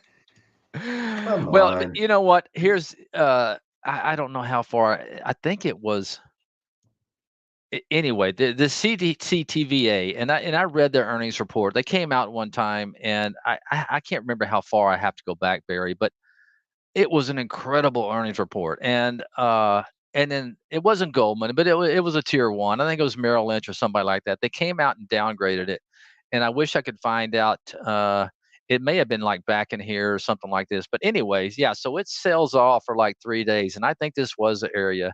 And you can see those three bars right there, and then look at the move it had after that Right. downgrade wore off. And I was just like going. Of course, you can't stay in. I was in it, and then uh, they didn't downgrade it. Obviously the day after earnings, they came out like 2 days later, and they just I got Hmm. out, of course. And then of course, 2 weeks later, it's back to all time Yeah. highs. Well, hey, maybe that's a strategy. Just like you said, wait 3 days after a Hmm. downgrade, especially if it's, as you call it, a major like a major company downgrading, a Event, Morgan or right? JP or Goldman, and wait 3 days, track it, and put a price alert on it Hmm. somehow, and see what happens. That's probably I'm what. telling you, There you I go. can. There's our strategy. That's it. Like, That's it. you guys are always looking for swing trades and swing ideas. I mean, that could be It a is. way to play it. It is, and I will do that. Unfortunately, I didn't do it on that one. Probably the market conditions kept me out at the time, but I have done that in the past for sure. Because, especially if it's a nice looking chart, if it's a nice looking chart, and I felt like the earnings are really good or whatever the event was, I felt like it was positive, and then you get this Mickey Mouse downgrade. Yeah, I'll do that a lot, Barry. I'll actually just kind of stalk it for a couple of days, 3 days. The only reason in the about 9:10, because I get from briefing.com, I get my upgrades and downgrades. It's sent to my email, so it's easy for me to check them out. The only time I really pay attention, though, and it's sometimes it's unbelievable, is when you get the same stock downgraded or generally downgraded, not so much on the upgrade, but downgraded by multiple brokers. All of a sudden, I Hmm. can say, wow, we got a big list of downgrades. And then I look, wait a minute, there's like one stock has been downgraded 10 times. So it's okay, we got to watch this, guys. I mean, no Yeah, matter what we think, we've got to watch this thing. that's true. Now, it could already be down, 30% already in the pre market. But, all these downgrades and upgrades, they hit, they do hit at different times. I think for, Yep. for people, and they see them, I go, okay. If all these guys are downgrading, what do they know? I guess I should join them for a while anyway. There you go. So Yep. I hear you. yeah. So my friend, do you want to take off now? Yeah, I wouldn't mind Oh, you doing that. sound you actually sound hesitant. Uh, I mean, if you want well, to hang around for another I hour, great. enjoy talking to you so much, Barry. Yeah, maybe I'll stay in here for another hour. Yeah. Sure, okay. We'll shoot the breeze. Well, let's talk sports though, okay? Yeah, there you go. There you Never go. mind stocks. Well, yeah, it is football season, man. So, It is football season, yeah, absolutely. Yeah, it was an okay game last night, but I wanted a little bit closer. But hey, yeah, that would have been nice. But boy, Buffalo looks good. oh yeah, oh Yeah. yeah. Are they going to break hearts again though this year? Oh man, I'd like to see them win one. I really would. Yeah, I would too. I don't have Yeah. really an affinity No. for them in a big way, but yeah, I don't hate them. In other words, you got Right. your hate teams that no, never, never, never. Then you Right. got your neutral, and of course I'm a Seahawk fan, so it's going to be Oh, there you interesting, go. interesting Sure. year this year. But without Russell, but they play Denver Monday night, so that'll be interesting. That'll be interesting Oh, to yes, see it what will. in Yes. Seattle. So we'll see what happens there. But I guess we digress. I think people want to talk more stocks. There So you go. Andy, have All a right, great weekend, Barry. my friend. You do the And same, buddy. All okay, bye right. bye. Take care. All right, everybody. Not everybody. Let me get back into the main room. All right, back in both rooms now. Let me get my music going and we can start again. Here we go. Wow, wow, wow on that RVNC. I mean, I'm just tick, tick, tick, tick, tick, tick. It's now beautiful. It just was a little too whippy for me to commit to it early, but what a run. What a nice run now.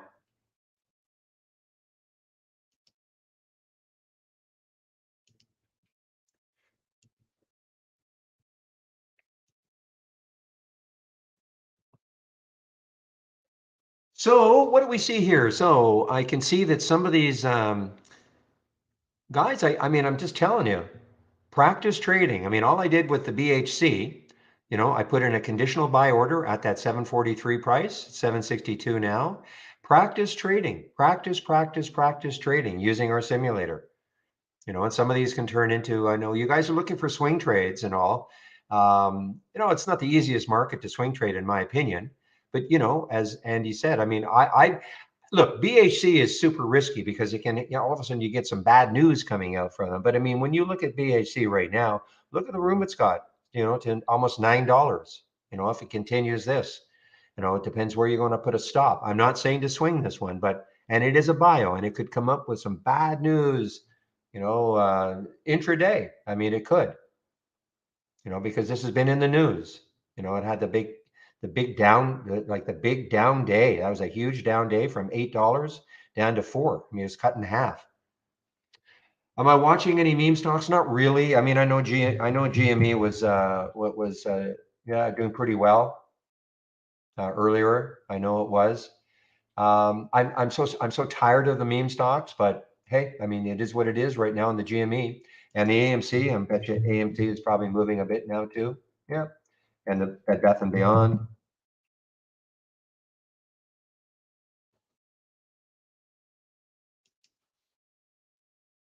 So am I watching them? I mean, I yes and no. I mean, I'm aware of them, but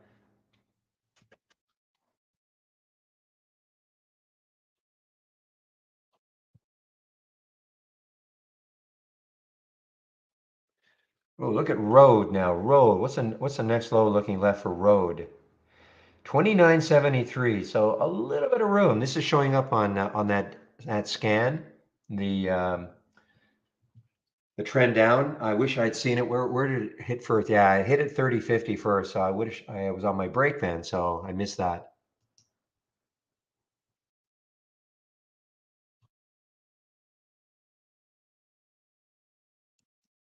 And the love, the same thing. Remember, I said, why don't we just put a buy if it takes out that certain area, and that certain area I think was 28.44. And can it keep moving from there?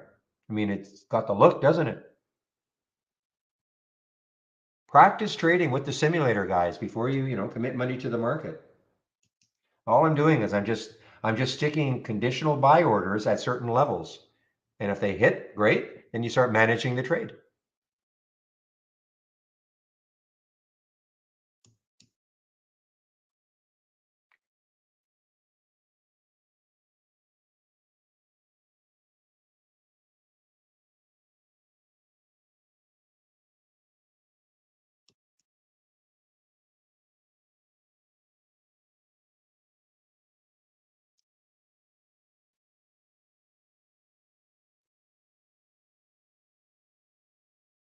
Yeah, I mean, this is an interesting area for wet G. I mean, it pulled back 3 times, basically on the 15-minute chart to put that 180 level.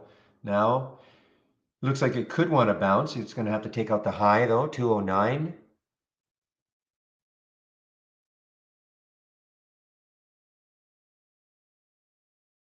You know what isn't necessarily dead is Yosh. I'm just watching it here. I don't have very many thumbnail charts. I only have 4. Yosh, I see, is now trying to poke its head above 5. But I would call this certainly a disappointment, the first day of its IPO. Is Ruby dead? I don't know. I don't know. Somebody asked me about Ruby earlier in the day. Well, it's dead today. I don't know if it's dead forever, but it's dead today. Yeah, somebody asked me earlier, and I said, well, okay, if it can take out the high of yesterday, which is about 145, then the next high is 157. To me, it's just got a lot of stuff to get through. So, but you've got 2 topping tails so far on consecutive daily charts. So it certainly is nothing I want to look at right now.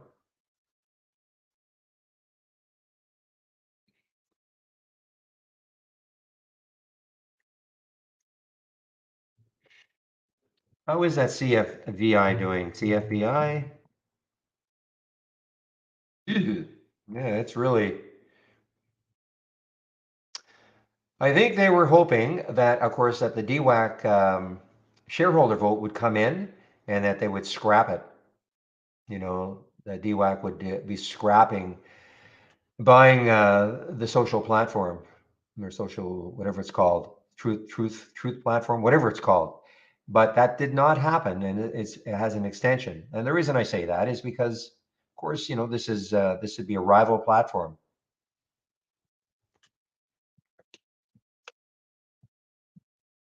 So I think, in my opinion, had that shareholder vote come in yesterday and DWAC decided not to go ahead with the merger, my opinion would have been this probably would have had a great run on it. So Happy, I've got to ask the question because this is in our YouTube room. Did you have a stop? I mean, you can be down in a trade. I'm assuming that you're trying to swing this one, but do you have a stop so that when you have a manageable loss if the trade doesn't work?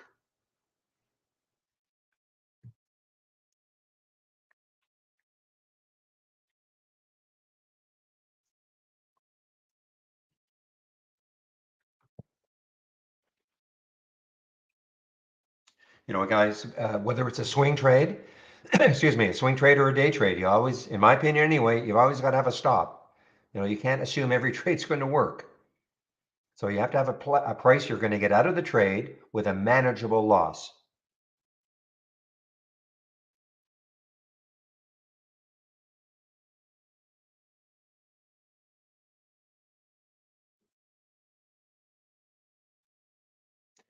Yeah, so Darius, I don't use Head and Shoulders. I mean, the dandruff shampoo. No, but I don't use a pattern like that. So I can't really comment on that. I'm not a big pattern guy, because I'm more intraday. So of course I'm just looking at stocks. Probably they're very close to the high of the day. And so my best setup probably is a stock just hovering underneath the high of the day and then breaks through, maybe hovering under the high of the day for 15, 30 minutes, breaking through. And then when I look left, I see a lot of room on the daily chart.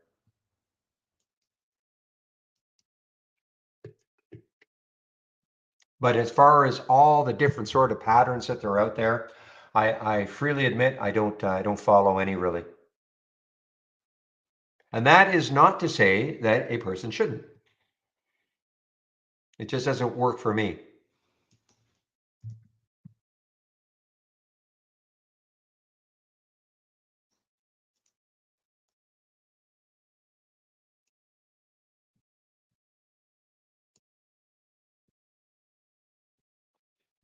Well, keep an eye on the the Yosh guys. If it holds five pretty well, could have a bit of a run in it. IPO today, the next high looking left is 547.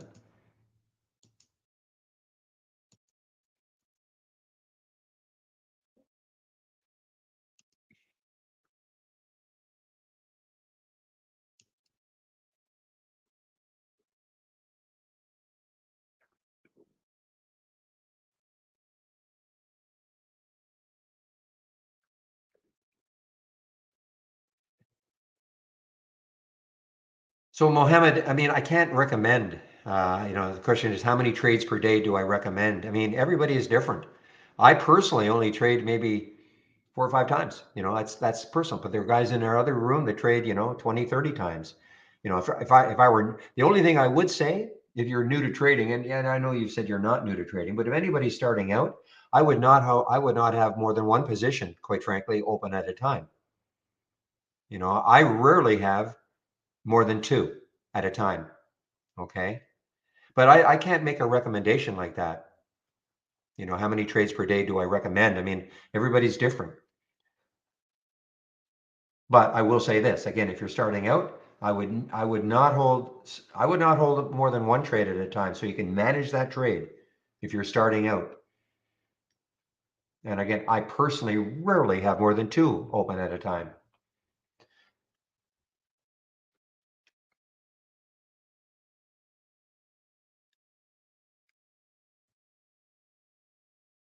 All right, Yosh.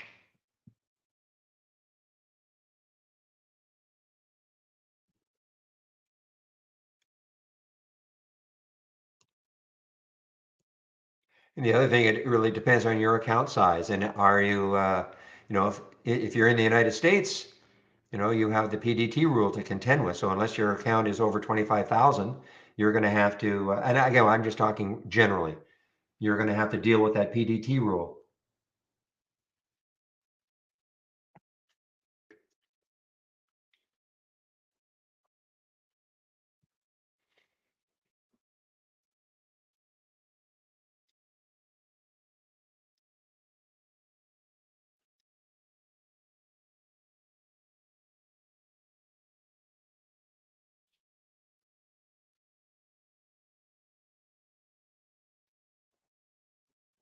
Well, the other thing, Darius, is I'm pretty selective about what I trade. Okay, I mean, I haven't talked about it too much this week. Maybe time to talk a little bit about money management and all. But I have a checklist, and it doesn't really matter what my checklist is because people say, "Well, what's your checklist?" But I have a checklist, and unless I can check every box, I don't take the trade. It's that simple. So, some of the things, for me are going to be fairly obvious when I see if I get an alert, I know that it's got enough volume. I know that it's in the price range that I want. I know a few things. So those are things I don't have to check. Okay. So I have a checklist, and unless I can check every single box, I don't take the trade. So I am pretty selective, and I'll watch things run on me. Like look at the RVNC. I could not figure out a way to get into the trade the way I wanted to. And it's run on me. Well, so be it. I'm not going to cry about it. I'll sort of shake my head a little bit because I wanted this one, just couldn't figure out a way to get in because to me it was a little too whippy for my style. So consequently, didn't take the trade. But look, I mean, if I had taken the trade back here and closed my eyes, sure, I'd be up about $1.50.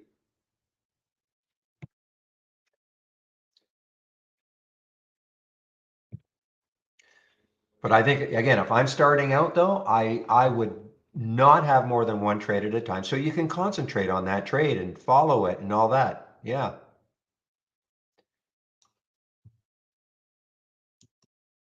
The other thing I don't do is I don't like I don't because I don't auto trade and I don't put in. I mean, if I were in 10 trades at the same time, I mean, I'd obviously have to, auto put in auto stops and things like that because I couldn't possibly manage 10 trades at the same time without having some kind of an auto stop.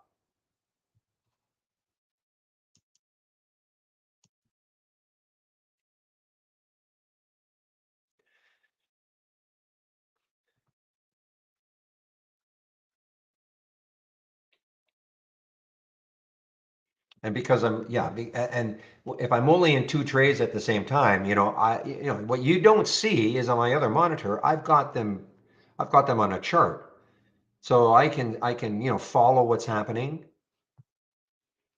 Like, what is the market doing? If I were long something, obviously if I'm long something right now, especially if it's a stock that is not necessarily one of these volatile stocks, but something that's a little more mainstream, we'll say, well, more than likely the trade is going to, continue to work until the markets maybe turns around a bit.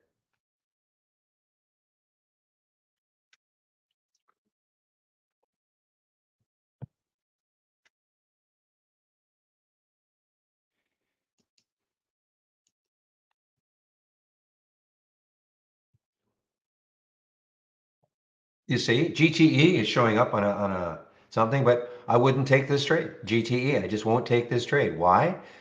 It's at 137 right now. When I look left on that weekly, on the daily chart, I see a bunch of stuff right around that 142, 144 mark.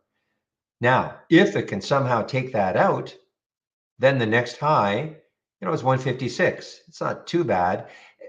I know a lot of you though will be looking up here and thinking, well, I don't care. I think it's going to get through here. It's just not the way I think. Okay. Sure, if it gets through this 144, then you start looking over here and you see 212. Yeah. But I always have, I'm a conservative trader. I always look at left, and if I see something I don't like, I don't take the trade.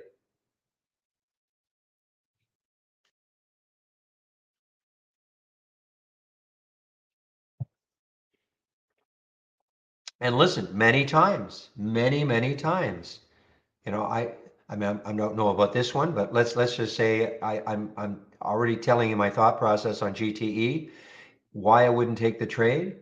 Many times could just rip right through that area and continue higher. Well, you have to have a trading plan.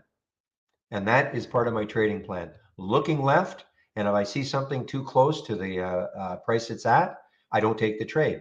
If it pops through that price, so be it. Okay, you guys are talking about Roblox or whatever it's called, Roblox. Oof, yeah, nice move here. Oh, it's showing up in the large cap gainers also.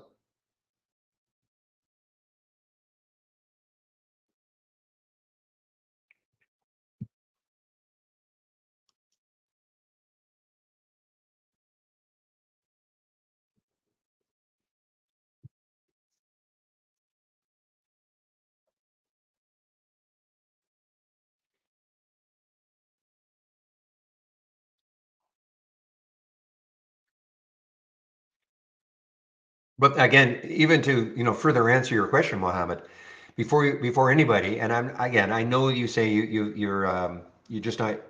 I think you said you're somewhat of an experienced trader, but if you're just starting out, person just starting out, practice in the simulator.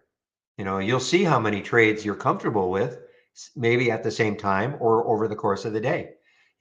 Spend several months in a simulator before you actually start to trade live. I know that's what nobody wants to hear. You want to fund your account, you want to get trade ideas, and immediately the next day start trading. I understand. But trading is not easy.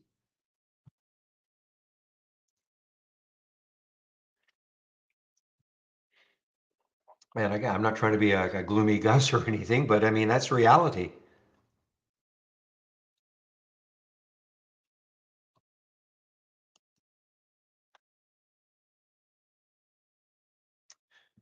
Well, here's a meme stock that might be coming back. Here's that Weber. So again, what happens here? So when we look left, we're at 694 right now. It's had 3 nice days. So, 713 is the next high. If it ever took out 713, look at the next high is 840.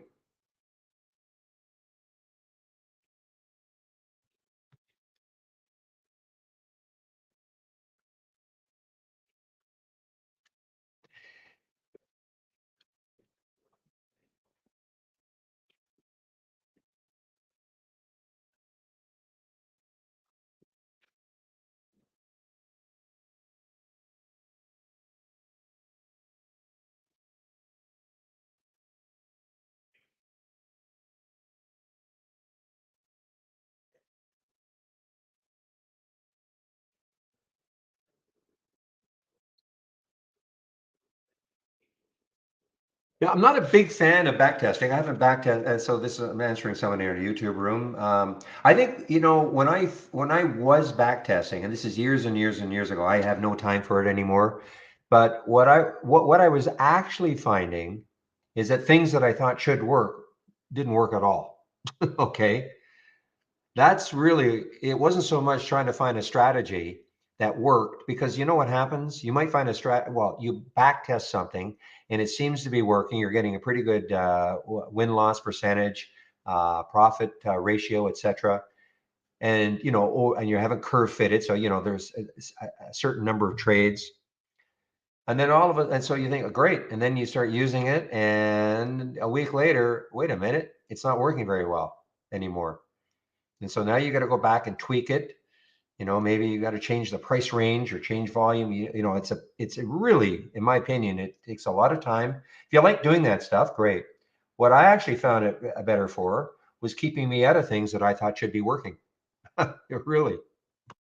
You hear people say, oh, the opening range break strategy, this is all you need. So you think, okay, let's just see. Sure, you're going to see some that worked awesome. But if you're trying to use statistics, and that's the whole idea of backtesting, creating something that statistically seems to be manageable. I mean, I was amazed. I could not figure out any opening range break that worked.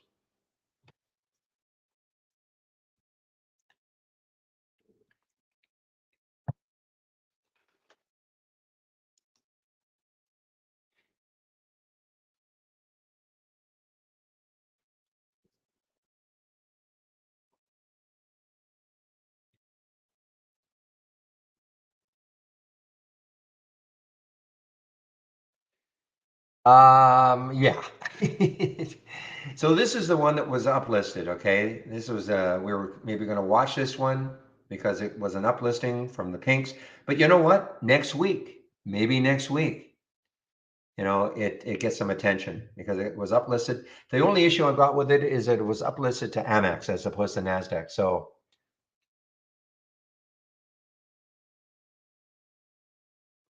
and you're right. While there is no volume, it's still no volume. Is that right? How can that be? Yeah, this might be because it's an uplisting and maybe it is still stuck at. I mean, the price is right. Yeah, the price is right, but the volume can't be right.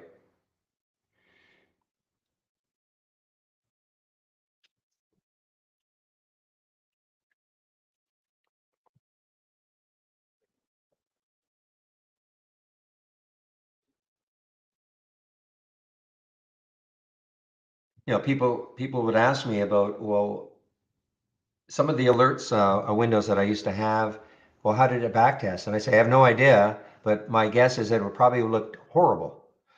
But the issue for me was, first of all, most of the things that I saw gave very few alerts. And so I don't mind clicking on the, the very few alerts that we got just to see what the setup was. I did, and that's so, it'd be different if, if somebody, if the window was giving me like 200 alerts and I'd have to click like mad all day long. But if it only gave me about, five to 10 alerts over the course of the day, I would just click on them and see, okay, yeah, I see that's a good looking setup. Maybe nine of them would be terrible, but one of them could be really good. So if you backtest it, it would look horrible. But because you have so few alerts, it doesn't take much time just to click on the alert to see what's happening. If that makes sense. Oh, are you? You're right. You know what it is? It's in the single stock window that it's not upgrading or updating. Yeah, it is. I do see 683. You're right. On the charts, it's just in the single stock window. Let me just see if I can. It's because of this uplifting this. Let me see if I don't think that's going to make any difference, but let me just load another one.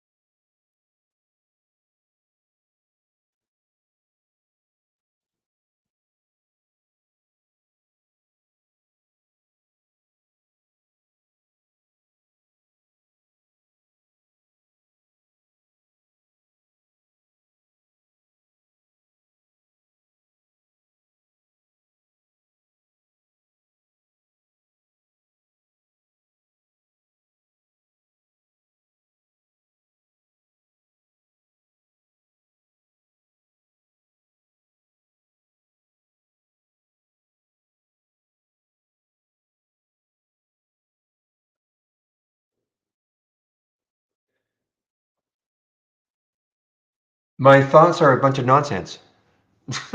Okay. I mean, these, I don't know who it was. It was Wainwright or Baird or one of these guys. Yeah, I mean, it's a bunch of nonsense. And we see this all the time, some stock that's at $5 and, that's an excessive one, 70. But, I mean, those are my thoughts. Okay. Now, I mean, if it hits 70, unbelievable, yes, but you get these firms, they just come out and they put these crazy price targets on. And they try to come up with some justification too. I'm sure an email comes out with some kind of a justification. But so I have no thoughts on it in that, yes, boy, I really think it's going to go to 70.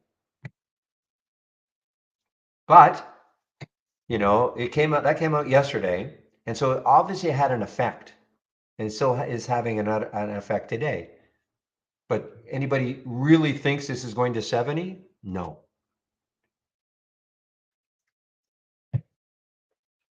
So what we do is when we see something like this, yeah, we can try to trade it intraday maybe, because we know that it's an eye-catching press release. You know, some stock that's at $5 and this and a company puts a $70 price target on it. Yeah, it's an eye-catching press release. So it's going to get traders enthused about it for the day anyway.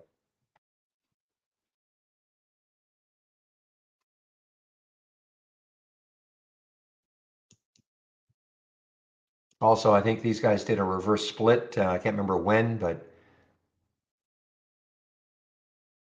because this was way under $1. So I think they did. I don't know when they did a reverse split, but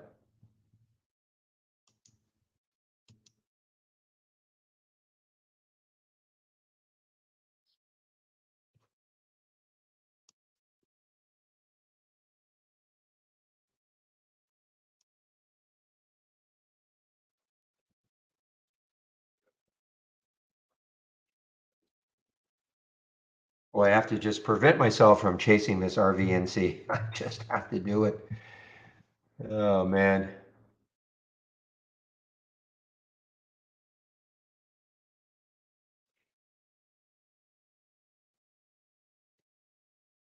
Did BTU actually hit the trigger again?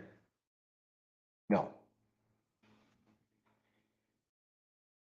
So I guess in theory, this is a trade of the week that did not work. In theory,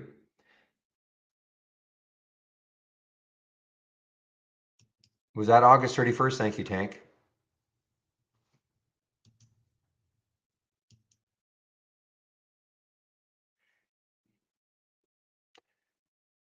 Yeah. So Trade Ideas is not AI powered, Darius. Okay. There's only the AI is, but everything else is not AI powered. You know, these are all scans. All the scans that I've got here, these are things that I've created on my own. Okay. This race is based on my top list. Okay. So it's got nothing to do with the AI. The only thing that is AI is the premium service, which is called the AI. You know, where these are strategies that get optimized every night, and then you're presented with the options.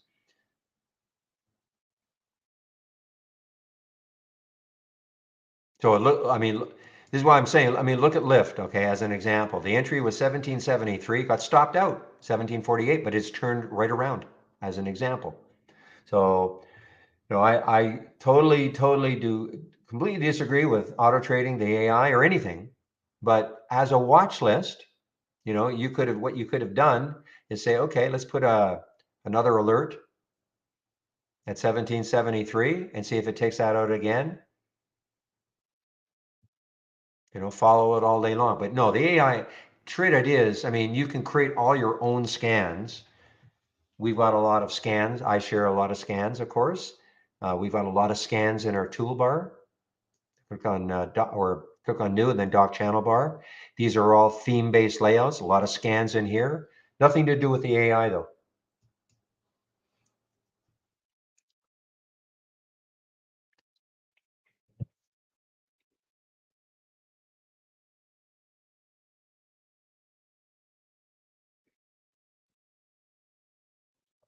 All right, thank you, Zach. How about Uber? Is it leaving Uber behind? Yeah, Uber's moving too. Uber's moving along with Lyft. Now, Uber's right through that 200-day moving average.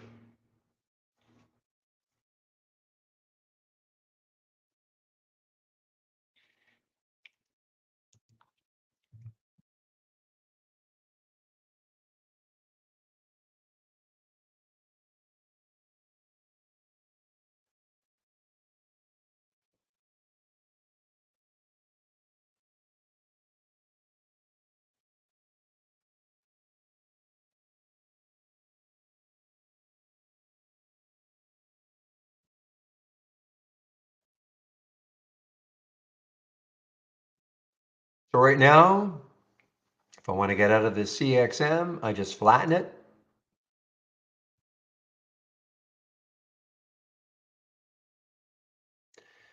If I want to get out of BHC, I just flatten it.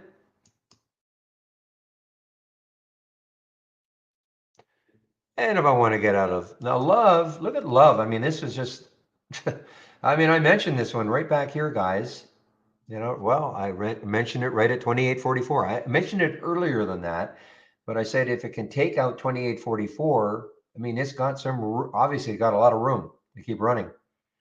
It hit 35 after pre-market yesterday. It was an earnings play, big pop on earnings, and then it dropped all day.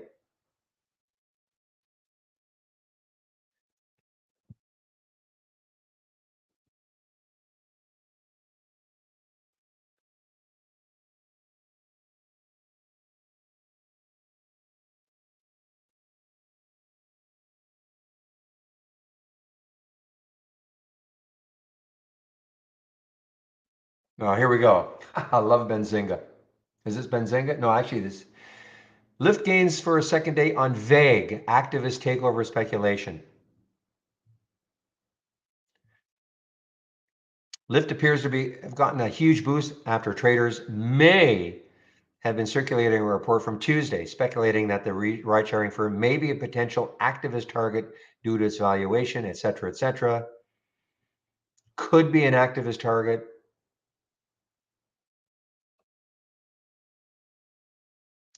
One aspect of the report that appeared in a few social media posts may have been the main catalyst for the Lyft stock gain. A report speculating that GM or Ford could be interested.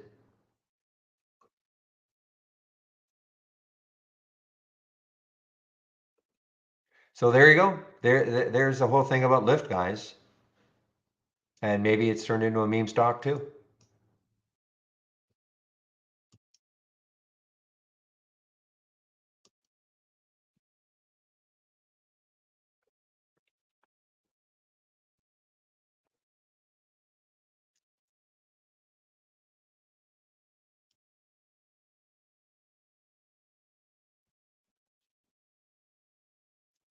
Boy, I haven't seen this one for a long time.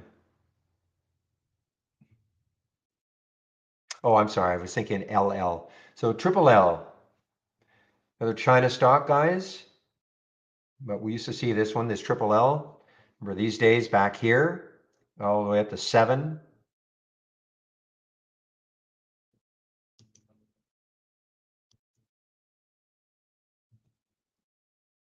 Well, I mean, it's speculation, Darius. I mean, that's the whole thing. It's speculation. I mean, no, but Ford or GM have not come out and said, yes, we are interested in taking over Lyft. Okay. So it's all speculation.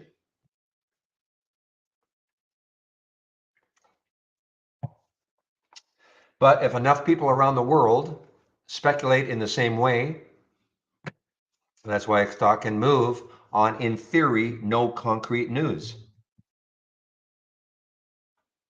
Okay.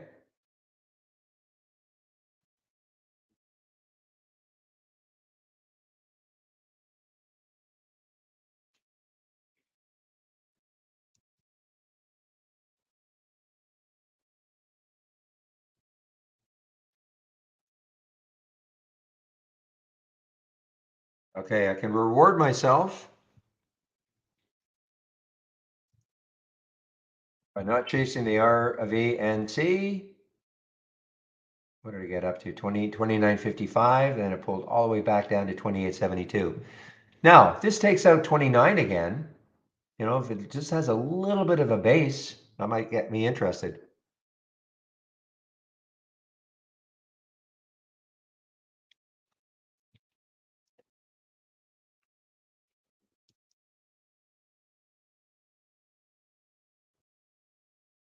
So when you look left for Lyft, next high looks like it's 1893. Is that right? Yeah, 1893 is the next high. So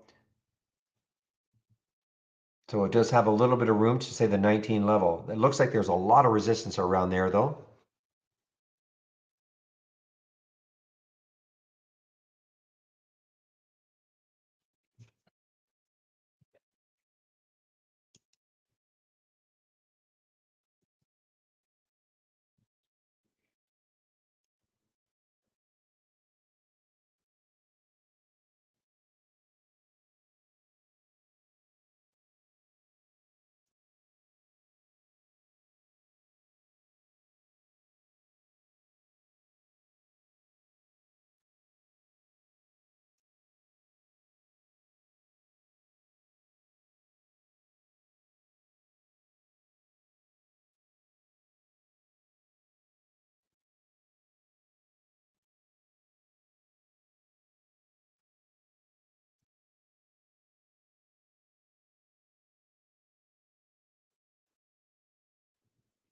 All right, guys. So I thought I would just drop. I had this conditional buy order for FFIE. I thought I would, down here, but I thought I would just like drag the price up, that conditional buy, to the current price, just to take the trade to show you how you can do something like that.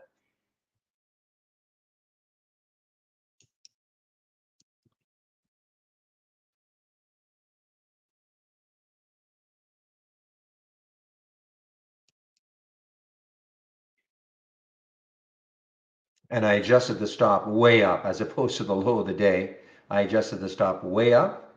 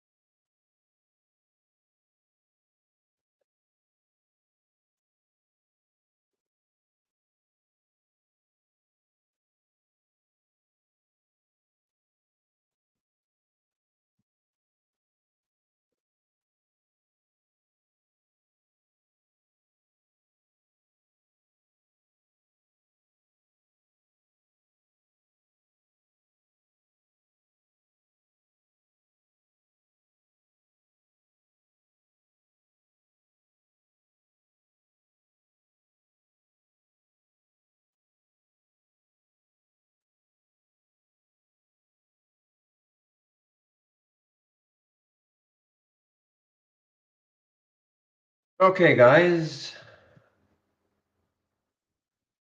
I am looking at, I think the one I was looking at that,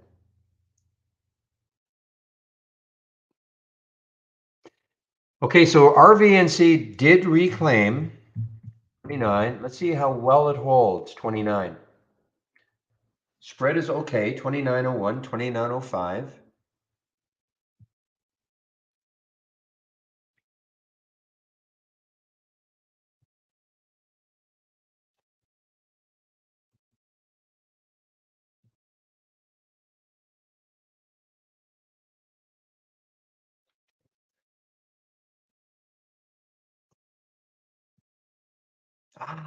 Okay, look at BDSX, guys. Sugar. I wanted to just alert you guys to this one right around this area here. So look at BDSX. I mean, if it can take out two, what did it get up to? Got up to 221. So, I mean, this has got a shot. It's trying to come back.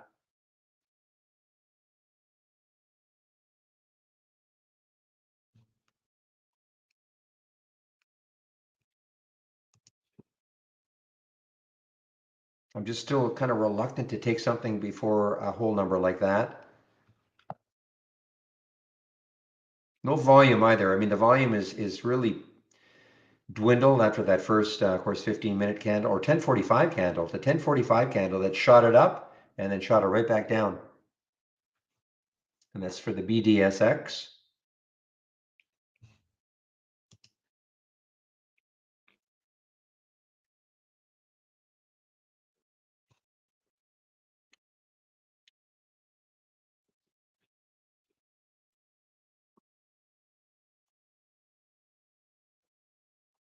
Oh my, look at the Veru, guys. I mean, talked about the Veru, I think over 13, $2 ago. Just lost sight of it. Won 12 races. I don't know why I lost sight of it. Won 12 races, guys. But if you have, I mean, look, I do a lot of other things, so that's kind of my excuse. But if you got these two races, just keep an eye on the ones that are winning all day long. Okay? I mean, this really has had not one pullback today. I mean, a little bit of one right there. I call that more of a rest. And then it's been, almost straight up. VERU.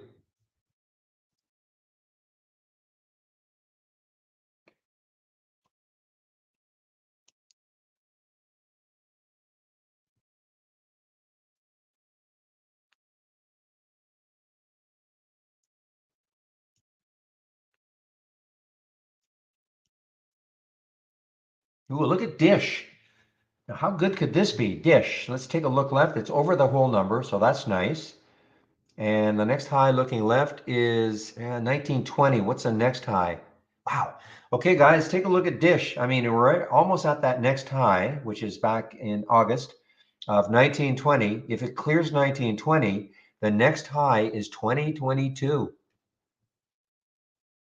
So can you not see how this could get really interesting if it can clear that high of August the 17th?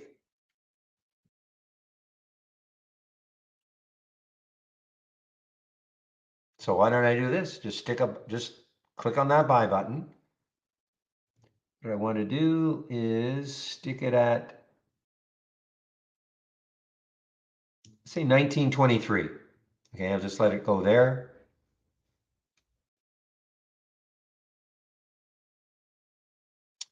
Okay, so there it is, 1923.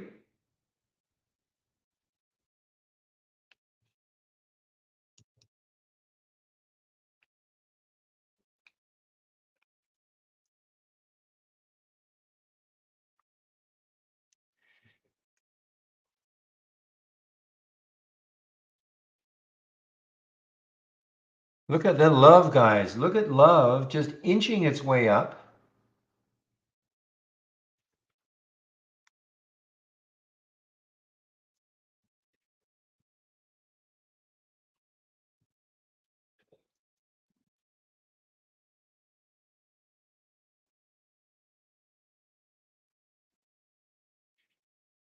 You know, guys, I mean, clicking on this on the buy button, it just gets you engaged,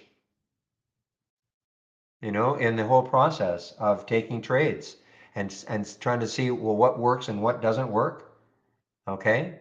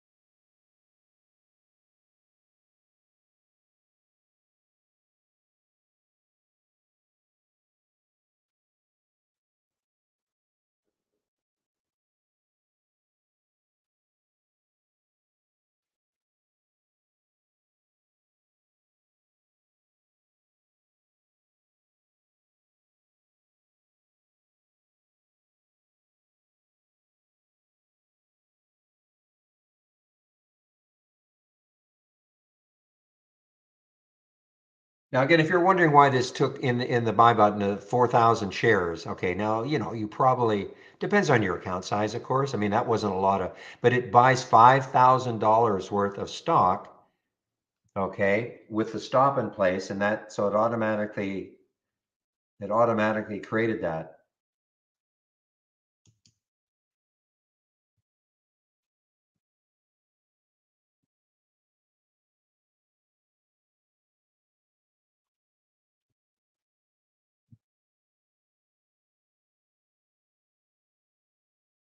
Yeah, you're right. Wow, what a great earnings play for ZS. What do you mean? 30-point move? Yeah, expensive stock, but yeah, not a big float either. Boy, 83 million in the float. That's not large. It's not a lot for a $187 stock. Well, where could this one keep going to?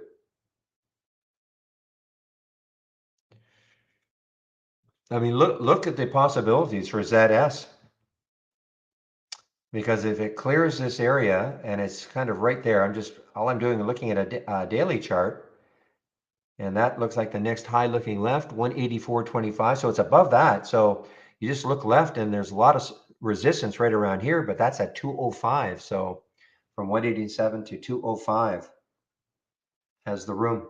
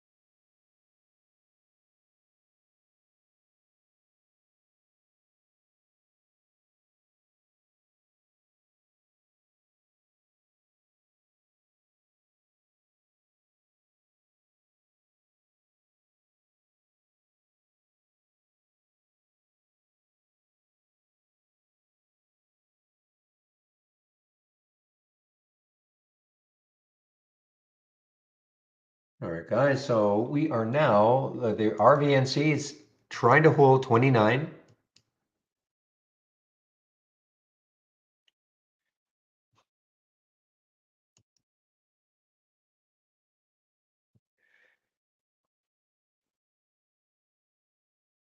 So this still has, I mean, Veru 1653 was the high yesterday. So it still has room to move if it wants to.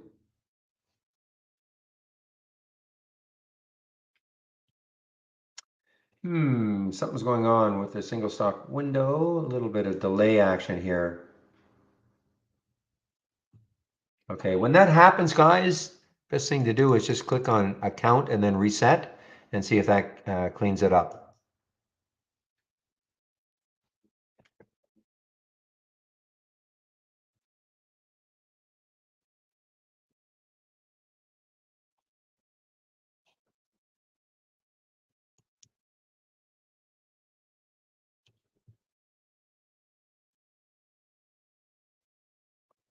Man, I wish this Prim had a little bit more room. Look at Prim. Look what it's doing. When I say room, I mean we're at 2015 right now. The next high looking left is 2036. I mean that's 20 cents away. To me, it's just not enough.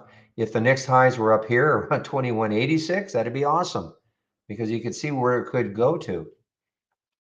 But it's a nice little break here over 20.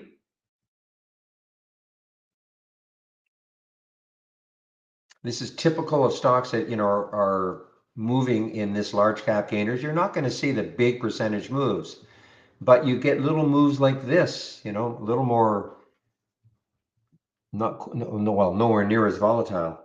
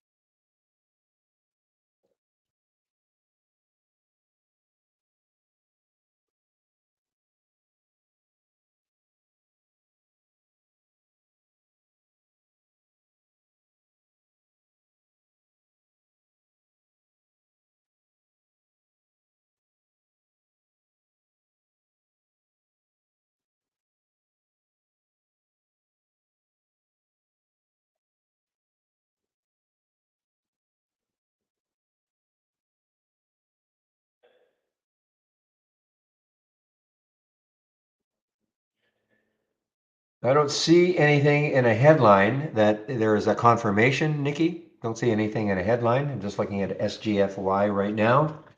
I see nothing in a headline.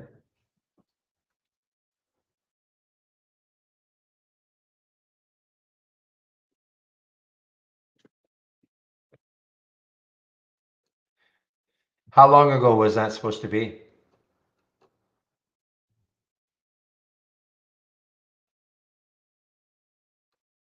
I mean, I can see here, you know, right here, a buyout talks, but I can't see that it says CVS. Okay.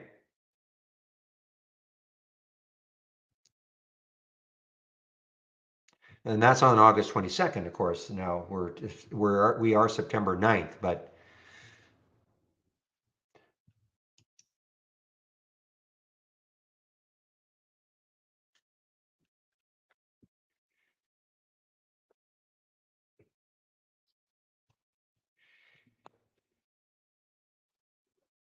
yeah, Jim, so the question is, do I scale out of a position or just flatten? I will get out. It depends on what if I get into something and it moves really quickly, I'll always take some profit. Because anything that moves quickly up can move just as quickly down. So I'll always usually take some profit. How much, what percentage, it really depends. There's no hard and fast rule. It's not like I take a third or a half or 40%. It all depends on what I'm seeing. Now, what you saw me do here in the simulator, maybe that's the reason for your question. I was getting out of everything. You know, I was just showing you, flatten is just a hotkey. I could have got out of half my position,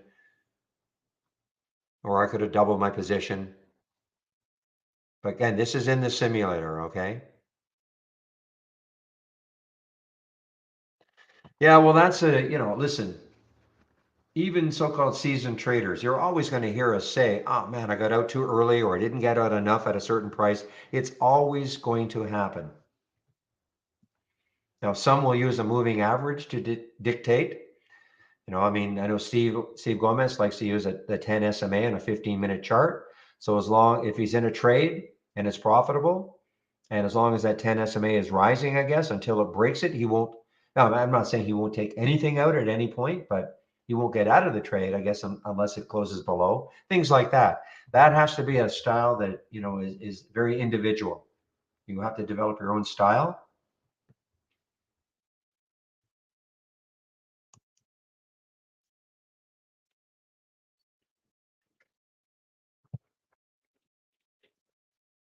But believe me, we all go through it. That's why one of the nice things to do is to have the distance from the exit price the distance from the exit price as a column. That'll tell you how good your exits are. Okay, so for instance, when I got out of love, it dropped 13. After I got out of love, it dropped 13 cents as an example. Okay, but getting out of RXRX after I got out, that was a while ago, it's up 22 cents as an example. I think it's a good one to have, the distance from the exit price.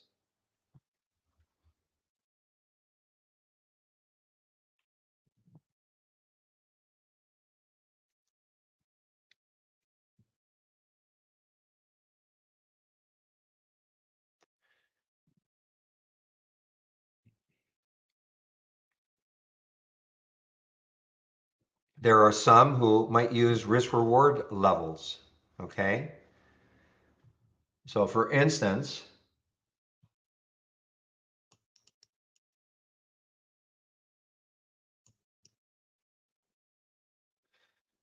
let's get Viru up just for fun.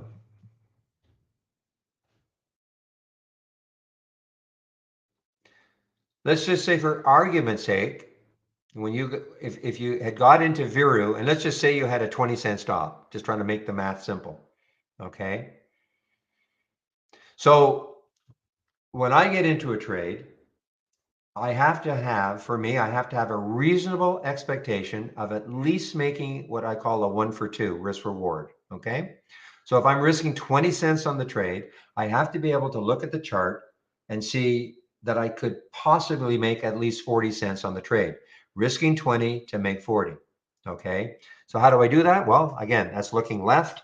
If I don't see anything that's, within 40 cents in this example of risking 20, then I can take the trade. Now, it could be way more. It may be $1 away until the next high, which obviously even better. Now, is there a guarantee that that's going to happen? Of course not. But when I go into the trade, again, that's one of the rules. I have to have a reasonable expectation of at least a 1 for 2. Some will say it should be 1 for 3. That's up to you. Okay. So now, with that in mind, yeah, you'll hear me say I got out for, minor profit. And that's because, okay, when I got into the trade, my expectation was at least, trying to get a 1 for 2. But of course, sometimes the trade doesn't work out and I'll get out of the trade earlier and may make a minor profit. But that was not my intent getting into the trade the first place. Okay. So what some do, you could start putting horizontal lines on the chart 20 cents away or 40 cents away to begin. So let's just pretend I got into this one at 1460. Okay. So I could so my first area would have been that I'm trying to get to would be the 15. Okay. Remember, I'm risking 20 cents to make 40. And then at 20 cents intervals, I could put another one. I'm just trying to make the math easy.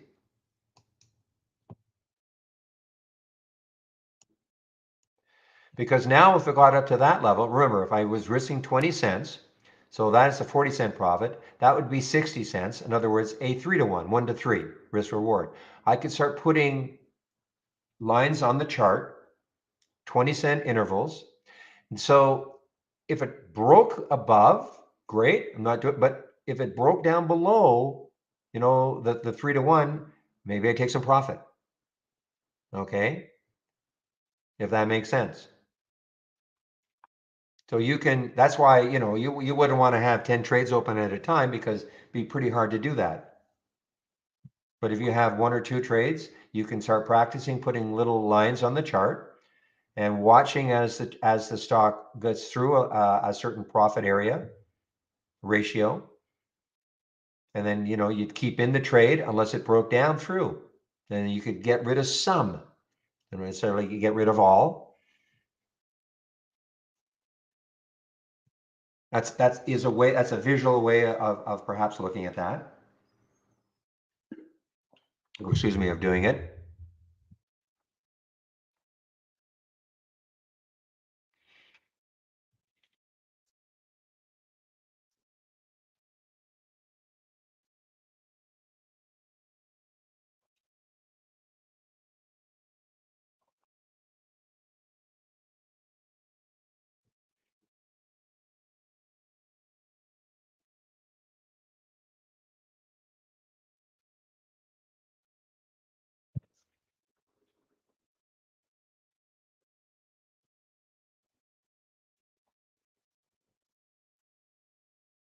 Because what you don't want to happen, of course, is to watch a profit certainly turn into a loss, or even be flat. I mean, if you were up, $500 on a trade, and then you let it get down to you're only $100 up before you sell. I mean, that's obviously maybe not the best money management. Hence, using the distance from the exit price, keeping an eye on that column. Ugh, look at Pixie, insane. 30 to 37, just like that.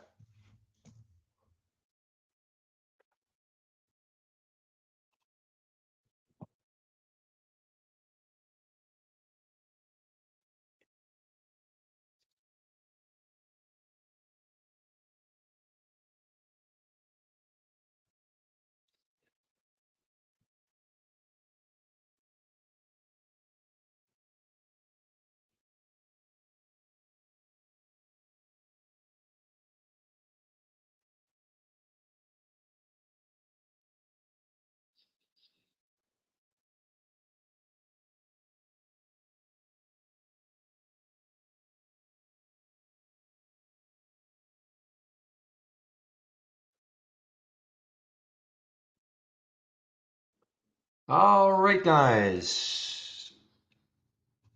We're getting some sell ideas from Real Scan. Wow, look at this one. I mean, this one, man, oh man, if this ever took out, it won't happen today probably, but I mean, if it ever took out 28.71, not that far away, but 50 cents away, look what could happen to it.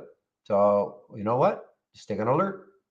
Stick a price alert right there, 28.53, and see if it happens next week.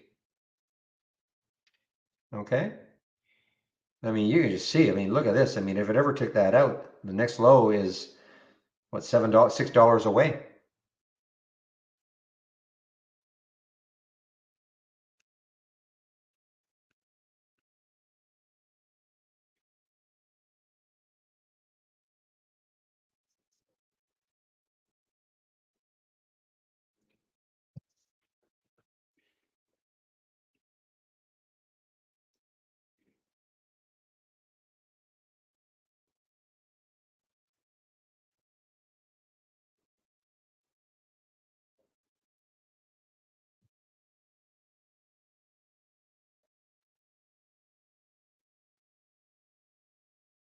The other thing is the max P&L. I think this is now starting to work the way I want it to. The max P&L and the distance from the exit price. So the max P&L is telling me If I got out right at the absolute top penny, what would I have made? So in this particular case, BHC, it would have been $184. Where I got out, I made 132. I mean, it's not terrible. You can't expect to get out right at the absolute penny before it moves down. Love, 136, got out at 95. Not terrible. This not as good. Because this is 87, made 19.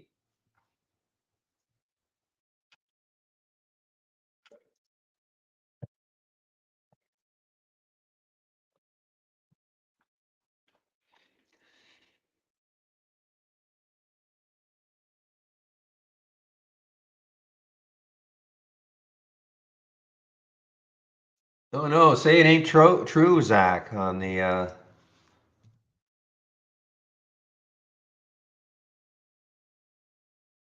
why am I typing you in as a again? When Zach becomes a publicly traded company, that'll be the symbol.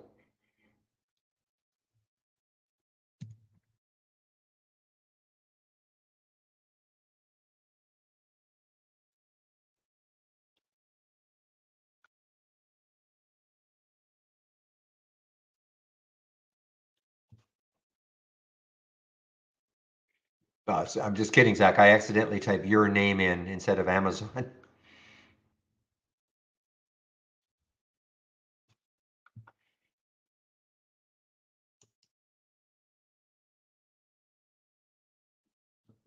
Oh, here's another one, guys. Take a look at ALLK. I mean, I think I actually have, yeah, I have a price alert already set on this one at 511, I guess. What happens if it takes out 511 next week? Maybe today, but 634 is the next high. Just wait for I never anticipate. I'm not going to say, okay, you know what, I think it's going to do that, so I'll take the trade now.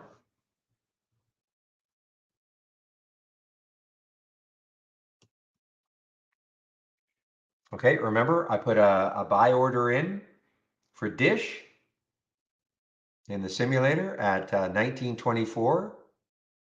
Okay, why? Because because that was the high right there of 1920, so it's got room to 20.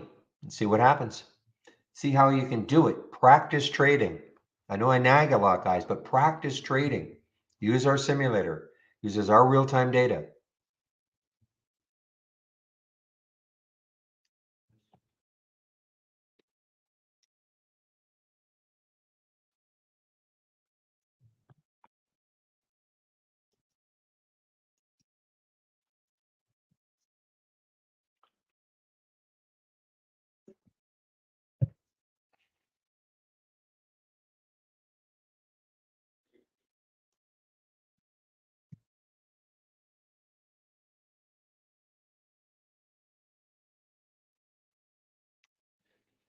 Well, then if that's the case, I mean, it's already done. I mean, 29 to 18, so it's almost at that buyout price if that happens for the SGFY.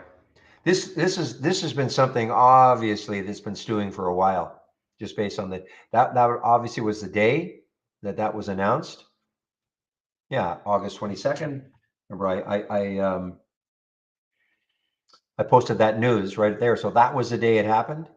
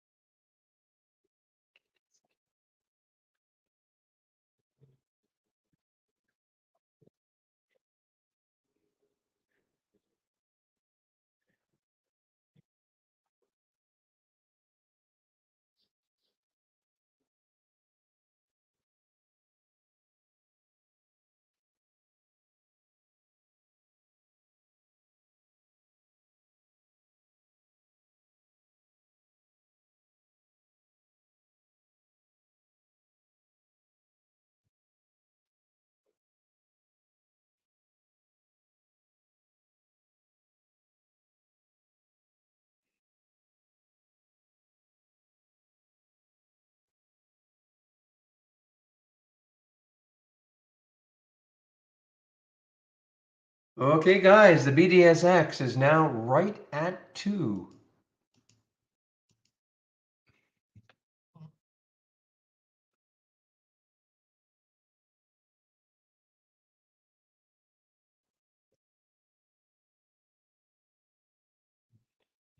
What's the float? 12.5 million in the float. So 19 times relative volume.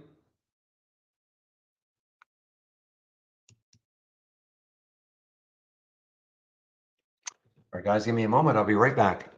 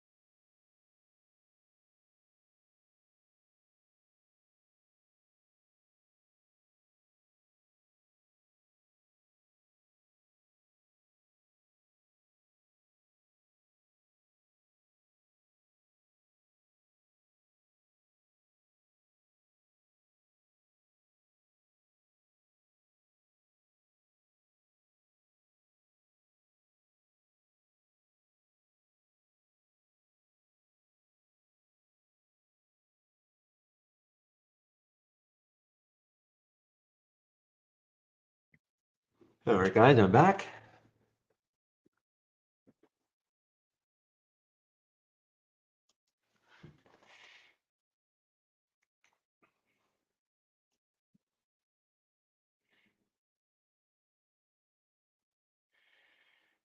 Let's take this one. Let's just take the trade. Now, let's talk a little bit about money management, okay? As opposed to clicking on the buy button, okay? Just want to talk a little bit about the money management aspect of it all. So I'm going to take 500 shares. I'm going to explain why. I'm going to buy at the market because the spread is fine. So I'm going to click the buy button and then click the send. So now we're in the trade. BDX 500 shares. I'm going to put my stop. My entry was at 201. I'm going to put my stop at 181. I'll explain why. You're going to see a red line appear on the chart. Oops, 181. Red line appear on the chart. It's going to say approximately minus $100. Okay, minus 97.50. Okay, so why did that happen? So again, I get into a trade. I know where I'm getting out of the trade if it doesn't work for me. Okay, that's my stop. And in the simulator, not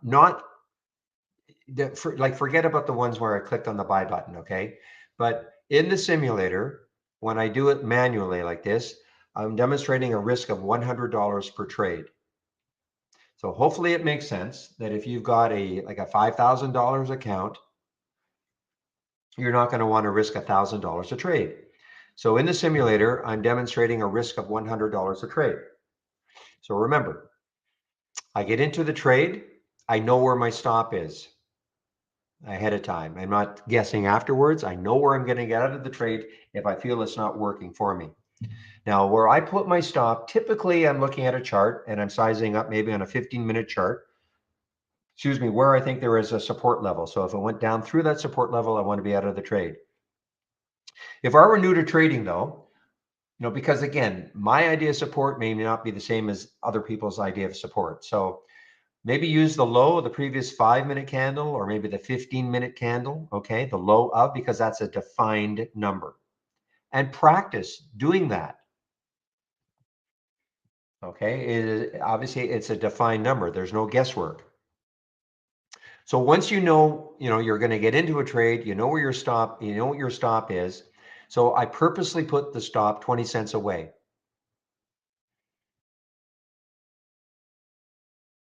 And I did that because notice I took 500 shares. I don't take the same number of shares every trade. How many shares I will take will be determined by the difference in my entry and my stop. In this case, it was 20 cents. Remember I said I want to risk $100 a trade. So if I divide 20 cents into 100, I get 500 shares. Now you can set up an Excel spreadsheet to more or less automate the process to tell you exactly how many shares you should be taking, within reason. I mean, don't get hung up if it says 480 and you only get 470 or whatever that number is, okay? But once you in your Excel spreadsheet, once you put in and my stop is the same. I try to make my stop about the same every single chart or every single trade. In other words, I'm not risking 1,000 one trade, 500 the next, 50 the next. I'm trying to keep my risk about the same every single trade. So when you input your entry and your stop, you will know.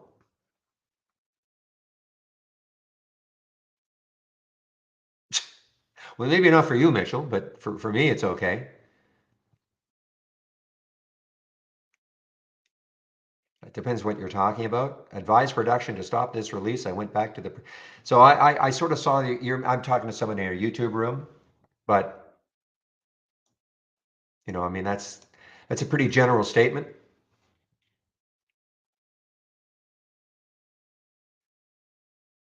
So now you're all set up.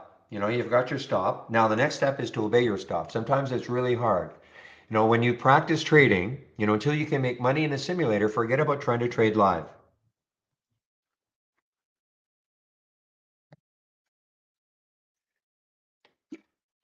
So do not start trading with a live account until you can make money in the simulator. Okay? Now, unfortunately, even if you can make money in a simulator, doesn't necessarily mean you'll be able to make money once you start trading live. Because now all of a sudden, it becomes a lot more emotional. And the big one is obeying your stop. Sometimes, it's really, really hard. You talk yourself out of obeying your stop. All the best intentions, in the simulator, you obeyed your stop every time because you get stopped out. It's not real money. But you get into a trade and you can't believe it's not working. It starts drifting down to your stop price. You had a great setup. Maybe there's even news, about the company. Maybe it was an earnings play also. Maybe the room is talking about it. Everybody's excited about it, but it's just not working. So you don't obey your stop. You think, it'll come back. So your $100 manageable loss turns into 200, 3, 4, 500 before you finally sell. And you give up and you kick yourself for not obeying your stop. Scenario number one, and you guys know what's coming. Scenario number two is almost as bad. You don't obey your stop. You're down $2, $3, $4, $500, and then it does turn around, and now you're up $2, $3, $400, and you almost congratulate yourself, say, "Wow, I'm so glad I didn't obey my stop." Can that happen? Of course it can. Of course it can. But I'm just saying, in my experience, not obeying, because I didn't know about stops when I first started trading. I didn't really, sort of knew, but whatever.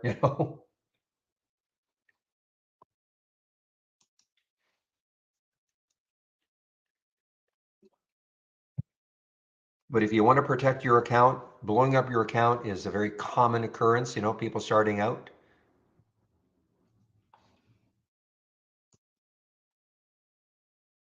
So obey your stop, guys, and especially in the simulator. Practice that, practice that, practice that.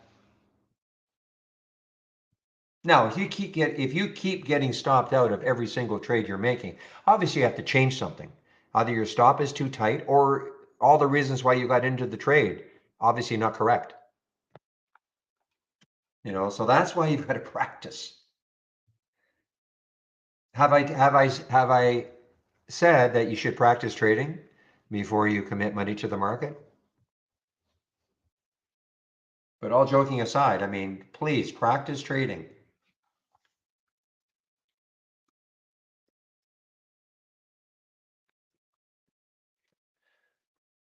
So what are you talking about, Mitchell, though? You downloaded many betas and this never happened. What is this? Okay. I mean, I'm in a development version and I don't know, I don't really know what you are talking about.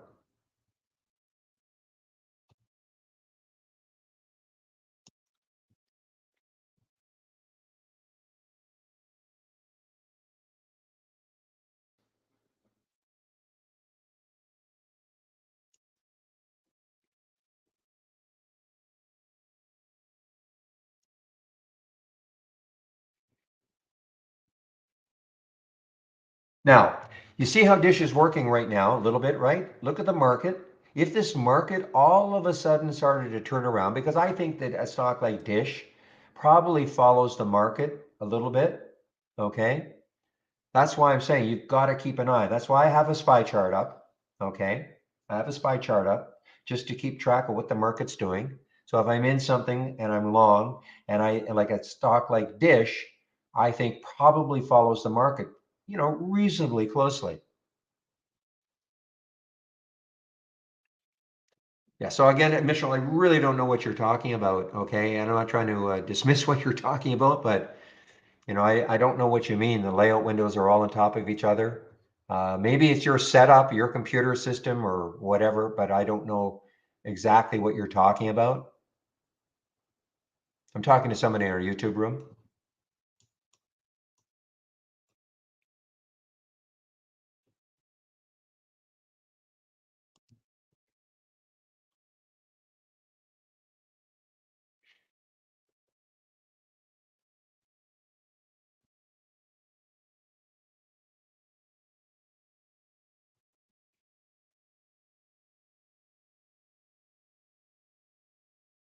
So when you talk about the layout windows are all on top of each other, is it possible they're all pinned or something? I mean, again, I don't really know what you're talking about, but this is really, I mean, I obviously can't help or even comment because that doesn't happen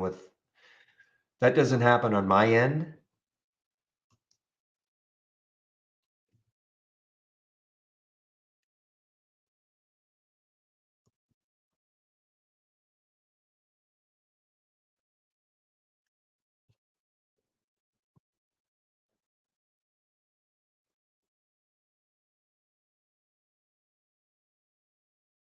Again, Mitchell, I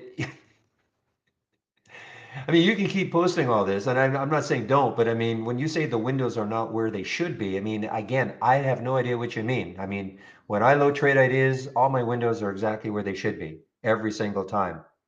So I'm not sure I understand what you're talking about. Anyway, this is something for development, not a matter of my advising production.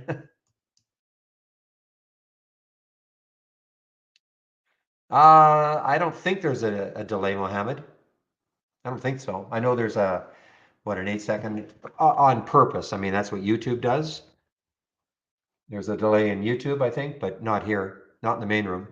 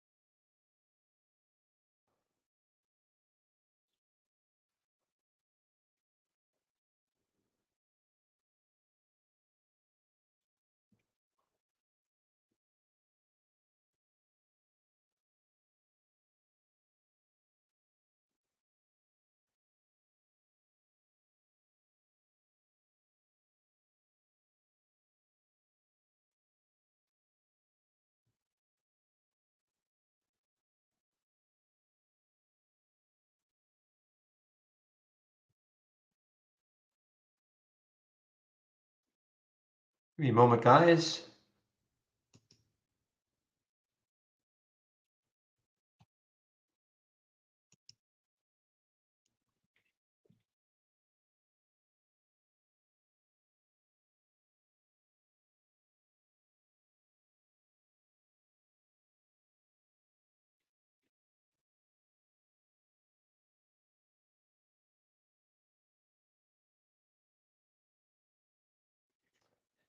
Okay, do I use E-Trade or IB to trade? I use IB, Keyshawn.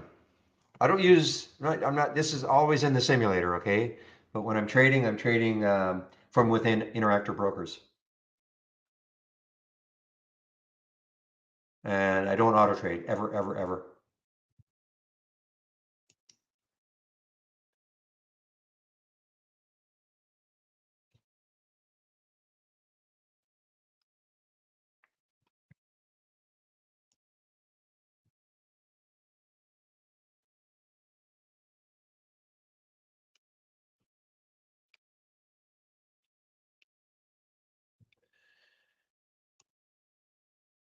So Mitchell, again, I'm not trying to dismiss you. I really am not. I just, it's too vague what you're saying. The windows are not where they should be. I mean, I just don't know what you mean. And believe me, if the program wasn't working the way I want it to work, okay, I'd be the first to be talking to them. Believe me, okay. Well, I run no strategies, Keyshawn, in Brokers Plus. Okay, the only one that there's one that is automatically assigned to the buy button, but I don't run any strategies in Brokers Plus. I don't use Brokers Plus to trade my account. I use Brokerage Plus to demonstrate its use as a simulator, okay? I'm not running any strategies. Again, unless you call, but this is automatically done, and I hate to call it a strategy, but the way in which we've assigned a setup to the buy button.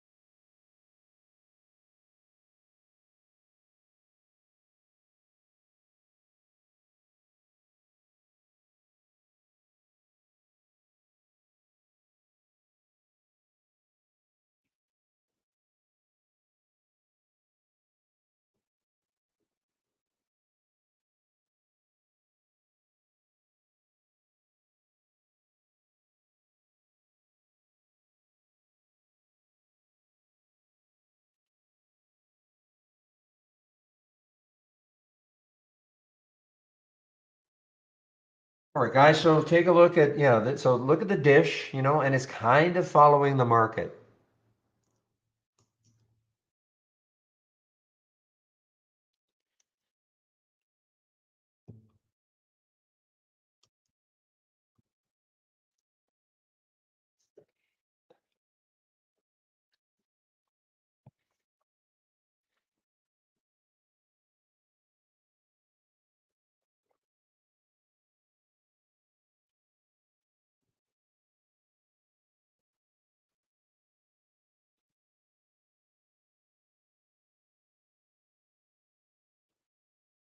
Yeah, kind of a snooze fest is right. Siga dropping now on that.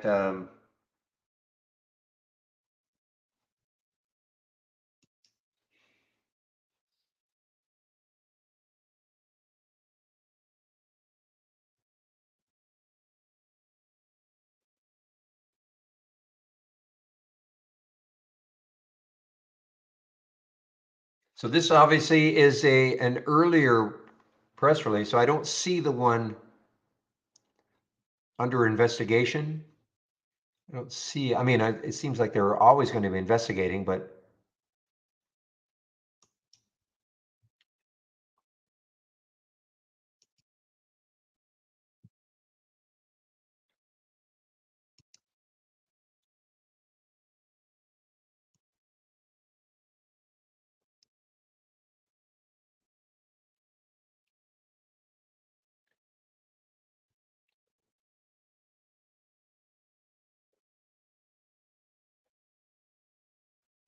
So one last time, Mitchell, are you still around? I just would like to know when you say windows are not where they should be. I'd just like to have maybe a clearer explanation of what you're talking about when you say the windows are not where they should be.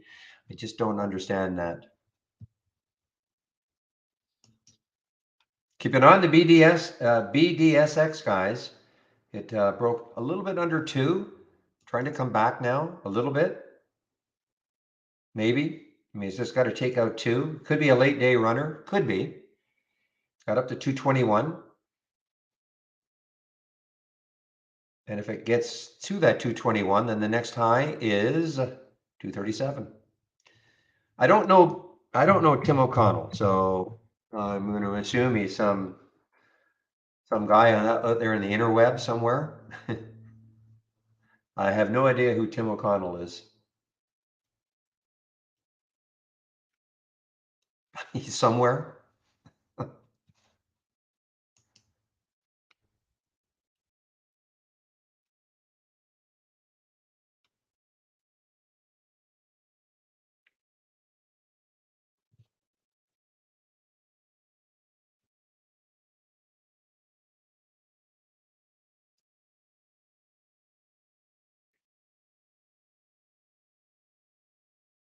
So there is a red bar forming, and there's Dish. You see what I'm saying? I mean, Dish is basically kind of tracking what the market is doing. So at this point, I'd say, if I were in this trade, I'd just flatten it, get out of it. I don't want to, it's just following the market too quickly or too closely.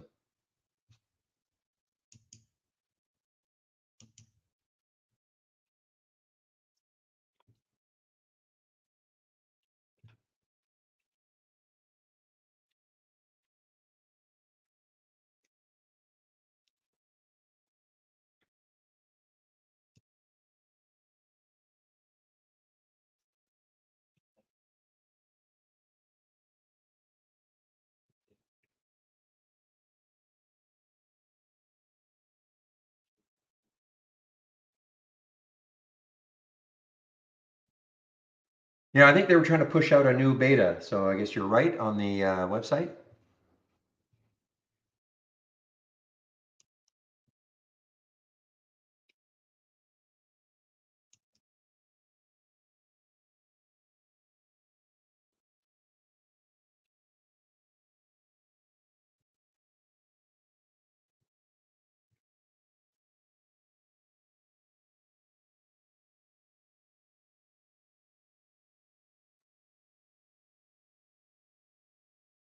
I mean, this is classic, guys. Okay, this is why I recommend you have some kind of a way to look at have an idea about market direction because look at Dish. I was saying, I mean, it's following the market almost exactly.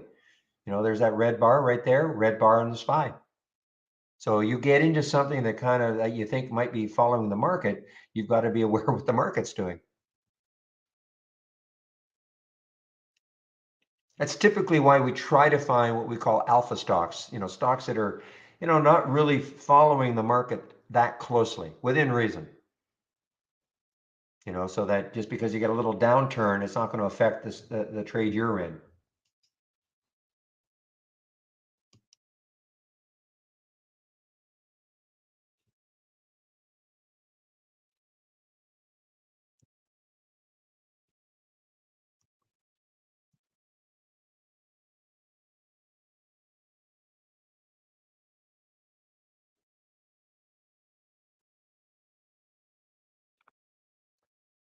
Whew, okay, guys. Well, it is a bit of a snoozer right now, so give me one moment. I'll be right back.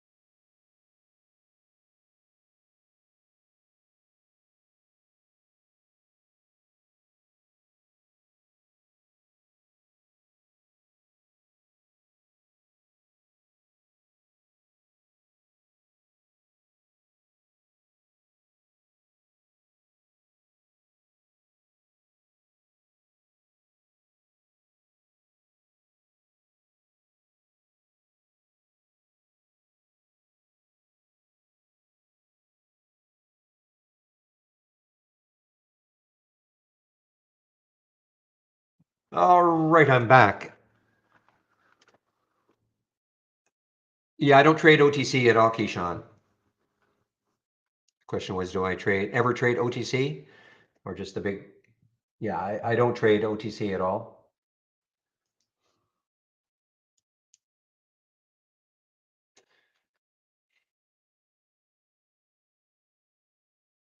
Yeah, as far as good financials are concerned, well, let's just take a look at what it looks like.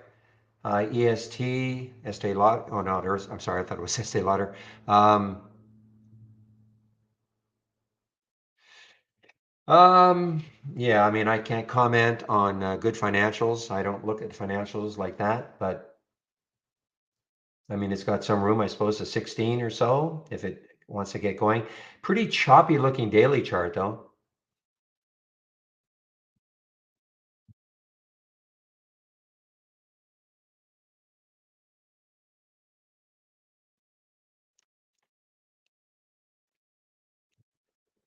What preset window do you recommend for low float stock breakouts? I have actually one I can give you.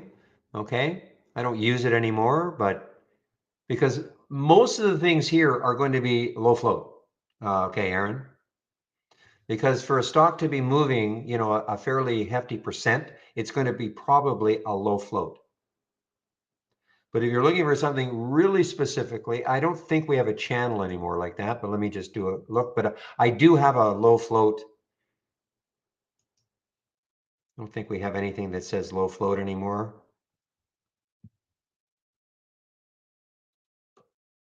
Yeah, I don't think so. So, but I can give you something that I used to use, but I don't anymore because most of the things here are going to be a low float. There's, BDSX, there's 12 million in the float. The only way, now this is not a huge percent move, but the only way you can get like these 10, 5, 10, 15% when you see that is if it's a typically if it's a low float because, most stocks with a high float are not going to be able to move that much. But let me just load from cloud and take a look at float. Low floaters on the move. Okay, so I can share that with you. You can take a look at it. You can adjust the price range. You can adjust, what you consider a low float. This is what it'll look like. So, I mean, these are mine. So between 50 cents and $10, volume is at least 40,000 shares. The float is no more than 10 million. And then the volume in the last minute. So I mean, yeah, 2,000% of normal. So these are stocks that are now. Why I have 40,000 shares? You might say, well, that's way too low. The only reason I put that in there at 40 instead of 200 or 300. When I used to use this a lot more, it was in order to catch something that was moving right at the beginning of the day.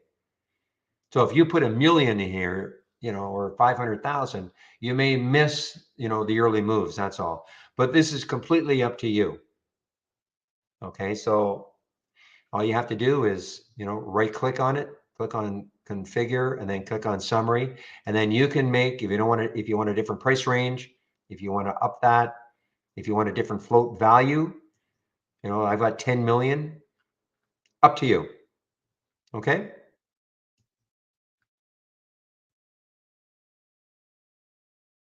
You see, the last one that came through here was LLL at 128. That's the last one that made it through. And it happened right there. You can see that giant green bar right there. That's when it happened. So you can take a look at it.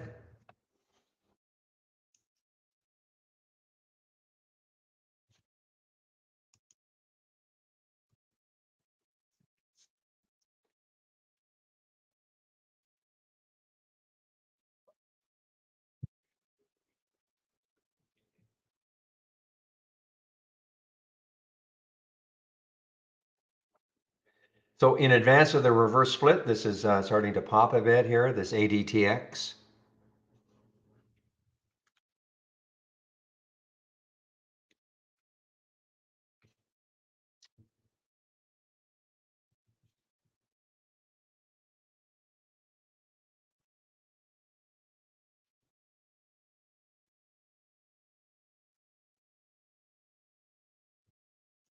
Or this is just snoozing, FFIE.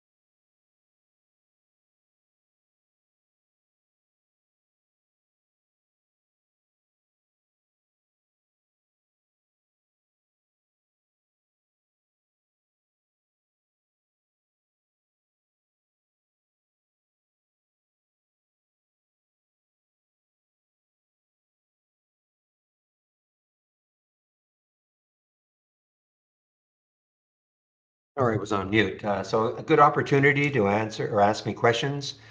Now, of course, I'll be putting myself on mute in a little bit, usually around 3 o'clock. I'll put myself on mute.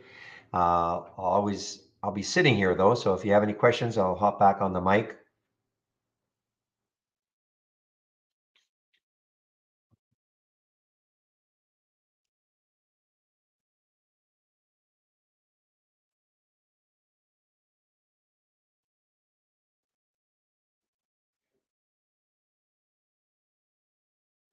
Oh, Pixie. I mean, it's super, super, super risky, but it is starting to move again.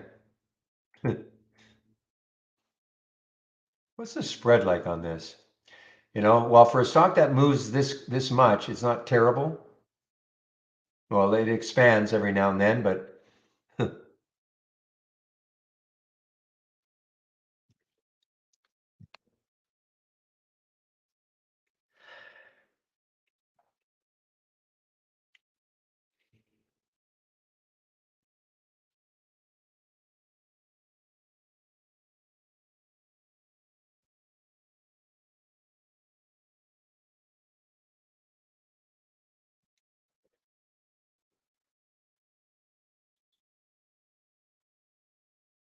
and guys, I haven't said this for a while, but I mean, one of the worst things you can do is trade out of boredom. Okay, you're sitting there and you're drumming your fingers on your desk and thinking, man, oh man, I got to get into something. Why? A moment, please.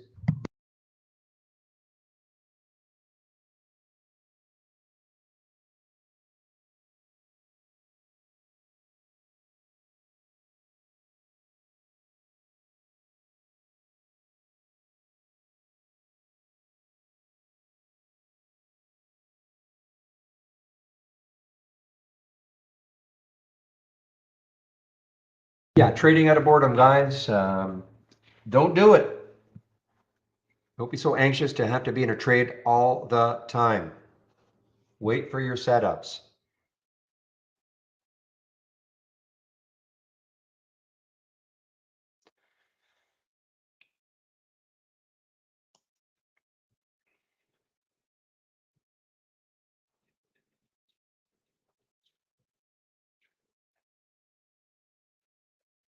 Just give me a moment, please.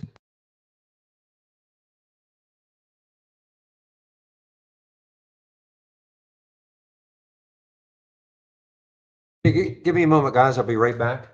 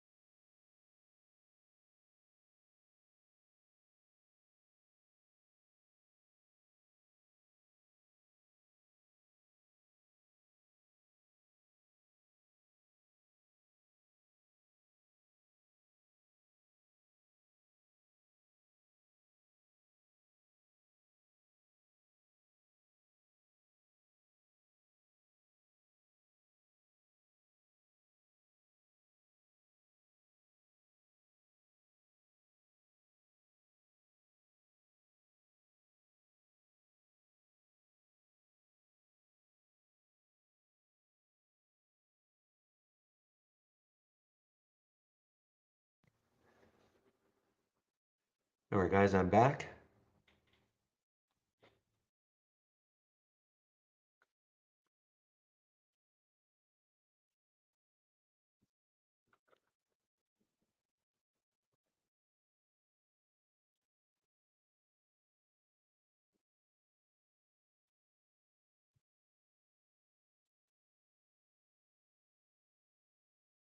Ooh, just give me a moment. I lost my Bluetooth connection. Just give me a moment.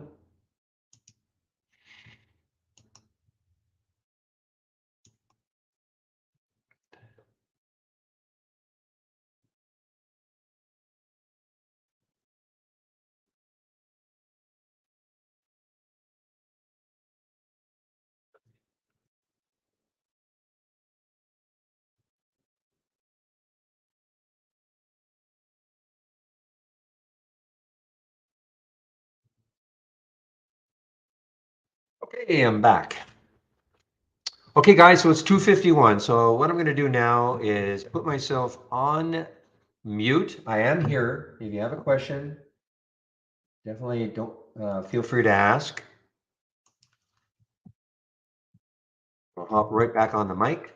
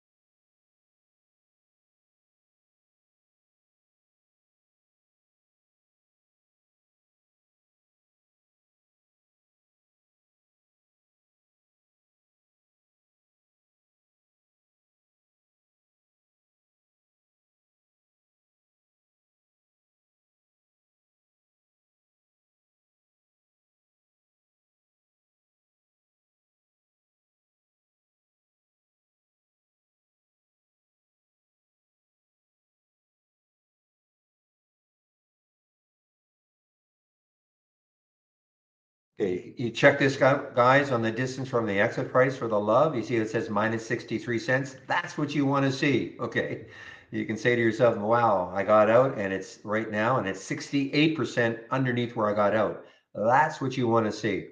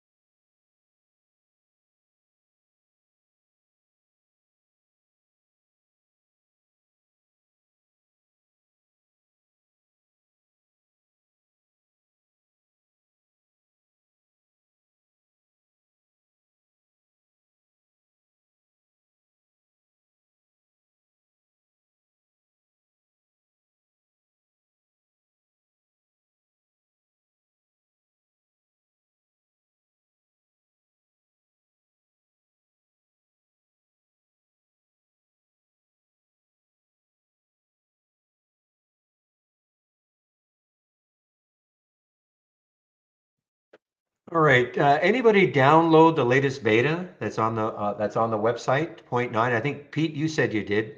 I think Pete said he did. Pete W said you did. So how's it working for you? Because Mitchell, now I'm seeing your question, and it's the new one. Now I'm on the development version of point nine, and as you can see, there's no issue.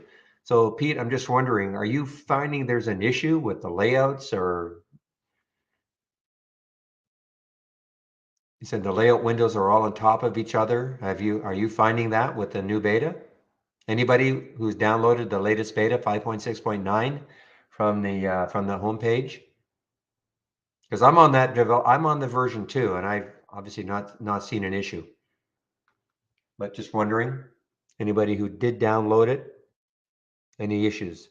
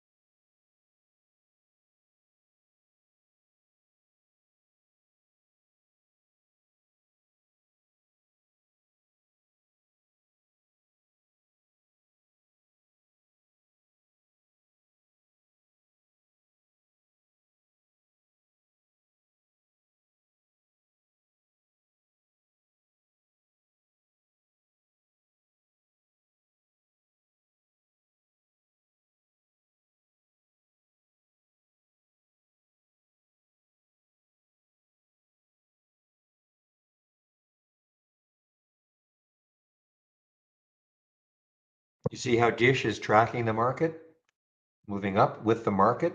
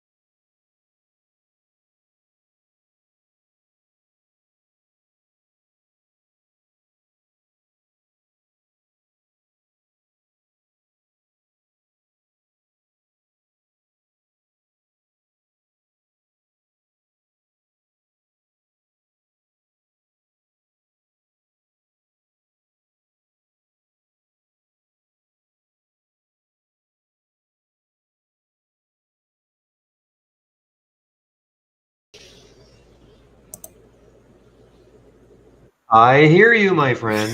I was wondering. Yeah, I know a little slow on the draw there.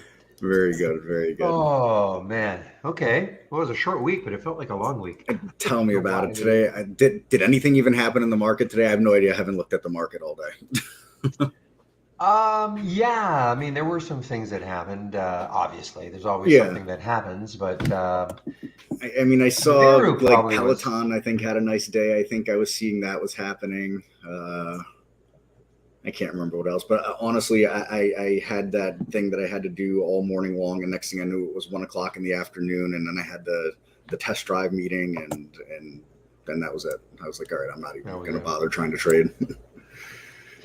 So, all right, let me make that Ah, screen swap, and so you can hit the road, hit the road, get that Jack. weekend Okay. started. Thank you We so are in. much. We are in. Okay. Thanks. All right, Barry, Have a you great take care. weekend, You too. Chris. Appreciate it. Okay. Bye bye. All right, everybody. So happy Friday. We made it, right? Barry's not kidding. It was a short week, technically speaking, because, Monday was a holiday, and it still felt like an extremely long week to me. I don't know why. It's not like it was a bad week or hard or anything like that. Just felt like a long week. I don't know. Maybe the summer hangover, the unofficial end of summer hangover, I guess we'll call it that. I'm not sure. So, with that said, I really didn't have much of a look at the market today. In all seriousness, I mean, I know we gapped up, and I think it was a continuation. SPY. There was a continuation on that all day. So, um, there it is. You know, my bull case. There's a low. There's a higher low. There's a higher low, right? There's a high. There's a high. Can we take that out, make a higher high, and make a new bull market? I mean, is it possible? Why not, right? I'd like that. That's for sure. I mean, obviously the overall trend still down this way, but no bear market lasts forever, no bull market lasts forever. Things of that nature. So I don't know. Let's see. I mean, it's not like it'd be a long bear market, but again, I'd be okay with a short bear market. We did it on okay volume on a Friday, especially on first week, quote unquote, first week back from summer. We're already cracked 50,000 shares on the SPY. Add a little more to that, so it's not like it was no volume. And drill down on this a little bit more. So, better volume yesterday. So, we'll see what happens. Obviously, it's not the volume that we saw in the sell-off back here, where we made those June lows, but why not? Let's end on a positive note, right? I like that. I like that. So, as per usual, it's an open forum here. So, please, if people have questions, ask those questions. As I always say, I cannot answer the questions that are not asked. I don't mind, just going over charts and stuff like that. But I want to make sure that people are understanding the software. If they have a question about a scan, building a scan, an idea for a scan, function of something in the software, whatever it is, to me, it's very important that you all understand that. Not everybody knows everything about the software, including myself. But important to understand the functions of software that are important to your trading. And of course, those things can vary. What's important to your trading today might not be important next week, next year, next month. But we work in the present, the here and now. So, with that said, yeah. All right. So we had a nice gap up and go in the market for the day here. 6 6/10 on the SPY. So you can't really argue any of this right now. Compare count windows here. Now this is running all day long. The cylinders here, right? So it would take some significant event to have these come back the other way. Those are extremely bullish numbers for an entire day. I mean, and we can see more recently here that the new highs have continued to outpace the new lows on the day here. So a very, very bullish end of the week. And like I said, I like that, I think I equate bullishness with more positivity. If someone were to ask me why, I would say, well, look, look how many people have retirement funds and 401ks and, what was the 529s for college funds and all that stuff like that. And all those things, do not do well in bear markets. And I'd never wish anybody to lose any money. And bear markets are a natural thing, obviously. But I'd like to keep them as short as possible. I think everybody else would, and to see, everybody succeed and thrive. I believe there's room for everybody at the top. So, all right, I see nobody is still really asking questions here. So let's go over. I set a bunch of price alerts early. I thought I was going to sneak some trading in this morning before I had my meetings. It didn't happen. I'm lying. I made one trade on. What did I make the trade on? This IPO here, but I got in and out really fast here.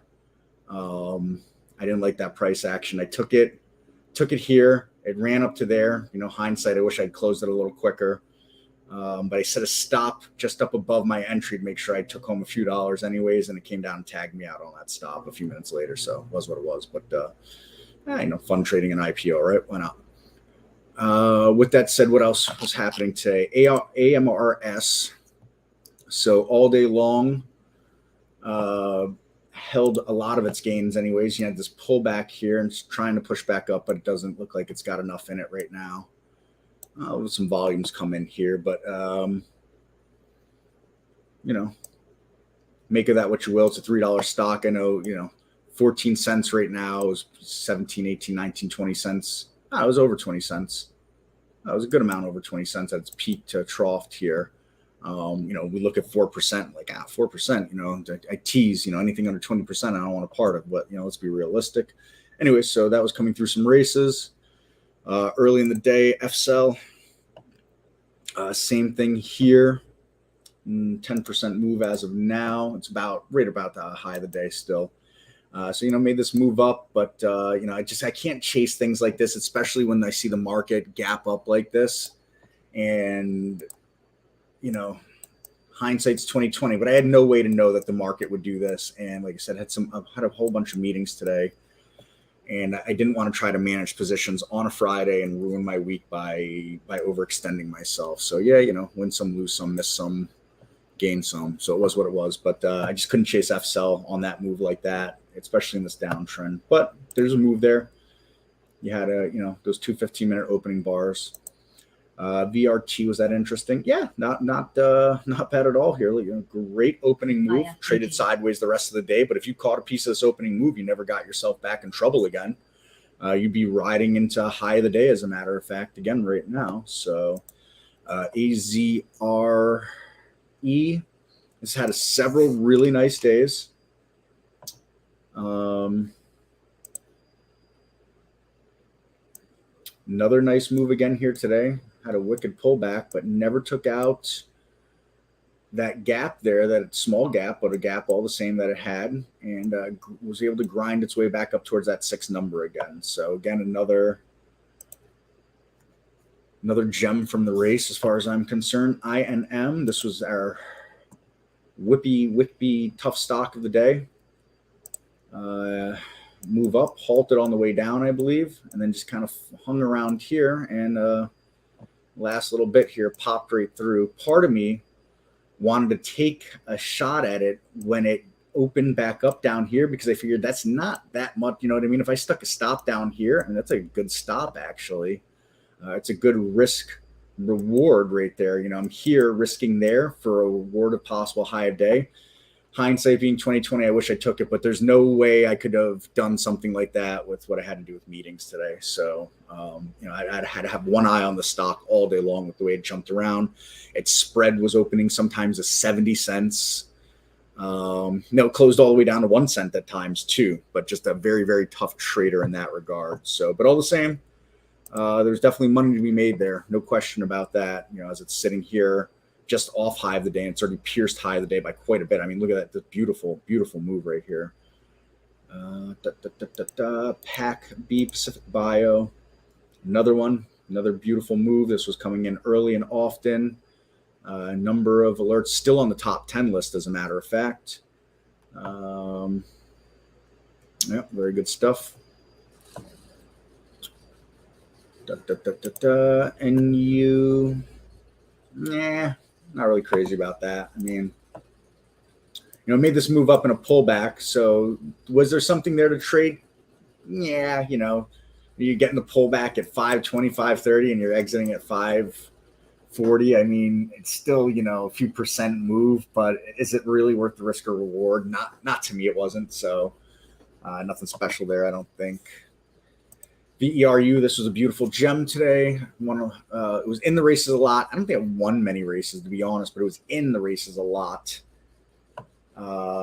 Just a gem of a chart for a long time here today. I mean, look at those opening 15-minute candles there, and then the sideways move with pop back into the range here, and then just kind of trickle and grinding higher today. So beautiful, beautiful move, sitting here at 20.5% from previous close, sitting at 19% from the open. You can't really argue that. No, Willow, I don't look at the pre-market at all. The only thing I look at in the pre-market is I have this over here. So this is set to look at pre-market, but I don't ever have the pre-market enabled on my charts. Generally speaking, even on the SPY chart in the morning, I just look at what's happening here, and that's really it, and see how many shares have traded, and that's it. I don't look at anything in the pre-market. I do have, if you want, I'll give you. I have a compare count window that I created for the pre-market a long time ago. I used to post a lot of Twitter stuff with it, but I've kind of just not doing it recently. But let me find it.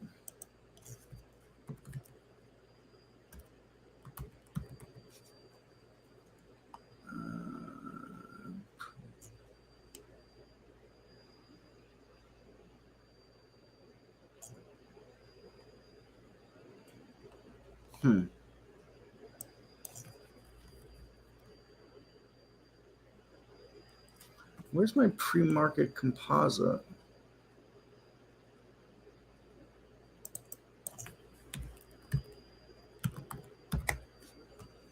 Can't be that one.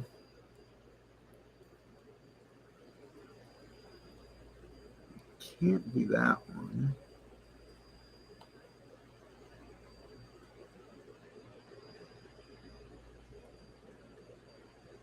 It's this one. Here we go. All right. So this is something that I was using in the pre-market for a while now. This compare count window is going to be dead for now because it's pre-market highs versus pre-market lows. All right. And then this is just a very, very simple scan here to point anyone at what's got the highest volume percent in the pre-market. So all I've done here, you wouldn't want to use this setup at all in the regular market, but if you launch this at 4:00 in the morning and run it for half an hour, I mean, it could help for sure, but there's really no filters in here other than stock's got to be higher than $1 and traded at least 5,000 shares on the day. And then it's sorted by volume percent today. All right. So like if we went back and I went to time frame, use historical date, and let's give it, I don't know, let's say 6 a.m. All right. This is what the pre-market looked like at that time. So IFBD, there's making moves in the pre-market, had this spike, gave it up, and traded almost no shares. Wait, sorry. That's, it had a good amount of shares traded in the pre-market. It's traded over 1.5 million to that point in the pre-market. Again, big gap up. Let's enable pre-market on here too. I guess that will help so we can see what it looked like in the pre-market. So, all right, so it had that gap up and it faded the entire pre-market, right? This had a move in the pre-market here. So, gapped up in the pre-market, held it, never really took out, could never take out pre-market high. Look at that right there. There, couldn't take it out. INM, just talked about that a minute ago. Some moves in the pre-market, right? So this is stuff at 6:30 or 6:00 in the morning you would have been pointed towards with that. And then you would have had the compare count windows of pre-market highs versus pre-market lows. You want to start this early to get a good snapshot of it. So, you want to get 20 minutes of data in there or so to really get a pulse on what's happening in the pre-market. And again, what's this here? Let's just go to configure the green data. And we're using a pre-market high. All right, for the alert and on the specific filters, stocks got to have traded at least 10,000 shares on the day between $1 and $250. I kind of want to change that, but I'm going to leave it for now. And I'll share this in 1 second, and then anybody can change that if they want. And then the red data, just pre-market lows, and then the same thing, $1 to $250 on the price. Got to trade at least 10,000 shares on the day. So I don't want stocks that are only trading a few shares in the pre-market to have any weighting in this window, because it doesn't mean anything. You could have late settlements from last night coming into the pre-market and things like that. That could be 2,000, 3,000, 4,000 shares actually. I don't want that influencing what I saw in the pre-market. Again, I don't use this at all, to be honest, but I'm going to share it with you all here, and you do whatever you like with it. Edit it up. So what is a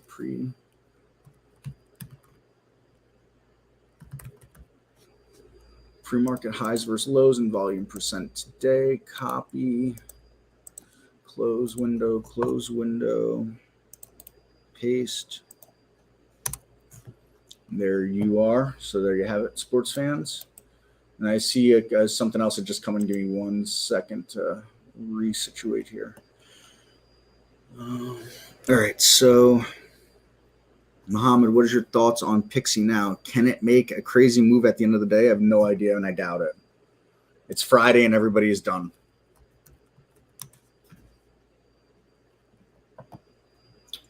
I mean, how much crazier move do you want it? It was, you just went from $35, almost touched $40. So went from $35.50 to almost $40.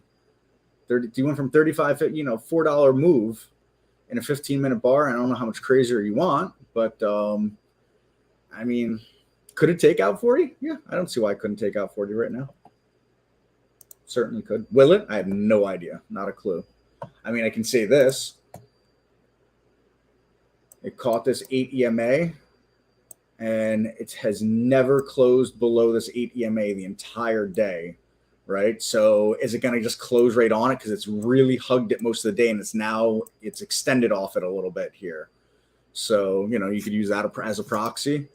You could also take a look at an 8 EMA on a 5-minute chart, and we can see here, it started to look like it broke below it here, and then it captured it, had a nice burst, came back down and met it, and it's kind of just holding it here.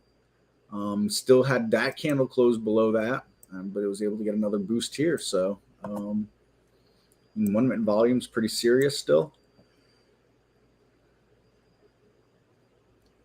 So could it do it? Yeah, absolutely. Why couldn't it? Will it? Not a clue. But it could. Absolutely. Yes, of course you got it, Willow. Nice, Hal. Nice. Well, that's the thing. Pixie is not something I'd be taking home overnight. I'll tell you that right now. I say that, and you see things like this close real strong, and they gap up like $5 the next day. Can it happen? Sure. Will it? Again, it's a lottery ticket. It's not a trading plan. That's a lottery ticket. So, a real lottery ticket costs you between, I don't know, $1 and $10. This lottery ticket could cost you a few $1,000s. So, the risk reward isn't quite the same, but make of that what we will. Last 15 minute of the day bar opens bullish. Got a couple of 5-minute bars left to come in here, but this one opens bullish. Pops through that 38 with some conviction. Could do it. Here's the time in sales. But look at that spread also. Do you want to buy this when the bid is down here? Because this is where you're buying if you hit it at market. And if you put a limit in, where are you going to put that limit in between there, right? Now the spread's tightened up again a little bit, but it was, that was 22 cents a minute ago, back to 12 cents here. So 38 looks like a real struggle right now. And that bid keeps dropping, and now the ask drops. So there you go. Right there, if I had any interest in it whatsoever, it was waned by that right there. And just not, boom, you just dropped almost $1 in a minute, literally almost $1 in a minute on the bid. So yeah, just not the way I want to end a Friday. What else? What else? So yeah, we talked about VERU, right? We hit that up. ALLK. Another one was on a bunch of races. Nice, gap down, gapped way down, and a beautiful reversal on that gap down, and been moving nice ever since. Had a price alert here actually, then I bumped it up to here later in the day, so kind of a bummer. Like I said, there was a couple of good ones today. I feel like I missed. Would I have traded them well? No way to know. Hindsight trading and all that. Bed Bath and Beyond, I think, made a nice move. Yeah, made a nice move for a little while here.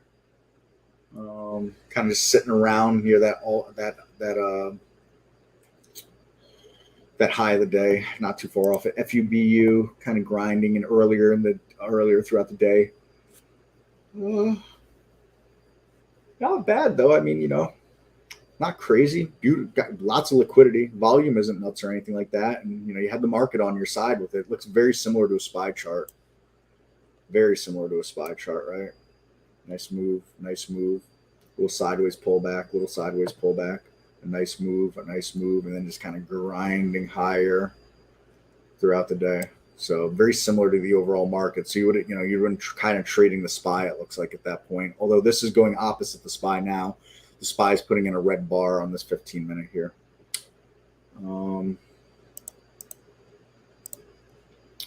Keep it moving here. NIVT,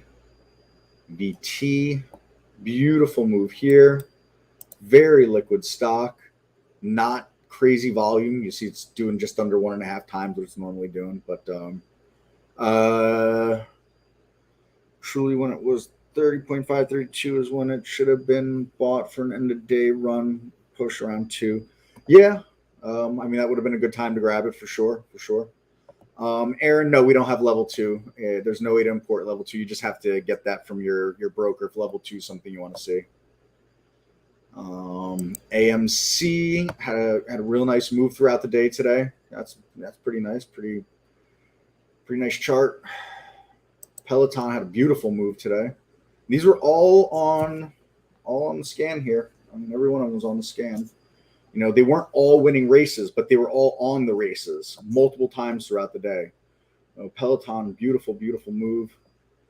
TME, nothing interesting there at all. Is this Clear Disc, right? Or Clean Spark? Nothing there. Never turned out to be anything. That was at Yosh, the IPO, and that's really giving it up now. PGen, not very interesting to me. It's got a 12% move, but that 12% move was done on 2 big opening bars. And it would, that'd have been tough to chase that there. At 260, you're only looking, 260 and change. You're looking at 20-cent move, which is pretty decent for a $2 stock. It's just that just too early to go chasing moves like that in the morning for me, and then it never went anywhere. So it's like if you bought it here, you're still above water by a few cents. You know what I mean? But you didn't make anything. So just not a great look. Again, it was, won a bunch of races early, I think. Yeah, look, I mean, won 3 races here early in the day. But then the race wins really spread out to the day. There's a lot of 1s and 2s in here. Like if I scroll back, look how many 1s and 2s throughout the whole day that won't make the top 10 list. So, you'd had to been paying attention to the race itself. IQ, NQ, no, nothing there. That, one opening bar kind of faded. Nothing there. NERV, trying to make noise the last couple of days. It was big topping shadows now, so nothing to do there, just noise. MOGU, big gap up, never did anything afterwards. DMS, I almost took trade in this morning, but I just decided I didn't want to, I didn't want to participate in that, that big of a gap up on a stock that was at $1 essentially yesterday. Yeah, it was almost, it was around $1 yesterday at its open, $1 the day before, and now it's sitting up above 2. I set my price alert, but this is what I was looking at. you look at this level here, and we're there, and I thought to myself, if we could really kind of take out the high of the day, that's not out of the realm, massive volume, massive liquidity, so the interest is there, just didn't have it in it. That's all. IQ, nothing there. Middle finger candle. And again, these Chinese stocks, I don't know. I'm just not a believer. Not right now. I was a believer a few months ago. If anybody, that's a regular here is around, they know that. TIGR, this, even though it's not China, Singapore, right? Yeah, Singapore, yeah. Flags right there, duh. Even though it's not China, I feel like it trades with Chinese stocks. So, make of that what you will. Let's run down the top 10 winners here on the races if nobody's asking any other questions. REAL, very nice move, on the overall day. Nice little break here, 20 cents, well, not 20 cents, sorry. Yeah, close to 20 cents. Yeah, about there. All right, a little better than I thought it was. So nice move on that. NV, did we talk about this one yet? Yeah, we had to have, right? NVTA, yeah, we've already talked about it. So, move was early, sideways the rest of the day. PGY had that big move, but, I don't know. That's tough. If you're paying attention to the races, obviously you'd have got it. But that's very tough. That's very tough. The spread is always high on this one, too. DMS, where we talked about it, TERM. It's an okay move. Not bad. You had that early move and a pullback and a move off. So again, had I been paying attention, I was setting price alerts. I might have had a price alert here, and I might have bumped it down to see if I could get a ride back up towards high of the day. So not bad, not great, not terrible. SJ, good little move here. That is a China stock. Not overly crazy, as I said, about Chinese stocks, but nice bottoming shadow on the daily chart here, running into that recent resistance there. So it seems like it's put a nice floor in there. Small float, though, so that's something you want to watch in case the ripcord gets pulled on you and you end up back here in 2 seconds. But definitely tradable move out of there.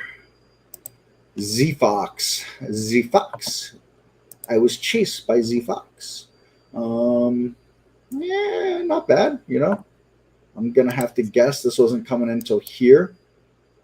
But, if you could grab some piece of this move in here, this piece of move from, let's say, here to here. So if you can get this out of that entire move, that's not bad. I'd like to have seen a little more shares traded on it, but, 500,000 shares it's not liquid. It's not illiquid. 1.5 in the relative volume. What did I say about PGY? It's a tough trader. It was a tough one. You had to really been paying attention to it. You needed a price alert or something like that, because I would imagine that it won a race or two here and then pulled back to 10 before making this big explosion. And you would have had to been on your game to have caught part of that trade. You can look at it a 5-minute chart. It's going to look a little different. You'd have had a little bit more. But, it was really fast up, really fast down. So, if you grabbed it in here or in here, you're still not underwater. You're still actually up. But you know what I mean? It's like that euphoria that it runs up, and then that dread as it literally runs down on you. It's a very uncomfortable feeling. On top of that, look at the spread on this thing.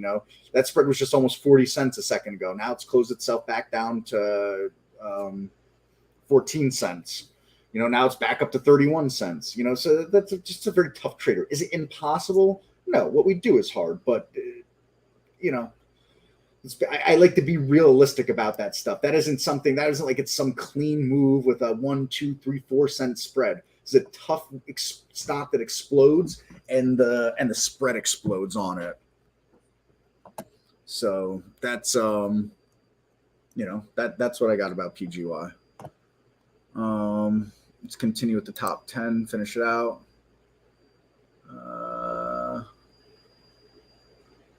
How do we even get to PGY? Did it just get dropped off the top 10? Talked about Pac Bio. We talked about PGen.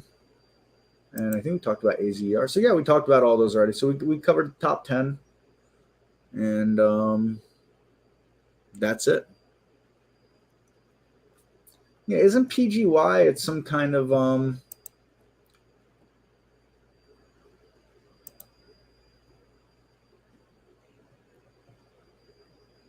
no, see, I thought PGY is fintech. Yeah, like you said, yeah, I thought it was fintech, but something with security in fintech, not what it is. I'm confusing with something else, I guess.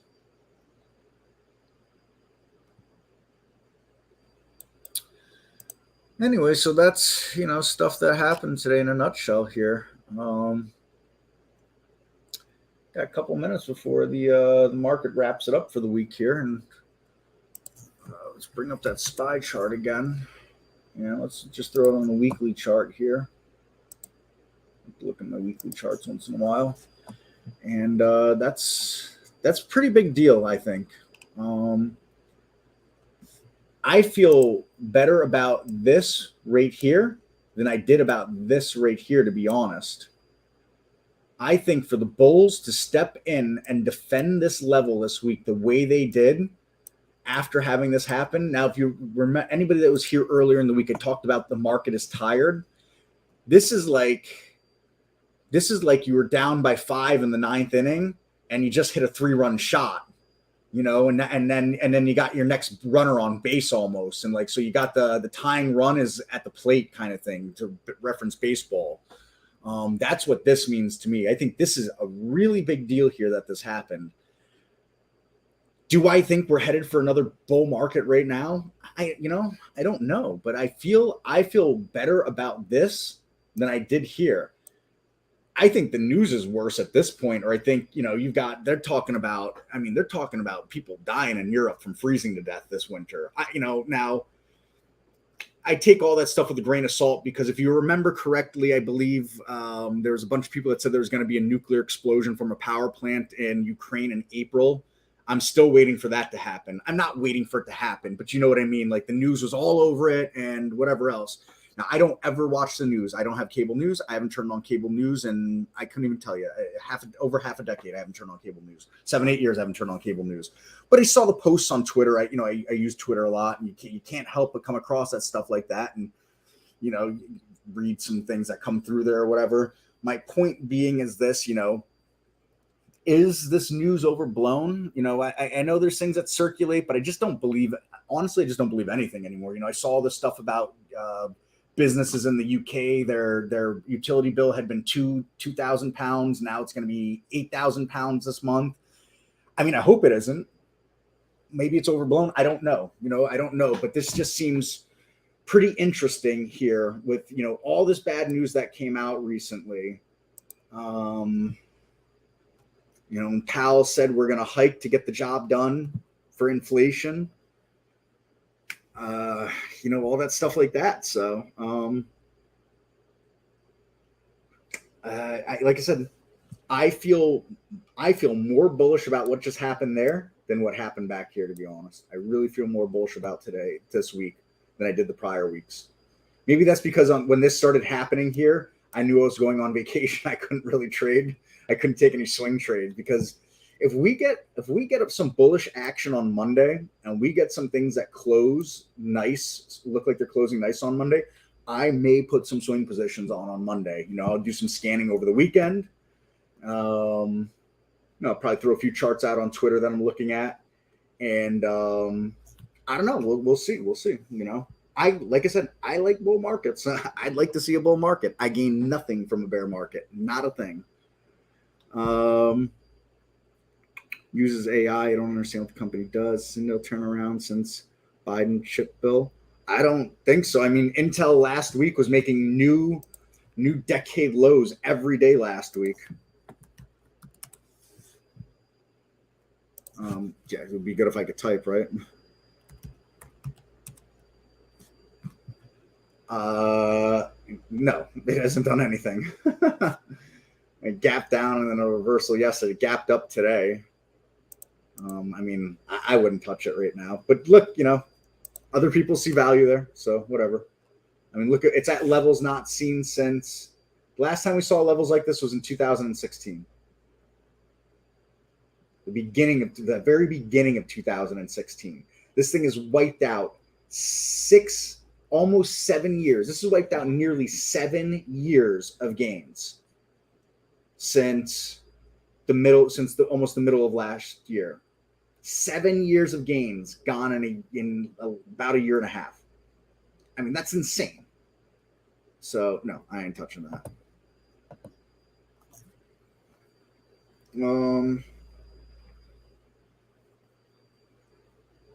So Chris, I have a question regarding day trading. I have read some day trading books, and it says that for day trading for retail traders, we have to find the traded big institutions, and the computers that run algos of small traders like me can't compete with them. However, I saw some videos for retail traders trading these stocks. Also, I saw you here put a price alert for stock. Maybe you traded if you hit your price alert next week. What if it hit your price alert, but at that day there is an obvious stock gapping up with news? Most of the retail traders will focus on stock gapped up with news, so the stock that hit your alert may,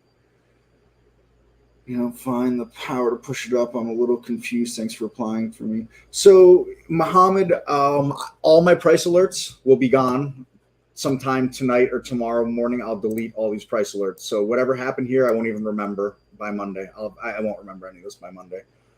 And I'll let these scans dictate to me what's going on here. There's two things that go on in my school of thought for my day trading.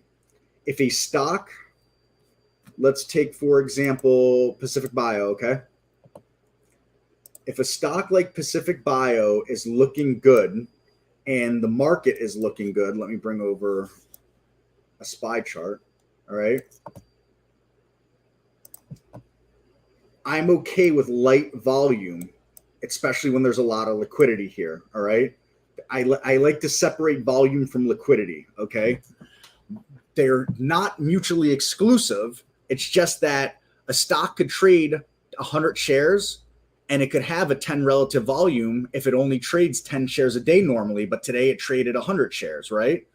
So this thing is doing less than what it normally does, but it's still 7 million shares, as the market had closed. We had a gap up and go in the market and a gap up and go on this. So when this broke here, had I been able to pay attention better today and I wasn't in meetings all day, when that broke there, there's a very good chance I might have traded Pacific Bio today for that, just based on that. Now, let's just pretend that the market had been having itself a bad day and Pacific Bio was doing this here. I'd have been a lot less inclined with that relative volume to have taken a trade on that breakout right there if the market wasn't looking healthy like it did today and yesterday. So now on the flip side of it, let's find something that had some good volume.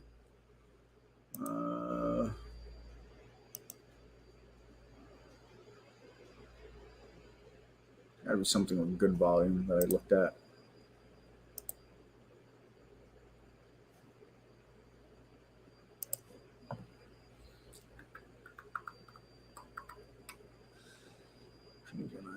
Nerve.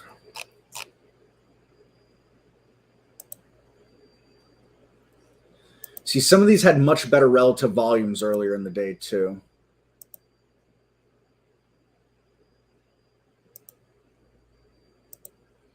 Can't get an example of what I want. But now, if the market wasn't looking good and something had a really nice relative volume at that time, because you got to remember, a lot of these stocks do most of their volume here. And so declining volume here has affected the relative volume now. Then I'd be looking at it there. Listen, I don't pay attention to I don't pay attention to the news. I really don't care what the news has to say. I could never stress this enough. I couldn't possibly care less what the news is. What is the volume? What is the chart? What is the market? Those are the only three things that I really, really need. And, an intraday chart and a daily chart to look back at. So, and then as far as the algos go, I mean, look, are there algos that hunt out there? Yeah, there are. I'm sure, they can't hunt every stock. That's just not realistic, So And a lot of those big firms and things like that, they're not looking at small stocks. They're not looking at small float stocks and things like that, things that are, under 100 million in the float. They're not really looking at a lot of stuff like that. So,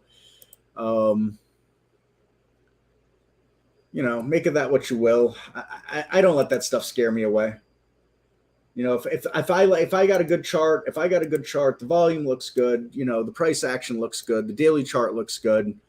I got to trade my plan. I can't. I'm not going to sit there scared. That's just me.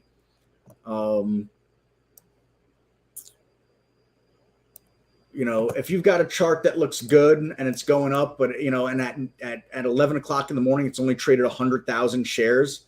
You might want to be careful of something like that, because it only takes one big order to come in and wipe it out. When it's a trading light like that.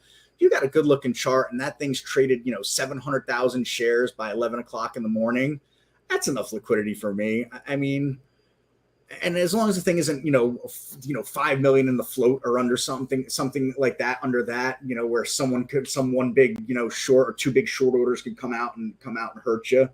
I would trade my plan. If I've got a plan that I believe in, which I do, I would stick that out. It's not just a plan for me. It's it's that risk management. Knowing that if it moves against me, I risked what I could risk. You know what I mean? I get stopped out. It was what it was. So let me know if that kind of helps, Muhammad. I know I ramble, so sorry for the rambling. ORGO, Dave says it's in a downtrend. So yes, I'm sure Dave is right. But let's look for fun. Oh, good Lord. Oh, good Lord. Yeah, I got, there's nothing there. There's nothing here. The thing it traded, no, there's nothing here. It looks like a falling knife. Looks like it has support around $0. Holy cow, it's 4:08 already. So I'm probably taking off a couple minutes early today. Have to run for an event. But let's take a look here. And howdy, Dave, by the way. Haven't seen you. Have I seen you this week? This week has been weird to me. Let's take a look here at let's take a rundown on a few things. So we talked a whole bunch on sectors that TAN had been very strong in the drawdown. TAN, all of a sudden, it didn't really draw down like the market. Also didn't just make a big move up like the market either. So TAN just kind of hanging out. Solar stocks are just hanging out. So I just want to look at that. Let's see, USO. It's got a bearish look to it at the moment. Yes, it's up today, but oil is down for the last couple of weeks again.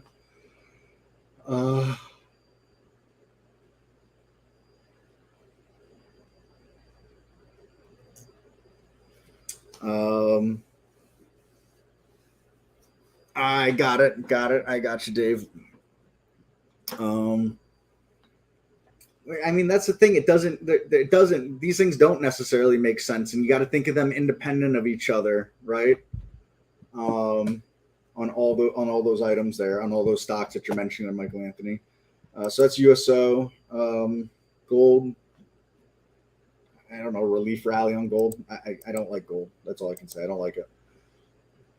Cloud computing, I mean, still looks terrible, but things will have to find a bottom at some point. So is it one? I don't know. I'm not, jumping into cloud computing. I'll tell you that.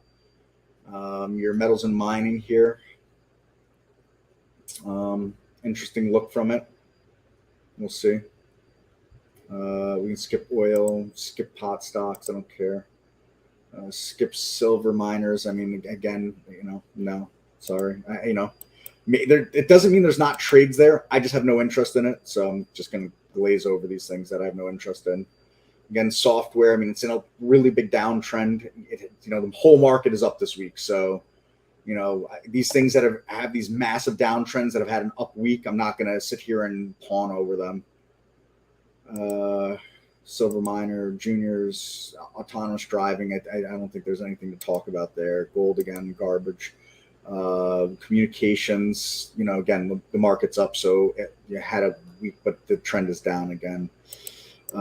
Communications, again, same thing. Back to energy, exploration of energy. This is, all things considered, has held up okay with what happened in nat gas this week. If you look at nat gas and the headlines that came out, and they're going to price cap things and stuff like that, that was, I think, what really hurt nat gas. We'll see if it can make a recovery from there. This XOP chart doesn't look bad, though. Oops. Looking at this here, doesn't look bad. Got this kind of channel that it's in. I'd like to see it, I'd like to see it pull away from this lower part of the channel. But nope, not bad. Retail. I think retail had a nice day today, yeah. So again, it's wicked downtrend. This does not make a trend reversal. China still looks god awful as far as I'm concerned. It really tried here and just faded out again. XLE.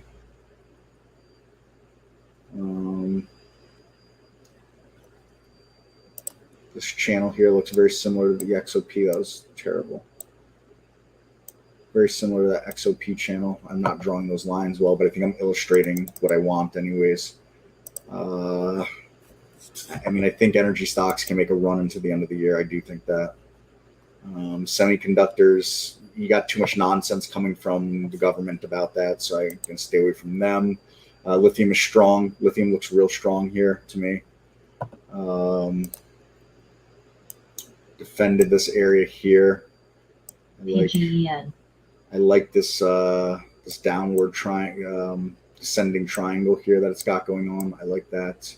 Trying to bust through that. You make it like that, and that's already busting and breaking from that.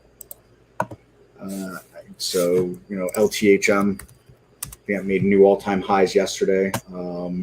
Gave us a middle finger candle today, but I like this stock, actually. I do like that stock. FXI, more China, looks terrible. SOC, semiconductors, staying away from them. I don't know. This is an agriculture ETF. I don't really know anything about agricultural plays. Had a nice move today. Had an okay bounce this week. More energy here. This same kind of theme over and over again with this, the XOP and the XLE. Your Qs, obviously, they put in a nice week now. That's kind of a big deal to me. This is kind of a big deal that it did this to me today. I say that. For all I know, Monday we're opening down here, right? Very possible. All I'm saying is that nothing changes sentiment like price action, and the price action has been bullish. I really felt like the Bears, they had their feet on the throat, they had the knife through the throat, whatever you want to call it, of the Bulls. And the fact that they couldn't drive the price down here, I think that's a huge fumble for the Bears. Perhaps, you don't shorten the hole and all that. So perhaps they made their move here. This becomes the relief rally, and they slam it down here. And I don't doubt that can happen. I still think that's extremely likely. I just feel like this gave a little more wind to the Bulls back than the Bears should have given them. That's all. But we'll see. We get a front row seat every day for that stuff. More information stuff. I don't think I care for this one. Let's zoom out a little more. Yeah, no, I don't care for that chart. Skip around. IWM, still not looking good. This doesn't look as good as the other major ones. I don't feel as good about this because it's still weaker relative to its all-time high. Technology doesn't look good either. It looks very similar actually to the IWM. This is a super dividend. Nobody cares about that. This transportation. That doesn't look great, actually. Transportation doesn't look very good to me. So, a lot of these ETFs don't look as good as the overall market to me does right now. So take from that what you will as well. MDY, that's going to be a nice snapshot of the overall market. It's an equally weighted mid-cap trust. Still feels very heavy to me. What do I mean by heavy? It's still this curl, and draw that how I wanted it to. I want it to look more like that. I'd like to see it break like this. I'd like to see it break that right there.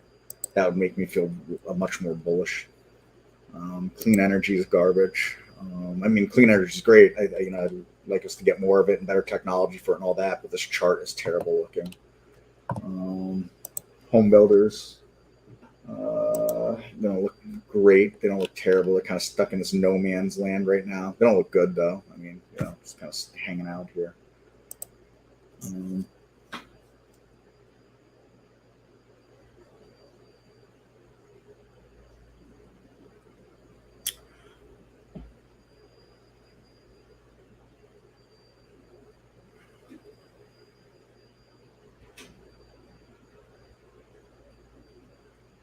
Yes, Mohammed. Yes, so Mohammed, I'm just reading all your comments right now. Sorry, silent a moment there. Yes, patience. Listen, I miss trades all the time that work out well, but I subscribe to the idea is I'd rather miss out on the upside than participate on the downside. I call myself more of a risk manager than a trader. I'm managing my risk. I'm not just running out and buying stocks. I'm looking at how I'm risking money with that stock. The first thing I'm looking at is what if it goes wrong? What's my downside? And why is that my downside? Why do I believe that's my downside? Then I'm focusing on the upside. Now, a lot of it does relate to stocks that have gapped up, but I'm not going to trade the first 15 minutes, period. I'm most likely not trading the first 25 minutes. I like to see the first two 15-minute candles close before I'm getting in a trade. I'll say 93% of the time for fun. Well, let's just throw 93% out for fun right there. So that's where I live and I stand as far as that goes. Patience is the name of the game, especially when you're learning to trade. If you have less than a year of trading under your belt and you're really still trying to get a feel for it, you probably shouldn't be trading the first 25 minutes of the market minimum. There's plenty of moves from 10 o'clock to 11:30, plenty of moves. And that hour and a half is much longer than people realize, I think. And I think that's a good place for new traders. I mean, and you don't have to be a new trader for that. I mean, that's kind of where I live in a lot of my day trading is 10 o'clock to 11:30. So I think there's plenty of opportunities there every day. Excuse my yawn. Jets, I'm pretty sure Jets look terrible. I mean, everything is green today. Obviously, everything is green today. But no, it looks terrible. Terrible looking chart. Again, I always want to stress this. Just because they say something looks terrible doesn't mean it can't reverse and go up. All right. But I don't have a bull case for this going up right now. There's nothing I can do looking at this chart and saying, gee, that looks like it's ready for a reversal. This looks like it's ready to still head down to me right now. Someone else could be watching this and say, boy, this guy doesn't know anything. That chart's ready to go. And they'll have whatever markings that they're putting on it or moving averages or whatever they do that has them thinking it's going. And I would never call them a moron. I'd say, awesome for you. I'm really happy. I like that you can have that opposing view and that you can do that. And that's what makes a market, right? If everybody thought the same thing about the entire market and every stock, we wouldn't have a market, right? So I always want to stress that just because I call something terrible, it's an opinion. My opinion means squat. It really does. I'm literally nobody special in regards to this, But looking at this, there's just a very big downtrend here. I talked about this the other day. Outside of a really big traveling holiday season, Thanksgiving into Christmas and the Jewish holidays and the New Year's and all that, what turns Jets around? Because businesses aren't sending people on meetings. There's no, IBM isn't sending people around. Apple isn't sending, these people are scaling back. These companies are scaling back. They're continuing to scale back that kind of spending. So, they're doing less corporate dinners and things like that. They're certainly not sending people on jets anywhere, paying for flights. So where does the bull case come for this? I want to illustrate more about what's behind it. I can't dive down that deep into every chart in a live stream like this, but I think you get the point. Silver again. I hate silver. I don't hate silver, but I don't like it. I just don't get it. I don't get it. Medical devices here. I mean, it's a very thinly traded ETF. Not that thinly traded. I mean, but again, kind of no man's land. But maybe no man's land is where things start on a bull run, right? It's always possible. We've already looked at the SPY enough. Materials, very weird, choppy chart. Again, Little better than no man's land, but not much better because I mean, look, it's topped out up here, right? There's the bottom. We're not quite in the middle of it. That's more the middle of it. We're just off the middle of it. So, no man's land. Can't make a bull or bear case about it. If it moves up, I won't be surprised. If it moves down, I won't be surprised on materials, So,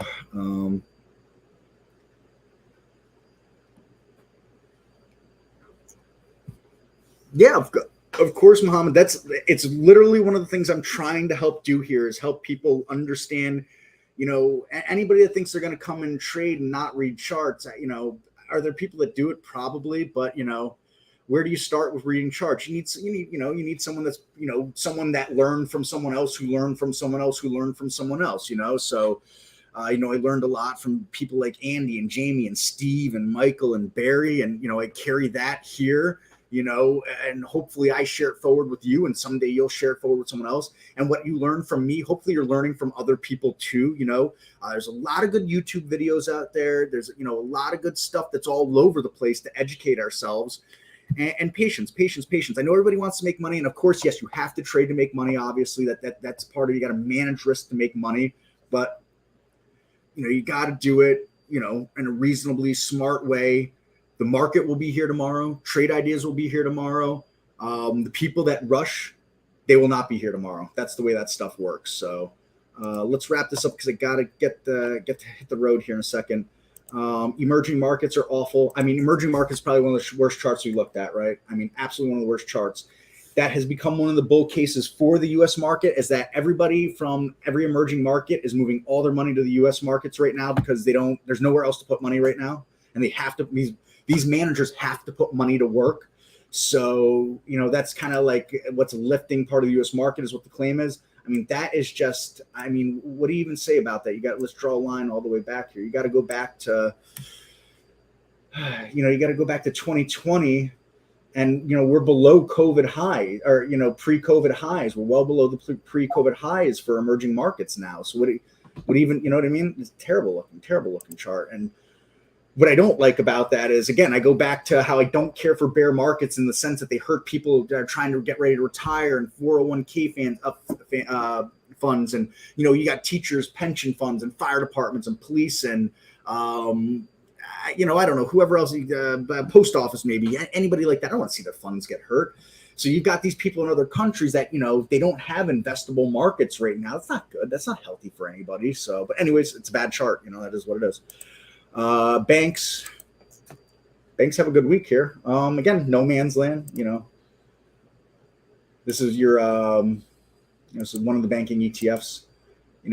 That's the midway point. We're below the midway point, so a little more bearish than bullish here, but we'll see what happens. REITs don't look great. Those don't look good at all compared to some of this other stuff we're looking at. They're much closer to the lows. Let's skip around a little bit here. Your regional banking and the KRE, this doesn't look great either. IBB, that's your biotechs. Again, not looking good anymore. They had this nice run here at the beginning of the summer, sideways middle of the summer, trying to end the summer strong, kind of gave it up. That's tough. Don't look great overall, though. Anything else that we should hit here? Uranium is a liar. I don't care what anybody says. Uranium stocks are liars. I'm teasing. I have hurt feelings because I always lose money when I trade uranium stocks. I feel like that I always get tricked by these breakouts here on uranium. That's why I just kind of steer away from them. But I'm not crazy about that chart. I don't like that chart. I don't like uranium at all. So, and then we already looked at tan, gold. I told you I don't care for gold, and that's it. The shippers are a weird group.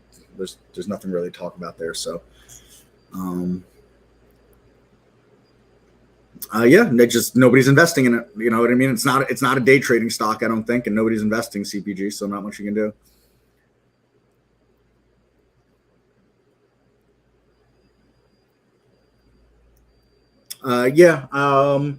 I also, two things Michael Anthony Powell didn't say much yesterday. And, people from overseas are putting money to work in our market. They don't have anywhere else to put money to work. So it has to be. So that's that. So, all right, folks, I'm going to wrap it up here. Again, what I always like to end with on my Fridays, what we do is hard. Give yourself a break. I mean, if you don't have a trading plan, you get no break. You get what you deserve. All right. If you have a trading plan and you don't follow it, you get no break. You get what you deserve. If you have a trading plan and it's worked well in the past and you've just had a tough couple of days with it, and it happens, that happens, but you executed the plan, give yourself a break in that case. That's what I'm talking about. What we do is hard. It doesn't work all the time. The markets are tough. They're jumping all over the place. There's plenty of money to be made, but that doesn't make it easy to do. Journal. You gotta journal. You gotta journal. You gotta journal. Write it down. Get an audio journal. Type it out. Video journal. Whatever it is. You gotta journal. You gotta get that stuff inside to outside. Super duper important. Super duper important. Get outside. I know the weather's going to start to turn. Different areas will turn quicker and things like that. You got to get outside. You gotta walk. You gotta exercise. You gotta get your brain. You gotta get away from people. You gotta get away from screens. You gotta take time for yourself. You gotta get away from your dog, your sister, your mother, your brother, your cousin, your husband, your wife, your boyfriend, your girlfriend, your uncle's cousin's dog, sister's mother's brother's dog walker. You gotta get away from these people. Just a few minutes here or there to recharge your own personal batteries. I'm a firm believer. Nothing great is built from negativity. Nothing great is built from negativity. So, keep that in mind. MPW, I don't like it. It's in a downtrend. If you're buying it for dividend, it's not a trade. And I trade. I don't do things like that. So, it's a terrible looking chart. Absolutely horrible looking chart. Now, again, I say that it could be here tomorrow. It could be here on Monday. It could be here on Monday. It could be right here on Monday too. But if there's no trade there for me, you know what I mean? I don't know what you want me to tell you from that. If you're buying it for the dividend and it's something you're going to, reinvest the dividend and add 5 shares to it every month moving forward forever, then that's an investment. And if that's what you believe in for your investment, absolutely do it. If that's what you believe. That's not who I am. So, I'm never going to tell you to do that. But I mean, you got to go back all the way back here to the COVID crash for support.